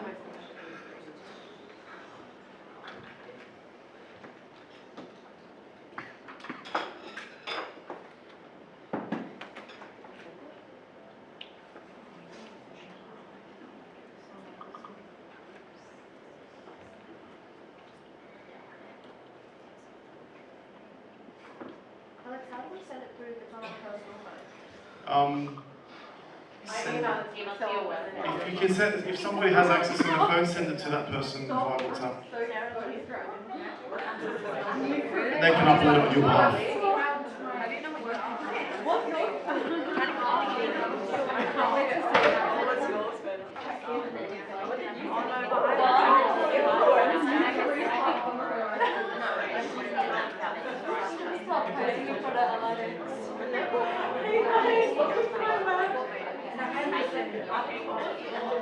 I'm about to show you.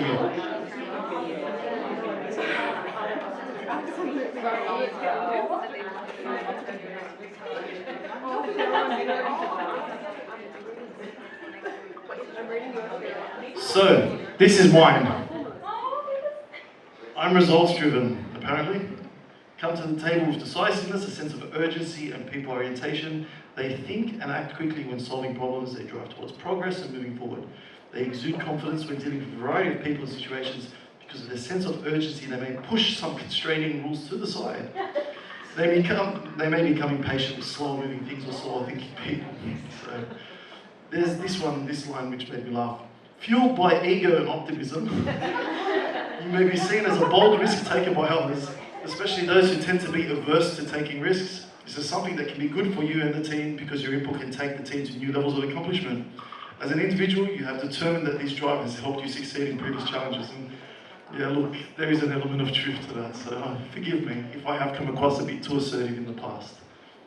That's a little bit, but I am self-aware that, you know, I might rub the blues the wrong way sometimes, so we're working on it, aren't we, John? Alright. So that was me, so, that was, yeah, a bit more. Okay, so moving forward, so who are you guys? Alright, I'm not gonna go through every single person. I'm gonna pick some people at random. Alright, we're gonna start with Pooja. Pooja, which colour did you choose initially before you did the assessment? I felt like I was a mix between green and yellow. If you had to say which one you were predominantly, which one would you say? Green. Okay. So let's open Pooja.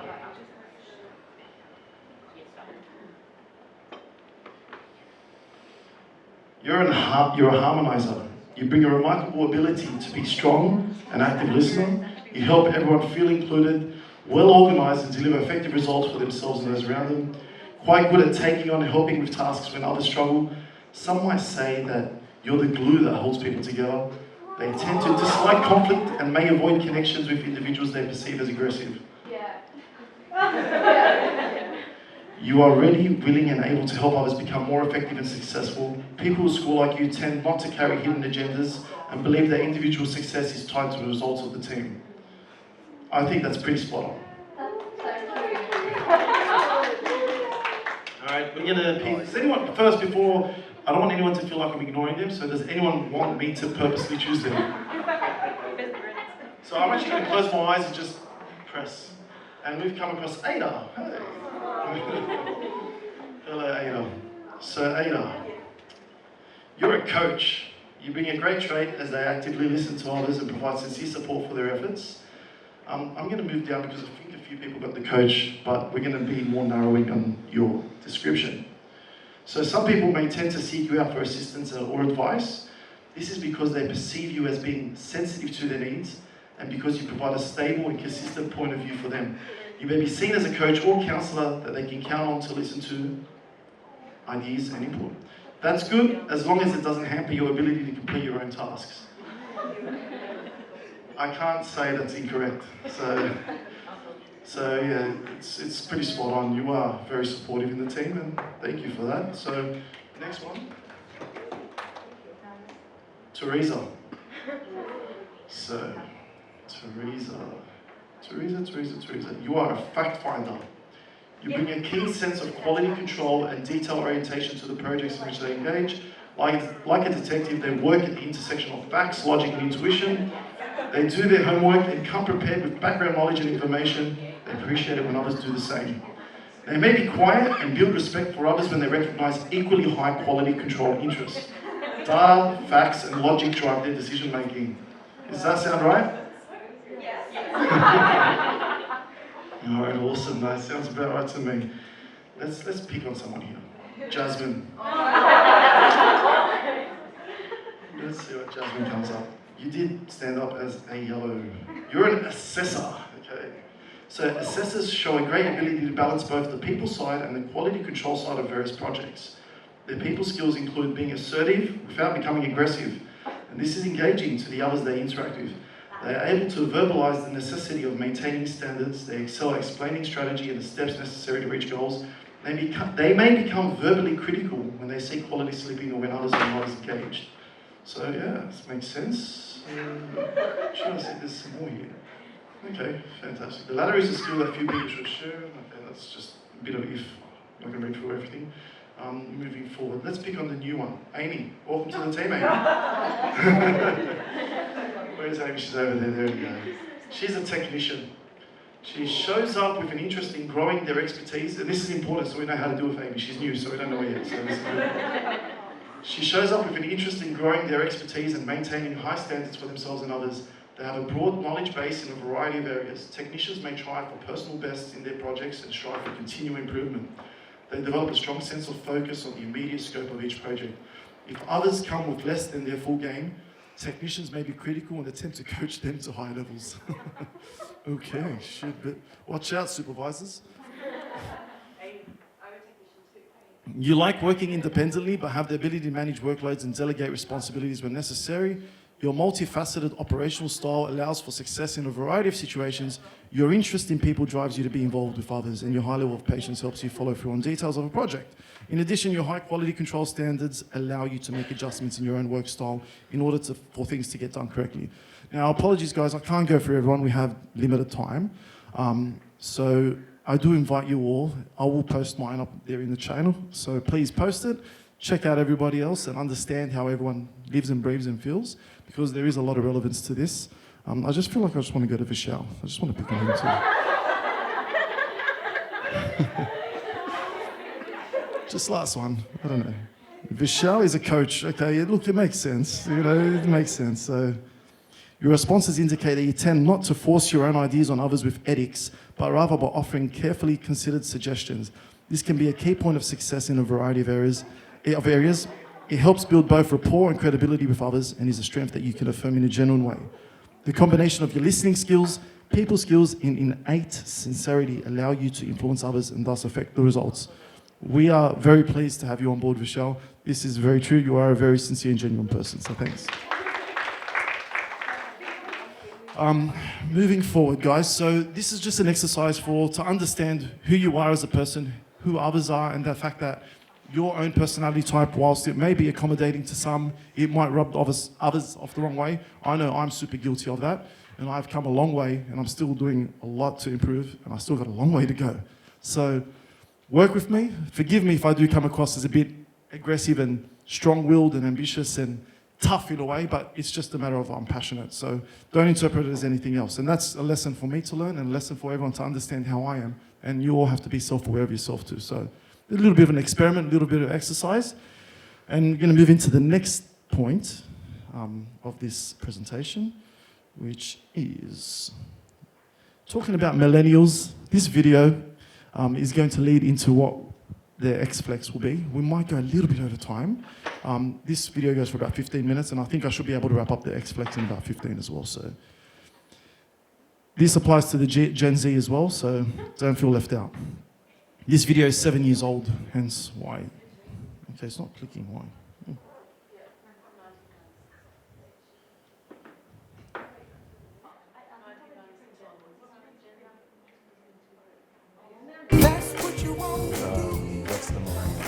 Apparently, millennials is a generation which is a group of people who were born approximately 1984 and after.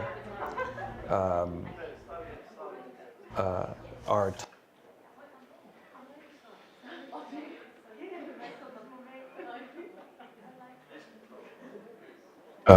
What's the millennial question? apparently millennials as a generation, which is a group of people who were born approximately 1984 and after,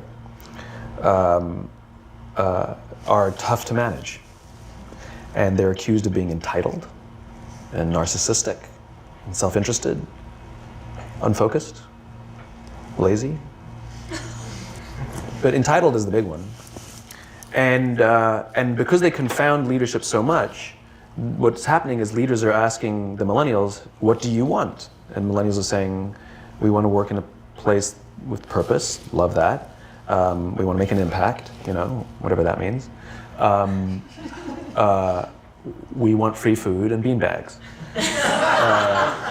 And so somebody articulates some sort of purpose, there's lots of free food and there's beanbags, and yet for some reason, they're still not happy. And that's because they're missing, there's a missing piece. What I've learned is that I can break it down into 4 pieces, right? There are four things, 4 characteristics. One is parenting, the other one is technology, the third is impatience, and the fourth is environment. The generation that we call the millennials, too many of them grew up subject to, not my words, failed parenting strategies, you know? Where, for example, they were told that they were special all the time. They were told that they could have anything they want in life, just because they want it, right? They were told, some of them got into honors classes, not because they deserved it, but because their parents complained. And some of them got A's, not because they earned them, but because the teachers didn't want to deal with the parents. Some kids got participation medals. You got a medal for coming in last, right? Which the science we know is pretty clear, which is it devalues the medal and the reward for those who actually work hard. And that actually makes the person who comes in last feel embarrassed because they know they didn't deserve it. So it actually makes them feel worse, right? So you take this group of people and they graduate school and they get a job and they're thrust into the real world, and in an instant they find out they're not special, their moms can't get them a promotion, that you get nothing for coming in last, and by the way, you can't just have it because you want it, right? And in an instant, their entire self-image is shattered. And so you have an entire generation that's growing up with lower self-esteem than previous generations. The other problem, to compound it, is we're growing up in a Facebook, Instagram world. In other words, we're good at putting filters on things. We're good at showing people that life is amazing even though I'm depressed, right? And so everybody sounds tough, and everybody sounds like they got it all figured out. And the reality is there's very little toughness, and most people don't have it figured out. And so when the more senior people say, well, what should we do? They sound like, this is what you got to do. And they have no clue. Right? So you have an entire generation growing up with lower self-esteem than previous generations, right? Through no fault of their own. Through no fault of their own, right? They were dealt a bad hand, right? Now let's add in technology. We know that engagement with social media and our cell phones releases a chemical called dopamine. That's why when you get a text, it feels good, right? So, you know, we've all had it where you're feeling a little bit down or feeling a bit lonely, and so you send out 10 texts to 10 friends, you know, hi, hi, hi, hi, hi, because it feels good when you get a response, right? Right? It's why we count the likes. It's why we go back 10 times to see if my Instagram is growing slower. Did I do something wrong? Do they not like me anymore, right? The trauma for young kids to be unfriended, right? Because we know when you get it, you get a hit of dopamine, which feels good. It's why we like it. It's why we keep going back to it. Dopamine is the exact same chemical that makes us feel good when we smoke, when we drink, and when we gamble. In other words, it's highly, highly addictive. Right? We have age restrictions on smoking, gambling, and alcohol, and we have no age restrictions on social media and cell phones, which is the equivalent of opening up the liquor cabinet and saying to our teenagers, hey, by the way, this adolescence thing, if it gets you down. But that's basically what's happening. That's basically what's happening, right? That's basically what happened. You have an entire generation that has access to an addictive, numbing chemical called dopamine through social media and cell phones as they're going through the high stress of adolescence. Why is this important? Almost every alcoholic discovered alcohol when they were teenagers. When we're very, very young, the only approval we need is the approval of our parents. And as we go through adolescence, we make this transition where we now need the approval of our peers.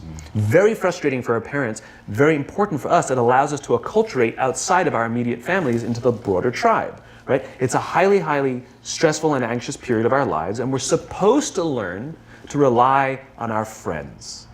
Some people, quite by accident, discover alcohol and numbing effects of dopamine to help them cope with the stresses and anxieties of adolescence. Unfortunately, that becomes hardwired in their brains, and for the rest of their lives, when they suffer significant stress, they will not turn to a person, they will turn to the bottle.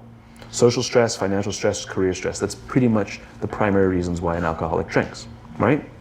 What's happening is, because we're allowing unfettered access to these dopamine-producing devices and media, basically it's becoming hardwired, and what we're seeing is as they grow older, too many kids don't know how to form deep, meaningful relationships.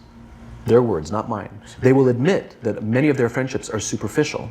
They will admit that their friends, that they don't count on their friends, they don't rely on their friends, they have fun with their friends, but they also know that their friends will cancel on them if something better comes along. Deep, meaningful relationships are not there because they never practice the skill set, and worse, they don't have the coping mechanisms to deal with stress. So when significant stress starts to show up in their lives, they're not turning to a person, they're turning to a device, they're turning to social media, they're turning to these things which offer temporary relief. We know, the science is clear, we know that people who spend more time on Facebook suffer higher rates of depression than people who spend less time on Facebook, right? These things balanced. Alcohol is not bad, too much alcohol is bad. Gambling is fun, too much gambling is dangerous, right? There's nothing wrong with social media and cell phones. It's the imbalance, right? If you're sitting at dinner with your friends and you're texting somebody who's not there, that's a problem. That's an addiction.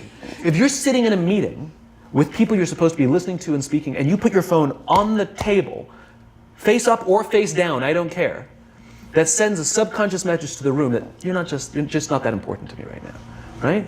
That's what happens. And the fact that you cannot put it away is because you are addicted, right? If you wake up and you check your phone before you say good morning to your girlfriend, boyfriend, or spouse, you have an addiction. And like all addiction, in time, it'll destroy relationships, it'll cost time, and it'll cost money, and it'll make your life worse, right?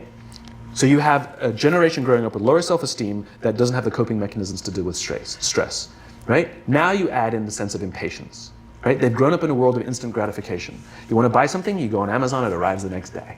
You want to watch a movie? Log on and watch a movie. You don't check movie times. You want to watch a TV show? Binge. You don't even have to wait week to week to week, right? I know people who skip seasons just so they can binge at the end of the season, right?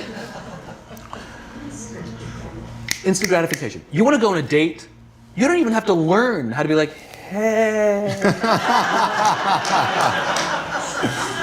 You don't even have to learn and practice that skill. You don't have to be the uncomfortable one who says yes when you mean no and says no when you mean no, but yes when you... You don't have to swipe right. Bang, I'm a stud. Right? You don't have to learn the social coping mechanisms, right? Everything you want, you can have instantaneously. Everything you want, instant gratification. Except job satisfaction and strength of relationships, there ain't no app for that. They are slow, meandering, uncomfortable, messy processes. And so I keep meeting these wonderful, fantastic, idealistic, hardworking, smart kids. They've just graduated school. They're in their entry-level job. And I sit down with them and I go, how's it going? They go, I think I'm going to quit. I'm like, why? They're like, I'm not making an impact. I'm like, you've been here 8 months. You know? It's as if they're standing at the foot of a mountain and they have this abstract concept called impact that they want to have in the world, which is the summit. What they don't see is the mountain. I don't care if you go up the mountain quickly or slowly, but there's still a mountain. And so what this young generation needs to learn is patience. That some things that really, really matter, like love, or job fulfillment, joy, love of life, self-confidence, a skill set, any of these things, all of these things take time. Sometimes you can expedite pieces of it, but the overall journey is arduous and long and difficult. And if you don't ask for help and learn that skill set, you will fall off the mountain, or you will, the worst case scenario, and we're already seeing it, the worst case scenario is we're seeing an increase in suicide rates, we're seeing an increase in this generation, we're seeing an increase in accidental deaths due to drug overdoses, We're seeing more and more kids drop out of school or take leaves of absence due to depression. Unheard of. This is really bad. The best case scenario, those are all bad cases, right? The best case scenario is you'll have an entire population growing up and going through life and just never really finding joy. They'll never really find deep fulfillment in work or in life. They'll just waft through life and it'll be just, it's fine. How's your job? It's fine. It's the same as yesterday. How's your relationship? It's fine. Like that's the best case scenario. Which leads me to the fourth point, which is environment. Which is we're taking this amazing group of young, fantastic kids who were just dealt a bad hand. It's no fault of their own. And we put them in corporate environments that care more about the numbers than they do about the kids. They care more about the short-term gains than the long-term life of this young human being. We care more about the year than the lifetime, right? And so we are putting them in corporate environments that aren't helping them build their confidence, that aren't helping them learn the skills of cooperation, that aren't helping them overcome the challenges of a digital world and finding more balance, that isn't helping them overcome the need to have instant gratification and teach them the joys and impact and the fulfillment you get from working hard on something for a long time that cannot be done in a month or even in a year. And so we're thrusting to them in corporate environments, and the worst part about it is they think it's them. They blame themselves. They think it's them who can't deal. And so it makes it all worse. It's not. I'm here to tell them it's not them. It's the corporations. It's the corporate environments. It's the total lack of good leadership in our world today that is making them feel the way they do. They were dealt a bad hand, and I hate to say it, but it's the company's responsibility. Sucks to be you. Like, we have no choice, right? This is what we got, and I wish that society and their parents did a better job. They didn't. So we're getting them in our companies, and we now have to pick up the slack. We have to work extra hard to figure out the ways that we build their confidence. We have to work extra hard to find ways to teach them the social skills that they're missing out on. There should be no cell phones in conference rooms. None. Zero. And I don't mean the kind of like sitting outside waiting to text. I mean like when you're sitting and waiting for a meeting to start, this is what we all do. We all sit here and wait for the meeting to start. Meeting starting? Okay. And we start the meeting. No, that's not how relationships are formed. Remember we talked about it's the little things? Relationships are formed this way. We're waiting for a meeting to start and we go, how's your dad? I heard he was in the hospital. Oh, he's really good. Thanks for asking. He's actually at home now. Oh, I'm really glad. That was really amazing. I know, it was really scary for a while. That's how you form relationships. Hey, did you ever get that report done? Oh my God, no, I didn't. I'll help you out. Can I help you out with that? Really? That's how trust forms. Trust doesn't form at an event in a day. Even bad times don't form trust immediately. It's the slow, steady consistency. And we have to create mechanisms where we allow for those little innocuous interactions to happen. But when we allow cell phones in conference rooms, we just, okay, have the meeting. And then my favorite is like when there's a cell phone there and you go like this, you go. It rings and you go. I'm not going to answer that. Mr. Magnanimous, you know? When you're out for dinner with your friends, like, I do this with my friends. When we're going out for dinner and we're leaving together, we'll leave our cell phones at home. Who are we calling? Maybe one of us will bring a phone in case we need to call an Uber or take a picture of our meal. That's what I was saying, come on. I'm an idealist, but I'm not insane. You know? Not a heathen. I mean, it looked really good. We'll take one phone. And so it's like an alcoholic. The reason you take the alcohol out of the house is because we cannot trust our willpower. We're just not strong enough. But when you remove the temptation, it actually makes it a lot easier. And so when you just say, don't check your phone, people literally will go like this. And somebody will go to the bathroom, and what's the first thing we do? Grab the phone. Because I wouldn't want to look around the restaurant for a minute and a half, you know? But if you don't have the phone, you just kind of enjoy the world. And that's where ideas happen. The constant engagement is not where you have innovation and ideas. Ideas happen when our minds wander and we go, and you see something, you go, I bet they could do that. That's called innovation. Right? But we're taking away all those little moments, right? You should not, and none of us should charge our phones by our beds. We should be charging our phones in the living rooms, right? Remove the temptation. You wake up in the middle of the night because you can't sleep, you won't check your phone. which makes it worse. But if it's in the living room, it's relaxed, it's fine. But it's my alarm clock. Buy an alarm clock. They cost $8, right? I'll buy you an alarm clock.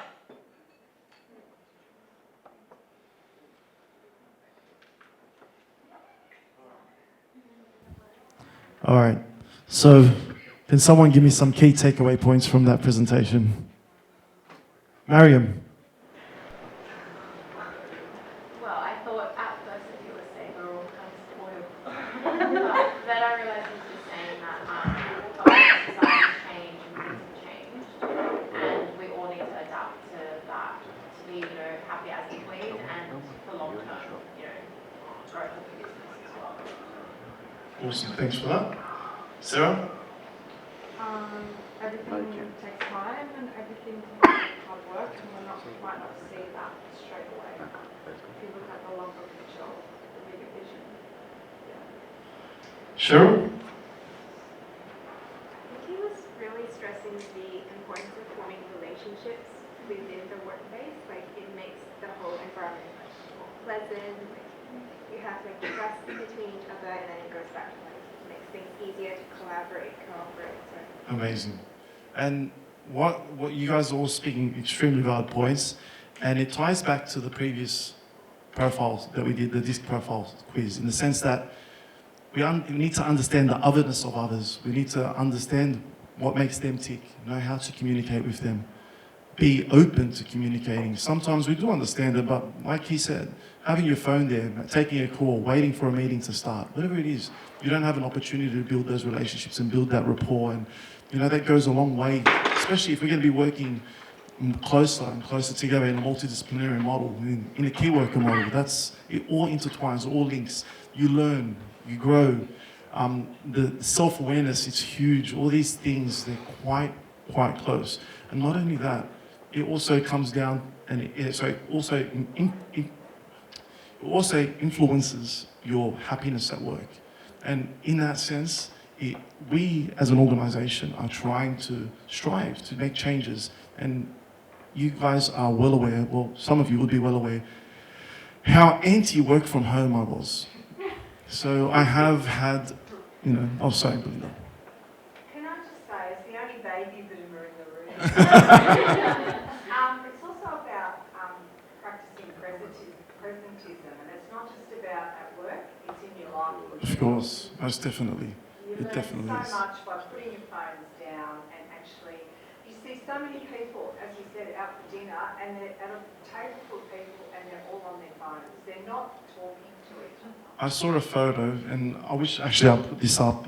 They had an analysis, a side-by-side photo of two NBA games. One when Jordan hit a magic shot to win the NBA final in 1987, and one when LeBron James hit a shot to win some massive final game. The difference is so incredible. Everybody at the Jordan game was standing there, engaged in the game. Everybody in the LeBron game was like this. It's like you just see a sea of phones. It's like, what? No one's actually watching the game. It's incredible, the difference. Nobody was in the moment. Everyone was watching it through their phone. Now, that's the world we live in.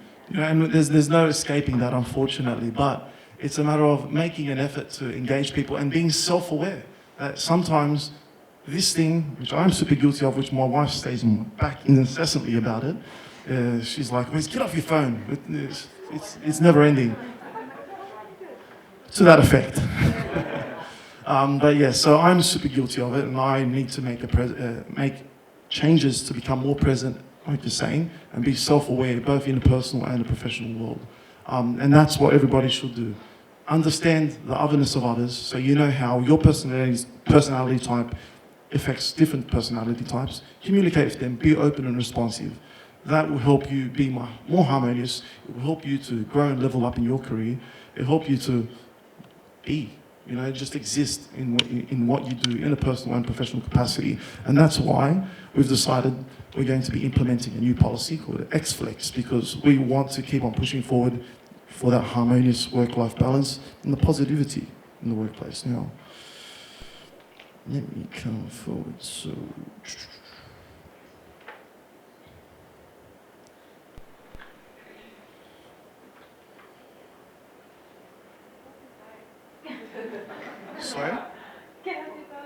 So yeah, look, my message, my presentation is on my phone, admittedly. So, wow. All right, so I want to share a story today. A story about trust in growth and the privilege of flexibility. It's a story that leads us to our new policy, X-Flex, which embodies our commitment to supporting you while maintaining our highest standards of service and performance.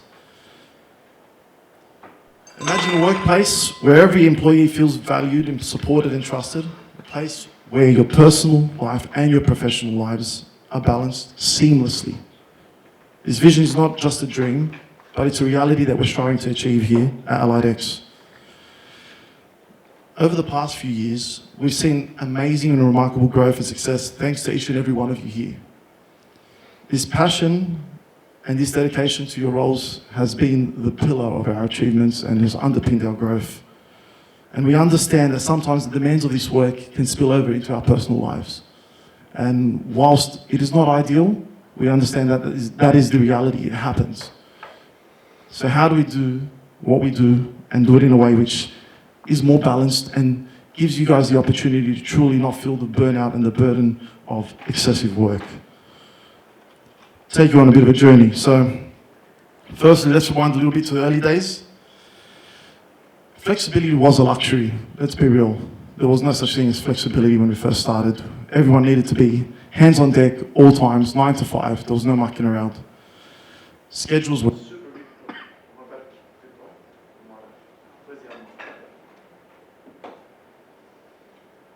Our schedules were super rigid, and we saw over time that flexibility can actually enhance productivity if it's done in the right way. It can boost morale, it can boost job satisfaction, and we began experimenting with a few different ways. And if you recall correctly, there were some initiatives that started within the behaviour support space to give them the opportunity to have some flexibility, work from home, and we felt that that was a trial period and a trial phase. We went forward, we went backwards. Eventually, we came to a decision with BSP. It has a little bit more flexibility in the role, and a little bit more flexibility is required in the role of BSP.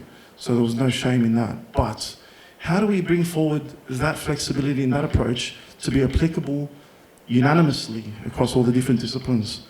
And I guess the turning point for me was one day when, I'm not going to mention the staff member, they will remain nameless. They really sat down to me and explained to me the intricacies and challenges that they have trying to balance their family and personal life along with their work life.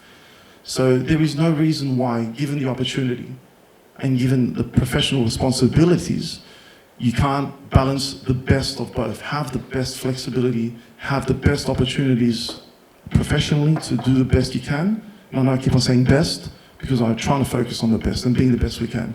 And have the opportunity to also have the best family and personal life away from work. We need to respect that everybody does have unique circumstances, and what works for one person might not work for someone else. Everyone has different responsibilities and different goals, and we are here to support you guys along that way. So the privilege of flexibility. We want to dearly provide that flexibility, but you have to also understand, as an organisation, we have fears. We're worried, we're concerned. This is a new path for us to take. If we give people this flexibility and we let them loose, per se, what does that look like for us if they start abusing that or taking advantage of that? What does that look like for an organisation? One, put aside the business metrics and the KPIs.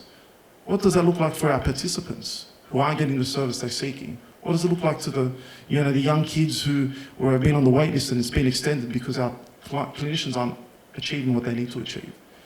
What does it look like for our expansions and growth and trying to increase our footprint into other states and different areas? What does it look like for all those goals and values that you've murdered on the walls? It's a very big thing. So I have a saying, we want to treat adults like adults. So that's why incorporating this new policy, it's going to be a privilege, not a right. So you're going to have to work and earn it, but it is going to be an opportunity to truly grow and truly have flexibility. And if you really maintain it and strive to maintain it in a way which is fair, you'll find that you could have essentially a 10-day working week into 7 days. You would be able to work at different hours and different times. Now, there's a lot of it here. So in terms of it, and I'll go through the actual policy and the document of it in a moment. So like I said, we are deeply committed to your growth. We're deeply committed to you guys succeeding in every single way possible, both professionally and personally. And if you've been through one of the quarterly reviews with us as well, you'll see that we mentioned the Wheel of Life. And just to quickly summarize, I'm pretty sure most have been through, if not all. The Wheel of Life is this. It's a horse-drawn carriage, it's a wheel. It has spokes.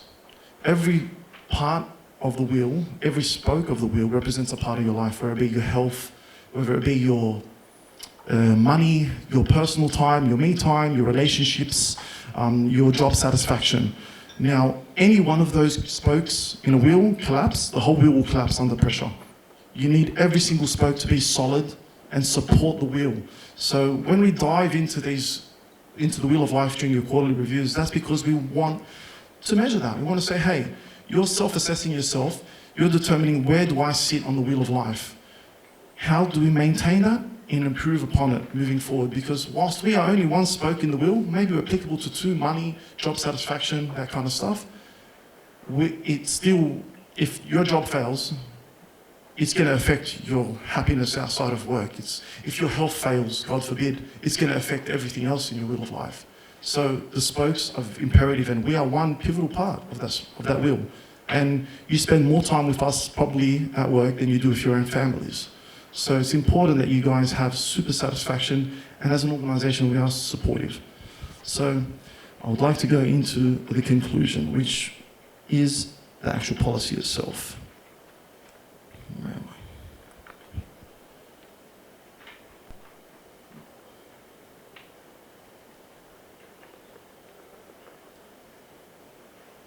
So, the XFF policy at LRX is designed to provide our staff with the flexibility to choose when and where they work. This policy supports work-life balance while maintaining high standards of service delivery and operational efficiency. It applies to all eligible employees and is intended to foster a productive and positive work environment. Eligibility is assessed in a 5-week cycle. To qualify, and I'm going to just give you a very quick summary. So I'll send this document instead of reading through it in detail now. It's simply this. There are 3 main criteria which we need to hit. The main 3 rather, need to hit your KPI. So your KPI needs to be met for the previous 2 weeks. It's a 5-week cycle. The week you are currently in is always week 3. So when you're assessing, week 3 is the week you are in now. The assessed weeks are weeks 1 and 2, the previous 2 weeks. So your previous 2 weeks, you have to have met KPI. Weeks 4 and 5, so that's the following 2 weeks, they need to be forecasted to hit KPI.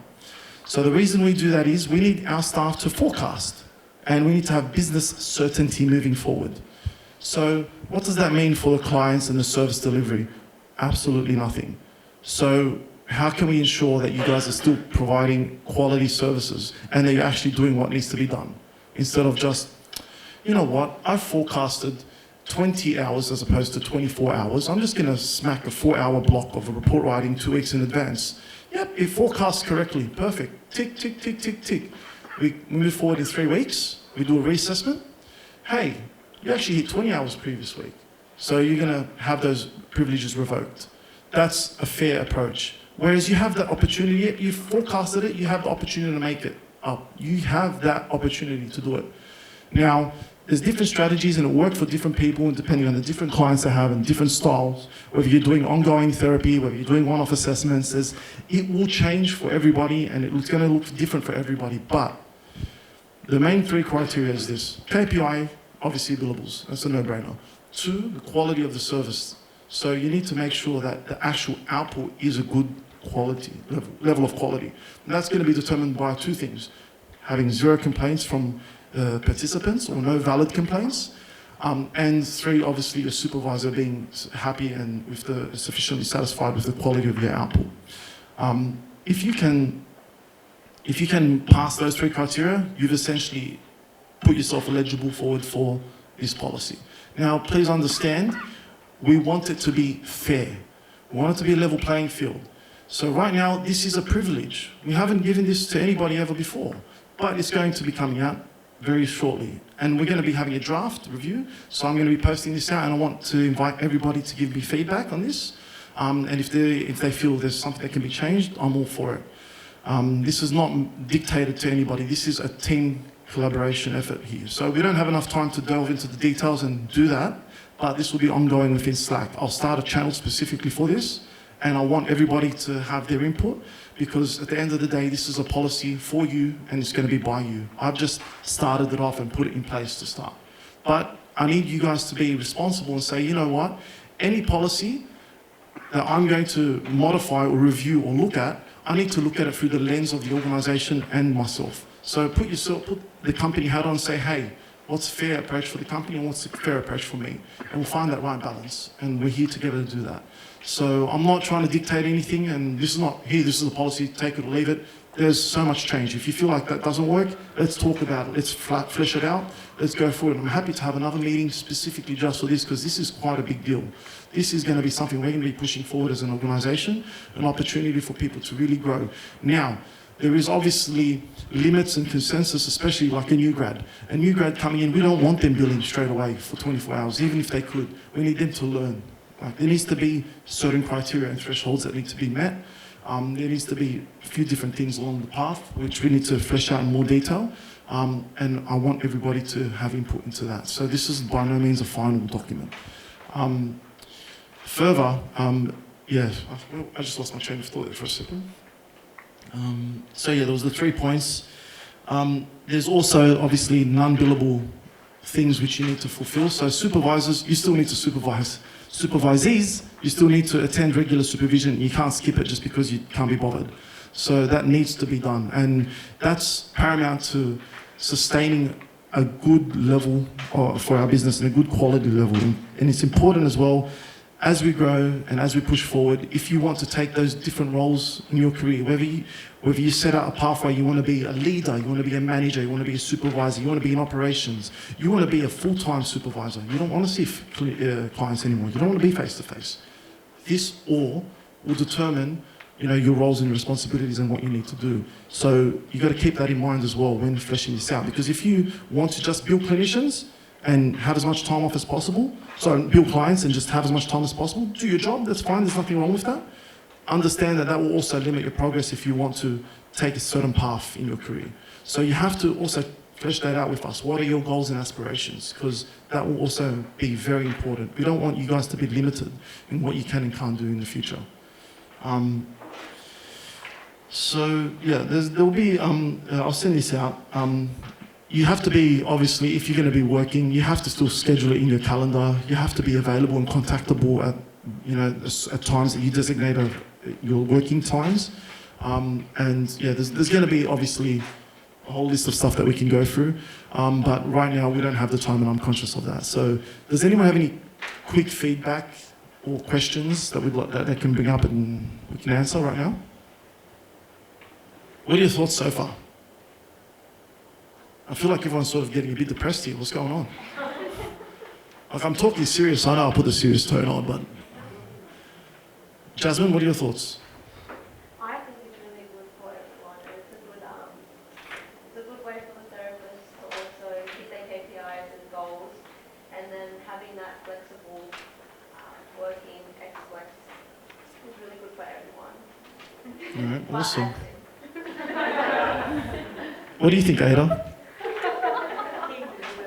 Fantastic. I think it's a very good initiative for like everyone to look at KPI and do a proper forecasting of like the caseload. And that's the thing, like, the value lies here, right? So if you have a report writing session on let's say you have a 2-week cycle, and the second Friday you have a report writing day, and you've structured all that in, you might find the week of on the Tuesday evening and Wednesday evening, you had plans cancelled or you don't have much happening, and you decide, you know what, I'm going to smash out this report on Tuesday night or Wednesday night. I'm going to get it done. You know what? Congratulations, Friday's off. It's that simple. You have a long weekend. You can schedule permanently in your diary a 9-day working week, even a 4-day if you want to do that. It's actually quite easy. It's not unattainable.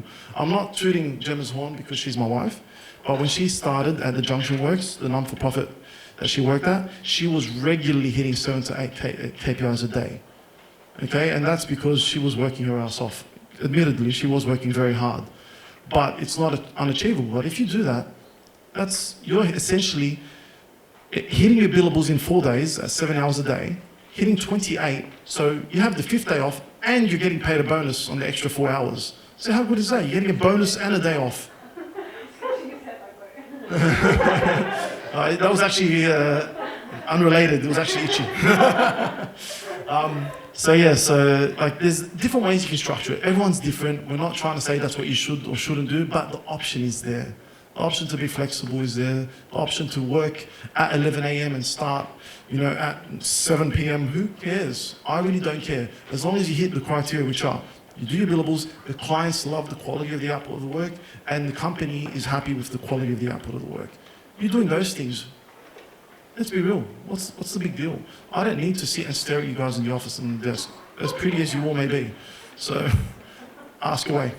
I have a question. Please. So, if you are to work those hours, Sure. and say you finish at 8 p.m. one day, Yep. aren't you billing invoices at 5 p.m.? You want them done by 5 for that working day? So, yes, correct, but what's the relevance of that question? So, will it be billed the next day? And if it's No, not because you're putting it in when you forecast, Yeah. you're actually forecasting ahead. Whether I bill at that time, when I bill at 5:30, I'm billing for any sessions that have come up until 5:30. So if you're billing, for argument's sake, let's say you've got a 2-week cycle and you need to hit your KPIs in that 2 week, and you bill for the last Friday up until 10 p.m. at night, that's probably where it's more relevant. If I bill at 6, it still counts for that day. It still counts. Because you forecasted that week to hit that time. And then if I revert back and I look at the KPIs, I can see, hey, she's actually hit a KPI. Billing is unrelated. Timing of billing is sort of... That's when the availability comes Yep. in.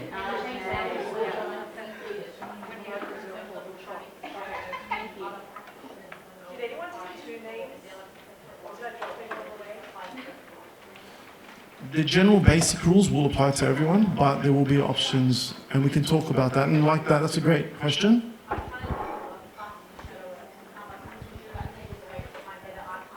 100%. Yeah. So that for supervisors and I guess managers in that space, there has to be obviously concessions made, and you have to look into the way we structure that. But keep in mind, a supervisor and a manager and that role, it does have extra responsibilities and extra benefits as a result of those extra responsibilities. So it does balance itself out somehow, but definitely there needs to be something related. Did they just turn off our projector? Oh wow, amazing. Thank you guys.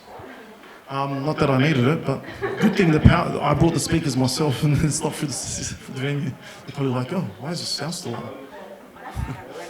All right, does anyone else have any other questions before we wrap up?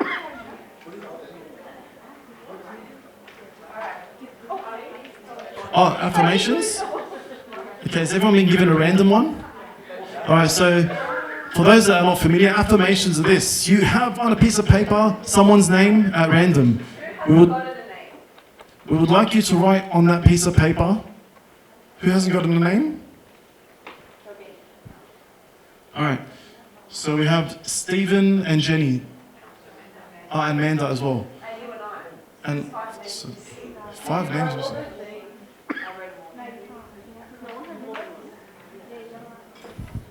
All right. Oh, what have you guys done? Yeah, actually, can we hand them back? It's probably best. Actually, because you don't know which ones are missing. Yeah. Give us the name back. Quickly.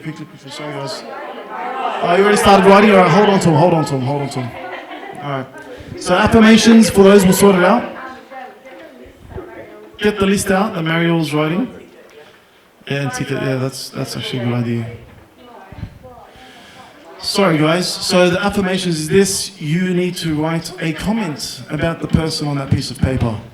You need to provide a nice gesture, nice few words to wrap up this evening. And I want feedback. I'll be putting out a survey early next week, and I want feedback, anonymous feedback on the success or non-success in your eyes of today's event. So hopefully you guys have found it informative and fun. We'll be doing this more often. at least every quarter. The next one will probably be involved in the Hunter Valley, and that's looking quite likely. Yeah, apologies about the cancellation on the Hunter Valley this time around.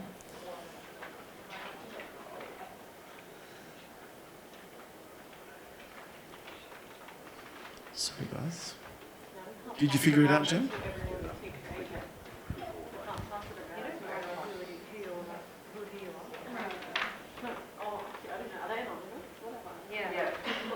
They are anonymous, yes.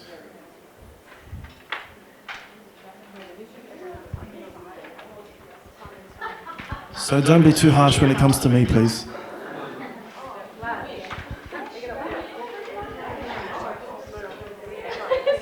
Mario, did you end up getting food tonight? Archie Brothers? Okay, guys, so who's coming to Archie Brothers, raise your hands. All right, very good. So you guys we were talking earlier today about being adaptable and flexible and being open, and understanding. So there might be a bit of change of plans. So hopefully all should be fine. But they're being very unresponsive. So I assume it should be fine, but Archie Brothers have not responded to our phone calls, our bookings, our emails. We even messaged them on social media. They said, one of our people will be in touch with you in 48 hours. Like, what? Yeah, Mario's been on the phone trying to call them all day, just no response. I wonder if they're still even open.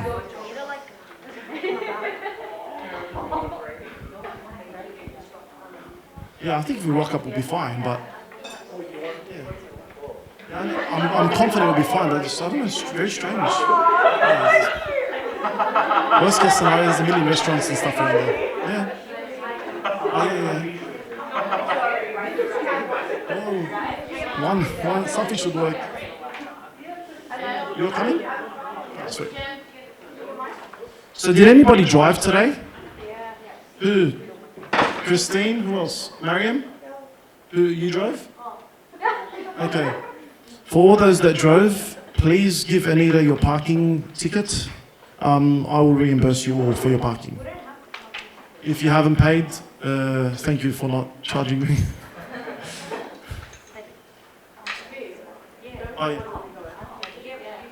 Just while everyone's doing their affirmations, I just wanted to say a massive thank you to both you and Gemma, but also to everyone who organised this event today, because it's absolutely fantastic. I know I'm walking away absolutely motivated and inspired, and I hope everyone else is feeling motivated and inspired as well. But yeah, it's so good to all come together and dedicate a whole day to this, so thank you so much. Thank you. I promise you this event will be a lot better moving forward. This was last minute, rushed, put together at a whim's notice. So next one will be a lot more prepared and organised, and we'll do a lot more things. But in the interim, I think it's a very good start. Progression over perfection. You know, that's my saying. So did you end up figuring out the problems, Jem? Yeah, I'm just a bit slow. Okay, very good. As long as we get there. Very good. I swear, they're going to call security on us. Is security there yet, Sarah? Sarah was security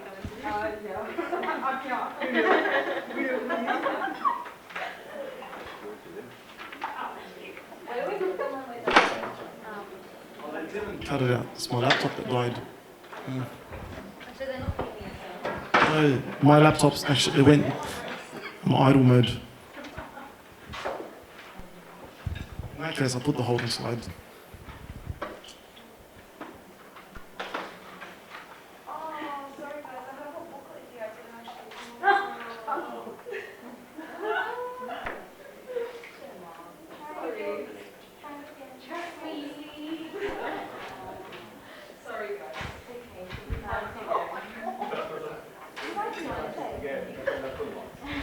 Does anyone have any constructive feedback in things we can do for the future one? We need to improve, we need to learn, we need to progress always. So if anyone has anything?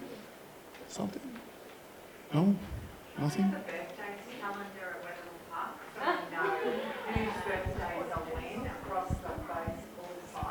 That's actually a great idea. A birthday calendar put that down. We'll do that. Fun. That's actually a great idea. We actually need to update ours. In Kingsgrove, it's a virtual one that everyone can jump on. All right, look into it. Look into it. I'm sure you can, but there's got to be a better way, right? Ideal world, dashboard in Splos would be at the front. It's these people's birthday this week or this month. That would be nice. Yeah. Good point. Can I get one? Do I get one?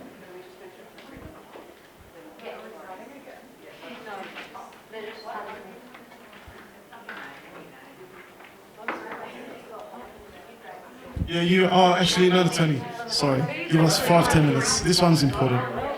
Sorry.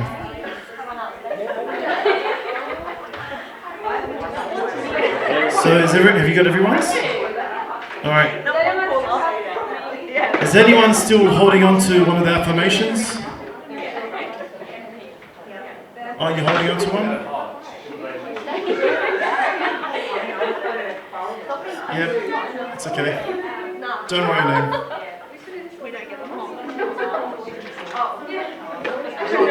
Thank you. Sorry? Yeah. All right.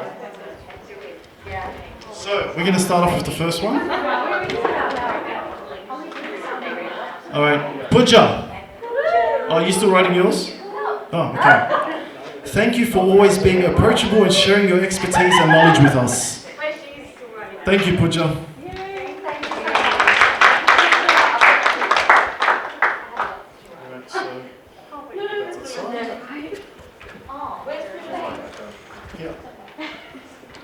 Ada, thank you for your leadership and the wealth of experience that you bring. You are amazing. Maria, it has been nice working with you. I always enjoy chatting with you during lunchtime, and I've learned a lot from you during our collaborations. Hope in the future you'll be able to continue doing what you like to do and what you are passionate about. Viviana, always very happy to help in a timely manner and goes the extra step to give explanation or additional advice when asked. Thank you. Raquel, thank you for always having a bright and warm presence.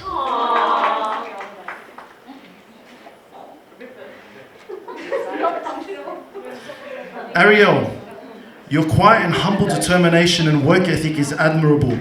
I love seeing your smiling and approachable face around the office. You are always so friendly and happy to have a chat, a very quiet achiever and such an asset to your clients.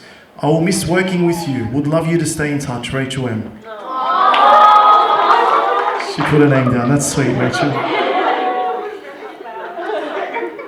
Hey, Rachel M. Well, did you guys just write to each other? Because I don't even know if this is Ariel, but it's long as well. So I appreciate your gentle and welcoming energy. Your friendly energy makes you super approachable. I admire your willingness to learn and develop your OT skills. Your clients are very lucky to have you. I don't know who that's from. Manda, you are capable of achieving great things. You make a difference. Smiley face. Vishal, you're always so happy and positive and have an affectionate laugh that brightens up everyone around you. Allied X is very lucky to have you. Cheryl, you have a lovely presence. You're great to work with and very knowledgeable and helpful. Okay, this is an essay. Wow, okay, so Anita, you are the recipient. The hardest worker I've ever met, also with the largest heart. You take everyone's problems, discussions and suggestions and make sure that you go above and beyond to help them. You have the kindest heart and no job is ever too big for you. You are the mother we all love and need. We would severely struggle without you. We all see and appreciate all of your hard work and efforts. Blood, sweat and tears, literally, go into your work because you have so much passion and empathy for others. My only criticism feedback is that you need to put as much love into us, My only criticism feedback is that you need to put as much love into us and the team at Allied X into yourself, okay? Thank you, Anita, you are the best. Here. Christine, I think you are an amazing speech pathologist. You are such a kind-hearted person and your personality shines. Keep striving in life as you have a very bright future ahead of yourself. I am so grateful to work with you. That's even though you can't define yourself within the disc profile. Rachel P. You are such a lovely and positive person to talk to, and it has been such a pleasure working with you and our shared participants. I'm looking forward to more chats and working together in the future.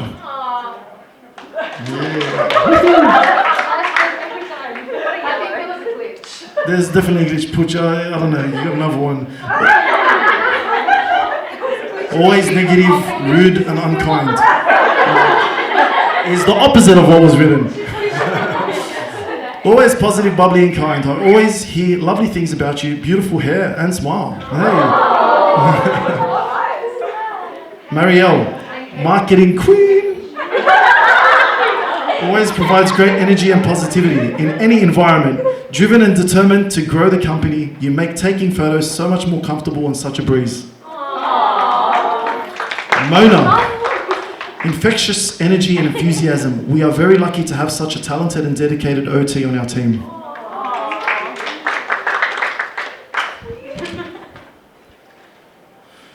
Okay, so Sarah. Thank you, Sarah, for your beautiful smile. Your determination towards your work is seen within AlliedX, and we are so pleased to have such a hard worker on our team. Keep up the amazing work. Sarah, positive, good participation, smiling.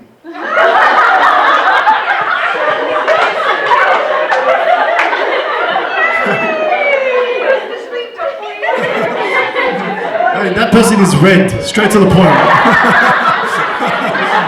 There's no waffling there. Whoever you are, you know yourself. Okay, so this is, okay, so we need to make sure, because there's two Amy's now. We have a challenge here. One's with a Y, one's with So Y, Amy with a Y. You're an amazing person to work with. I love your bubbly nature that you bring into the office every day. Okay. Paris. Okay, this is another one. Hardworking. Always trying to do better. Always wanting to go that extra mile when it comes to providing care to clients. True, true. Oh, I was like Jenny. Blank. Sorry. Right over here. So. Thank you for the warm and comforting presence you bring to the team. All of your efforts, hard work and contributions do not go unnoticed. Oops, sorry. Michael, you are such a kind and capable clinician. It was lovely meeting you as a student and now getting to call you a colleague. Looking forward to collaborating with you in the future. Mariam. I haven't had the privilege of working with you yet, but I can see that you are such an amazing presence. You have such an amazing presence, but that says you are, and bring lots of joy. Looking forward to getting to know you more and learning from you. Felicia. You are patient, kind, nurturing, and so knowledgeable. I'm lucky to work alongside you as a colleague and friend. The speech team is lucky to have such a passionate leader. You have all the qualities of a coach. Your attention and care towards your clients is admirable. You are such a great role model. I not second, third, fourth, fifth, sixth, seventh, eighth that. Gemma. All right, I could write a lot for Gemma. From the first day, Gemma has been an amazing support, guide, and treated me like a family away from home. Couldn't thank her enough. Looking forward to grow bigger and becoming an integral part of AlliedX.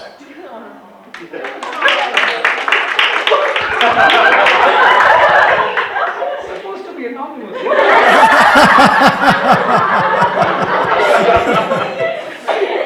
Jasmine, your fun energy is so infectious and always makes me laugh. You're always willing to answer any questions I have and always find a way to be helpful even if you might not know the answer. I look forward to watching our friendship and work relationship grow.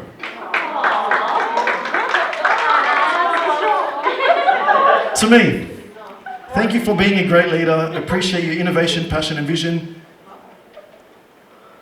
Love the X-Connect Day. What a blast. Enjoy your well-deserved holiday and family time. Thank you, guys. Appreciate it. I'll give it to me. Louisa. Helpful and very hardworking, like Anita. Mother like daughter. Thanks for the Friday afternoon jelly beans. What's the last line? Sour strap pick-me-ups? Does that make sense? Does that apply? You know what that means. So you know exactly who wrote that letter, it sounds like.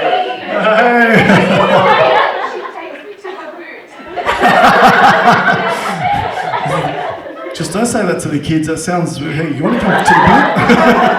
That's, yeah. Stranger danger. Lolly's in the boot. I'm a bit concerned. Natasha. You're always a bright and bubbly influence within the office, always approachable and helpful with answering any questions. Rule Britannia. Rule Britannia. Teresa, you are a go-getter who gets things done. You are strong-willed, and that trait is impressive. I'm going to say impressive, and that trait is impressive. True that. She is strong-willed, and she is a go-getter. Amy with the double E. You have such a friendly and approachable demeanour and a brilliant smile. I'm really looking forward to getting to know you and work with you further. I can only imagine the challenges of starting a new job in a new country, and I hope you'll have a great time with the company and the team. Welcome to the growing family. I can tell whose that is from the handwriting. It's like the most beautiful handwriting. Who's... Joanna, I appreciate you. You work really hard and are dedicated to your clients. You have a lot to offer and a lot to give. Value you, value what you do. You are a superstar and don't let anyone tell you otherwise. Ilana, it's been great having you a part of our team. Your skills and determination to learn and grow your clinical skills is awesome. Looking forward to seeing you smash out your goals and grow a part of our team. Raquel, always positive. Can't speak England. Anyways, always positive, helpful, approachable. Love your OT tips. You welcomed me really well when I joined the team. Belinda, last but not least. Oh, there's one, second last. A wonderful, warm soul. So approachable, even from Queensland. Such a valuable asset to the OT team and MDT team. World of knowledge to share. Can't wait to learn more from you. Love, heart.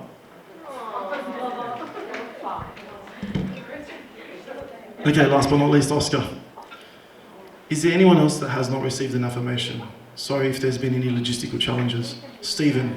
Okay, we'll come back to you because I'll give you that one personally. You have been very approachable. I really like that you always have a smile. This is for you, Oscar. I really like that you have a smile on your face. Your presentation today was fab. Keep going, Oscar. And Stephen, I can tell you wholeheartedly from the organisation, you are immensely valued here. We appreciate all the work you do. Not only do you work hard, but the output of your work. I can speak on behalf of many who have complimented the amazing work, the quality of the work and the output that you do. Your clients love you, the participants love you. I don't think anybody has a single bad word to say about you. You are an absolute valuable asset to this team, and we are very grateful to have you here.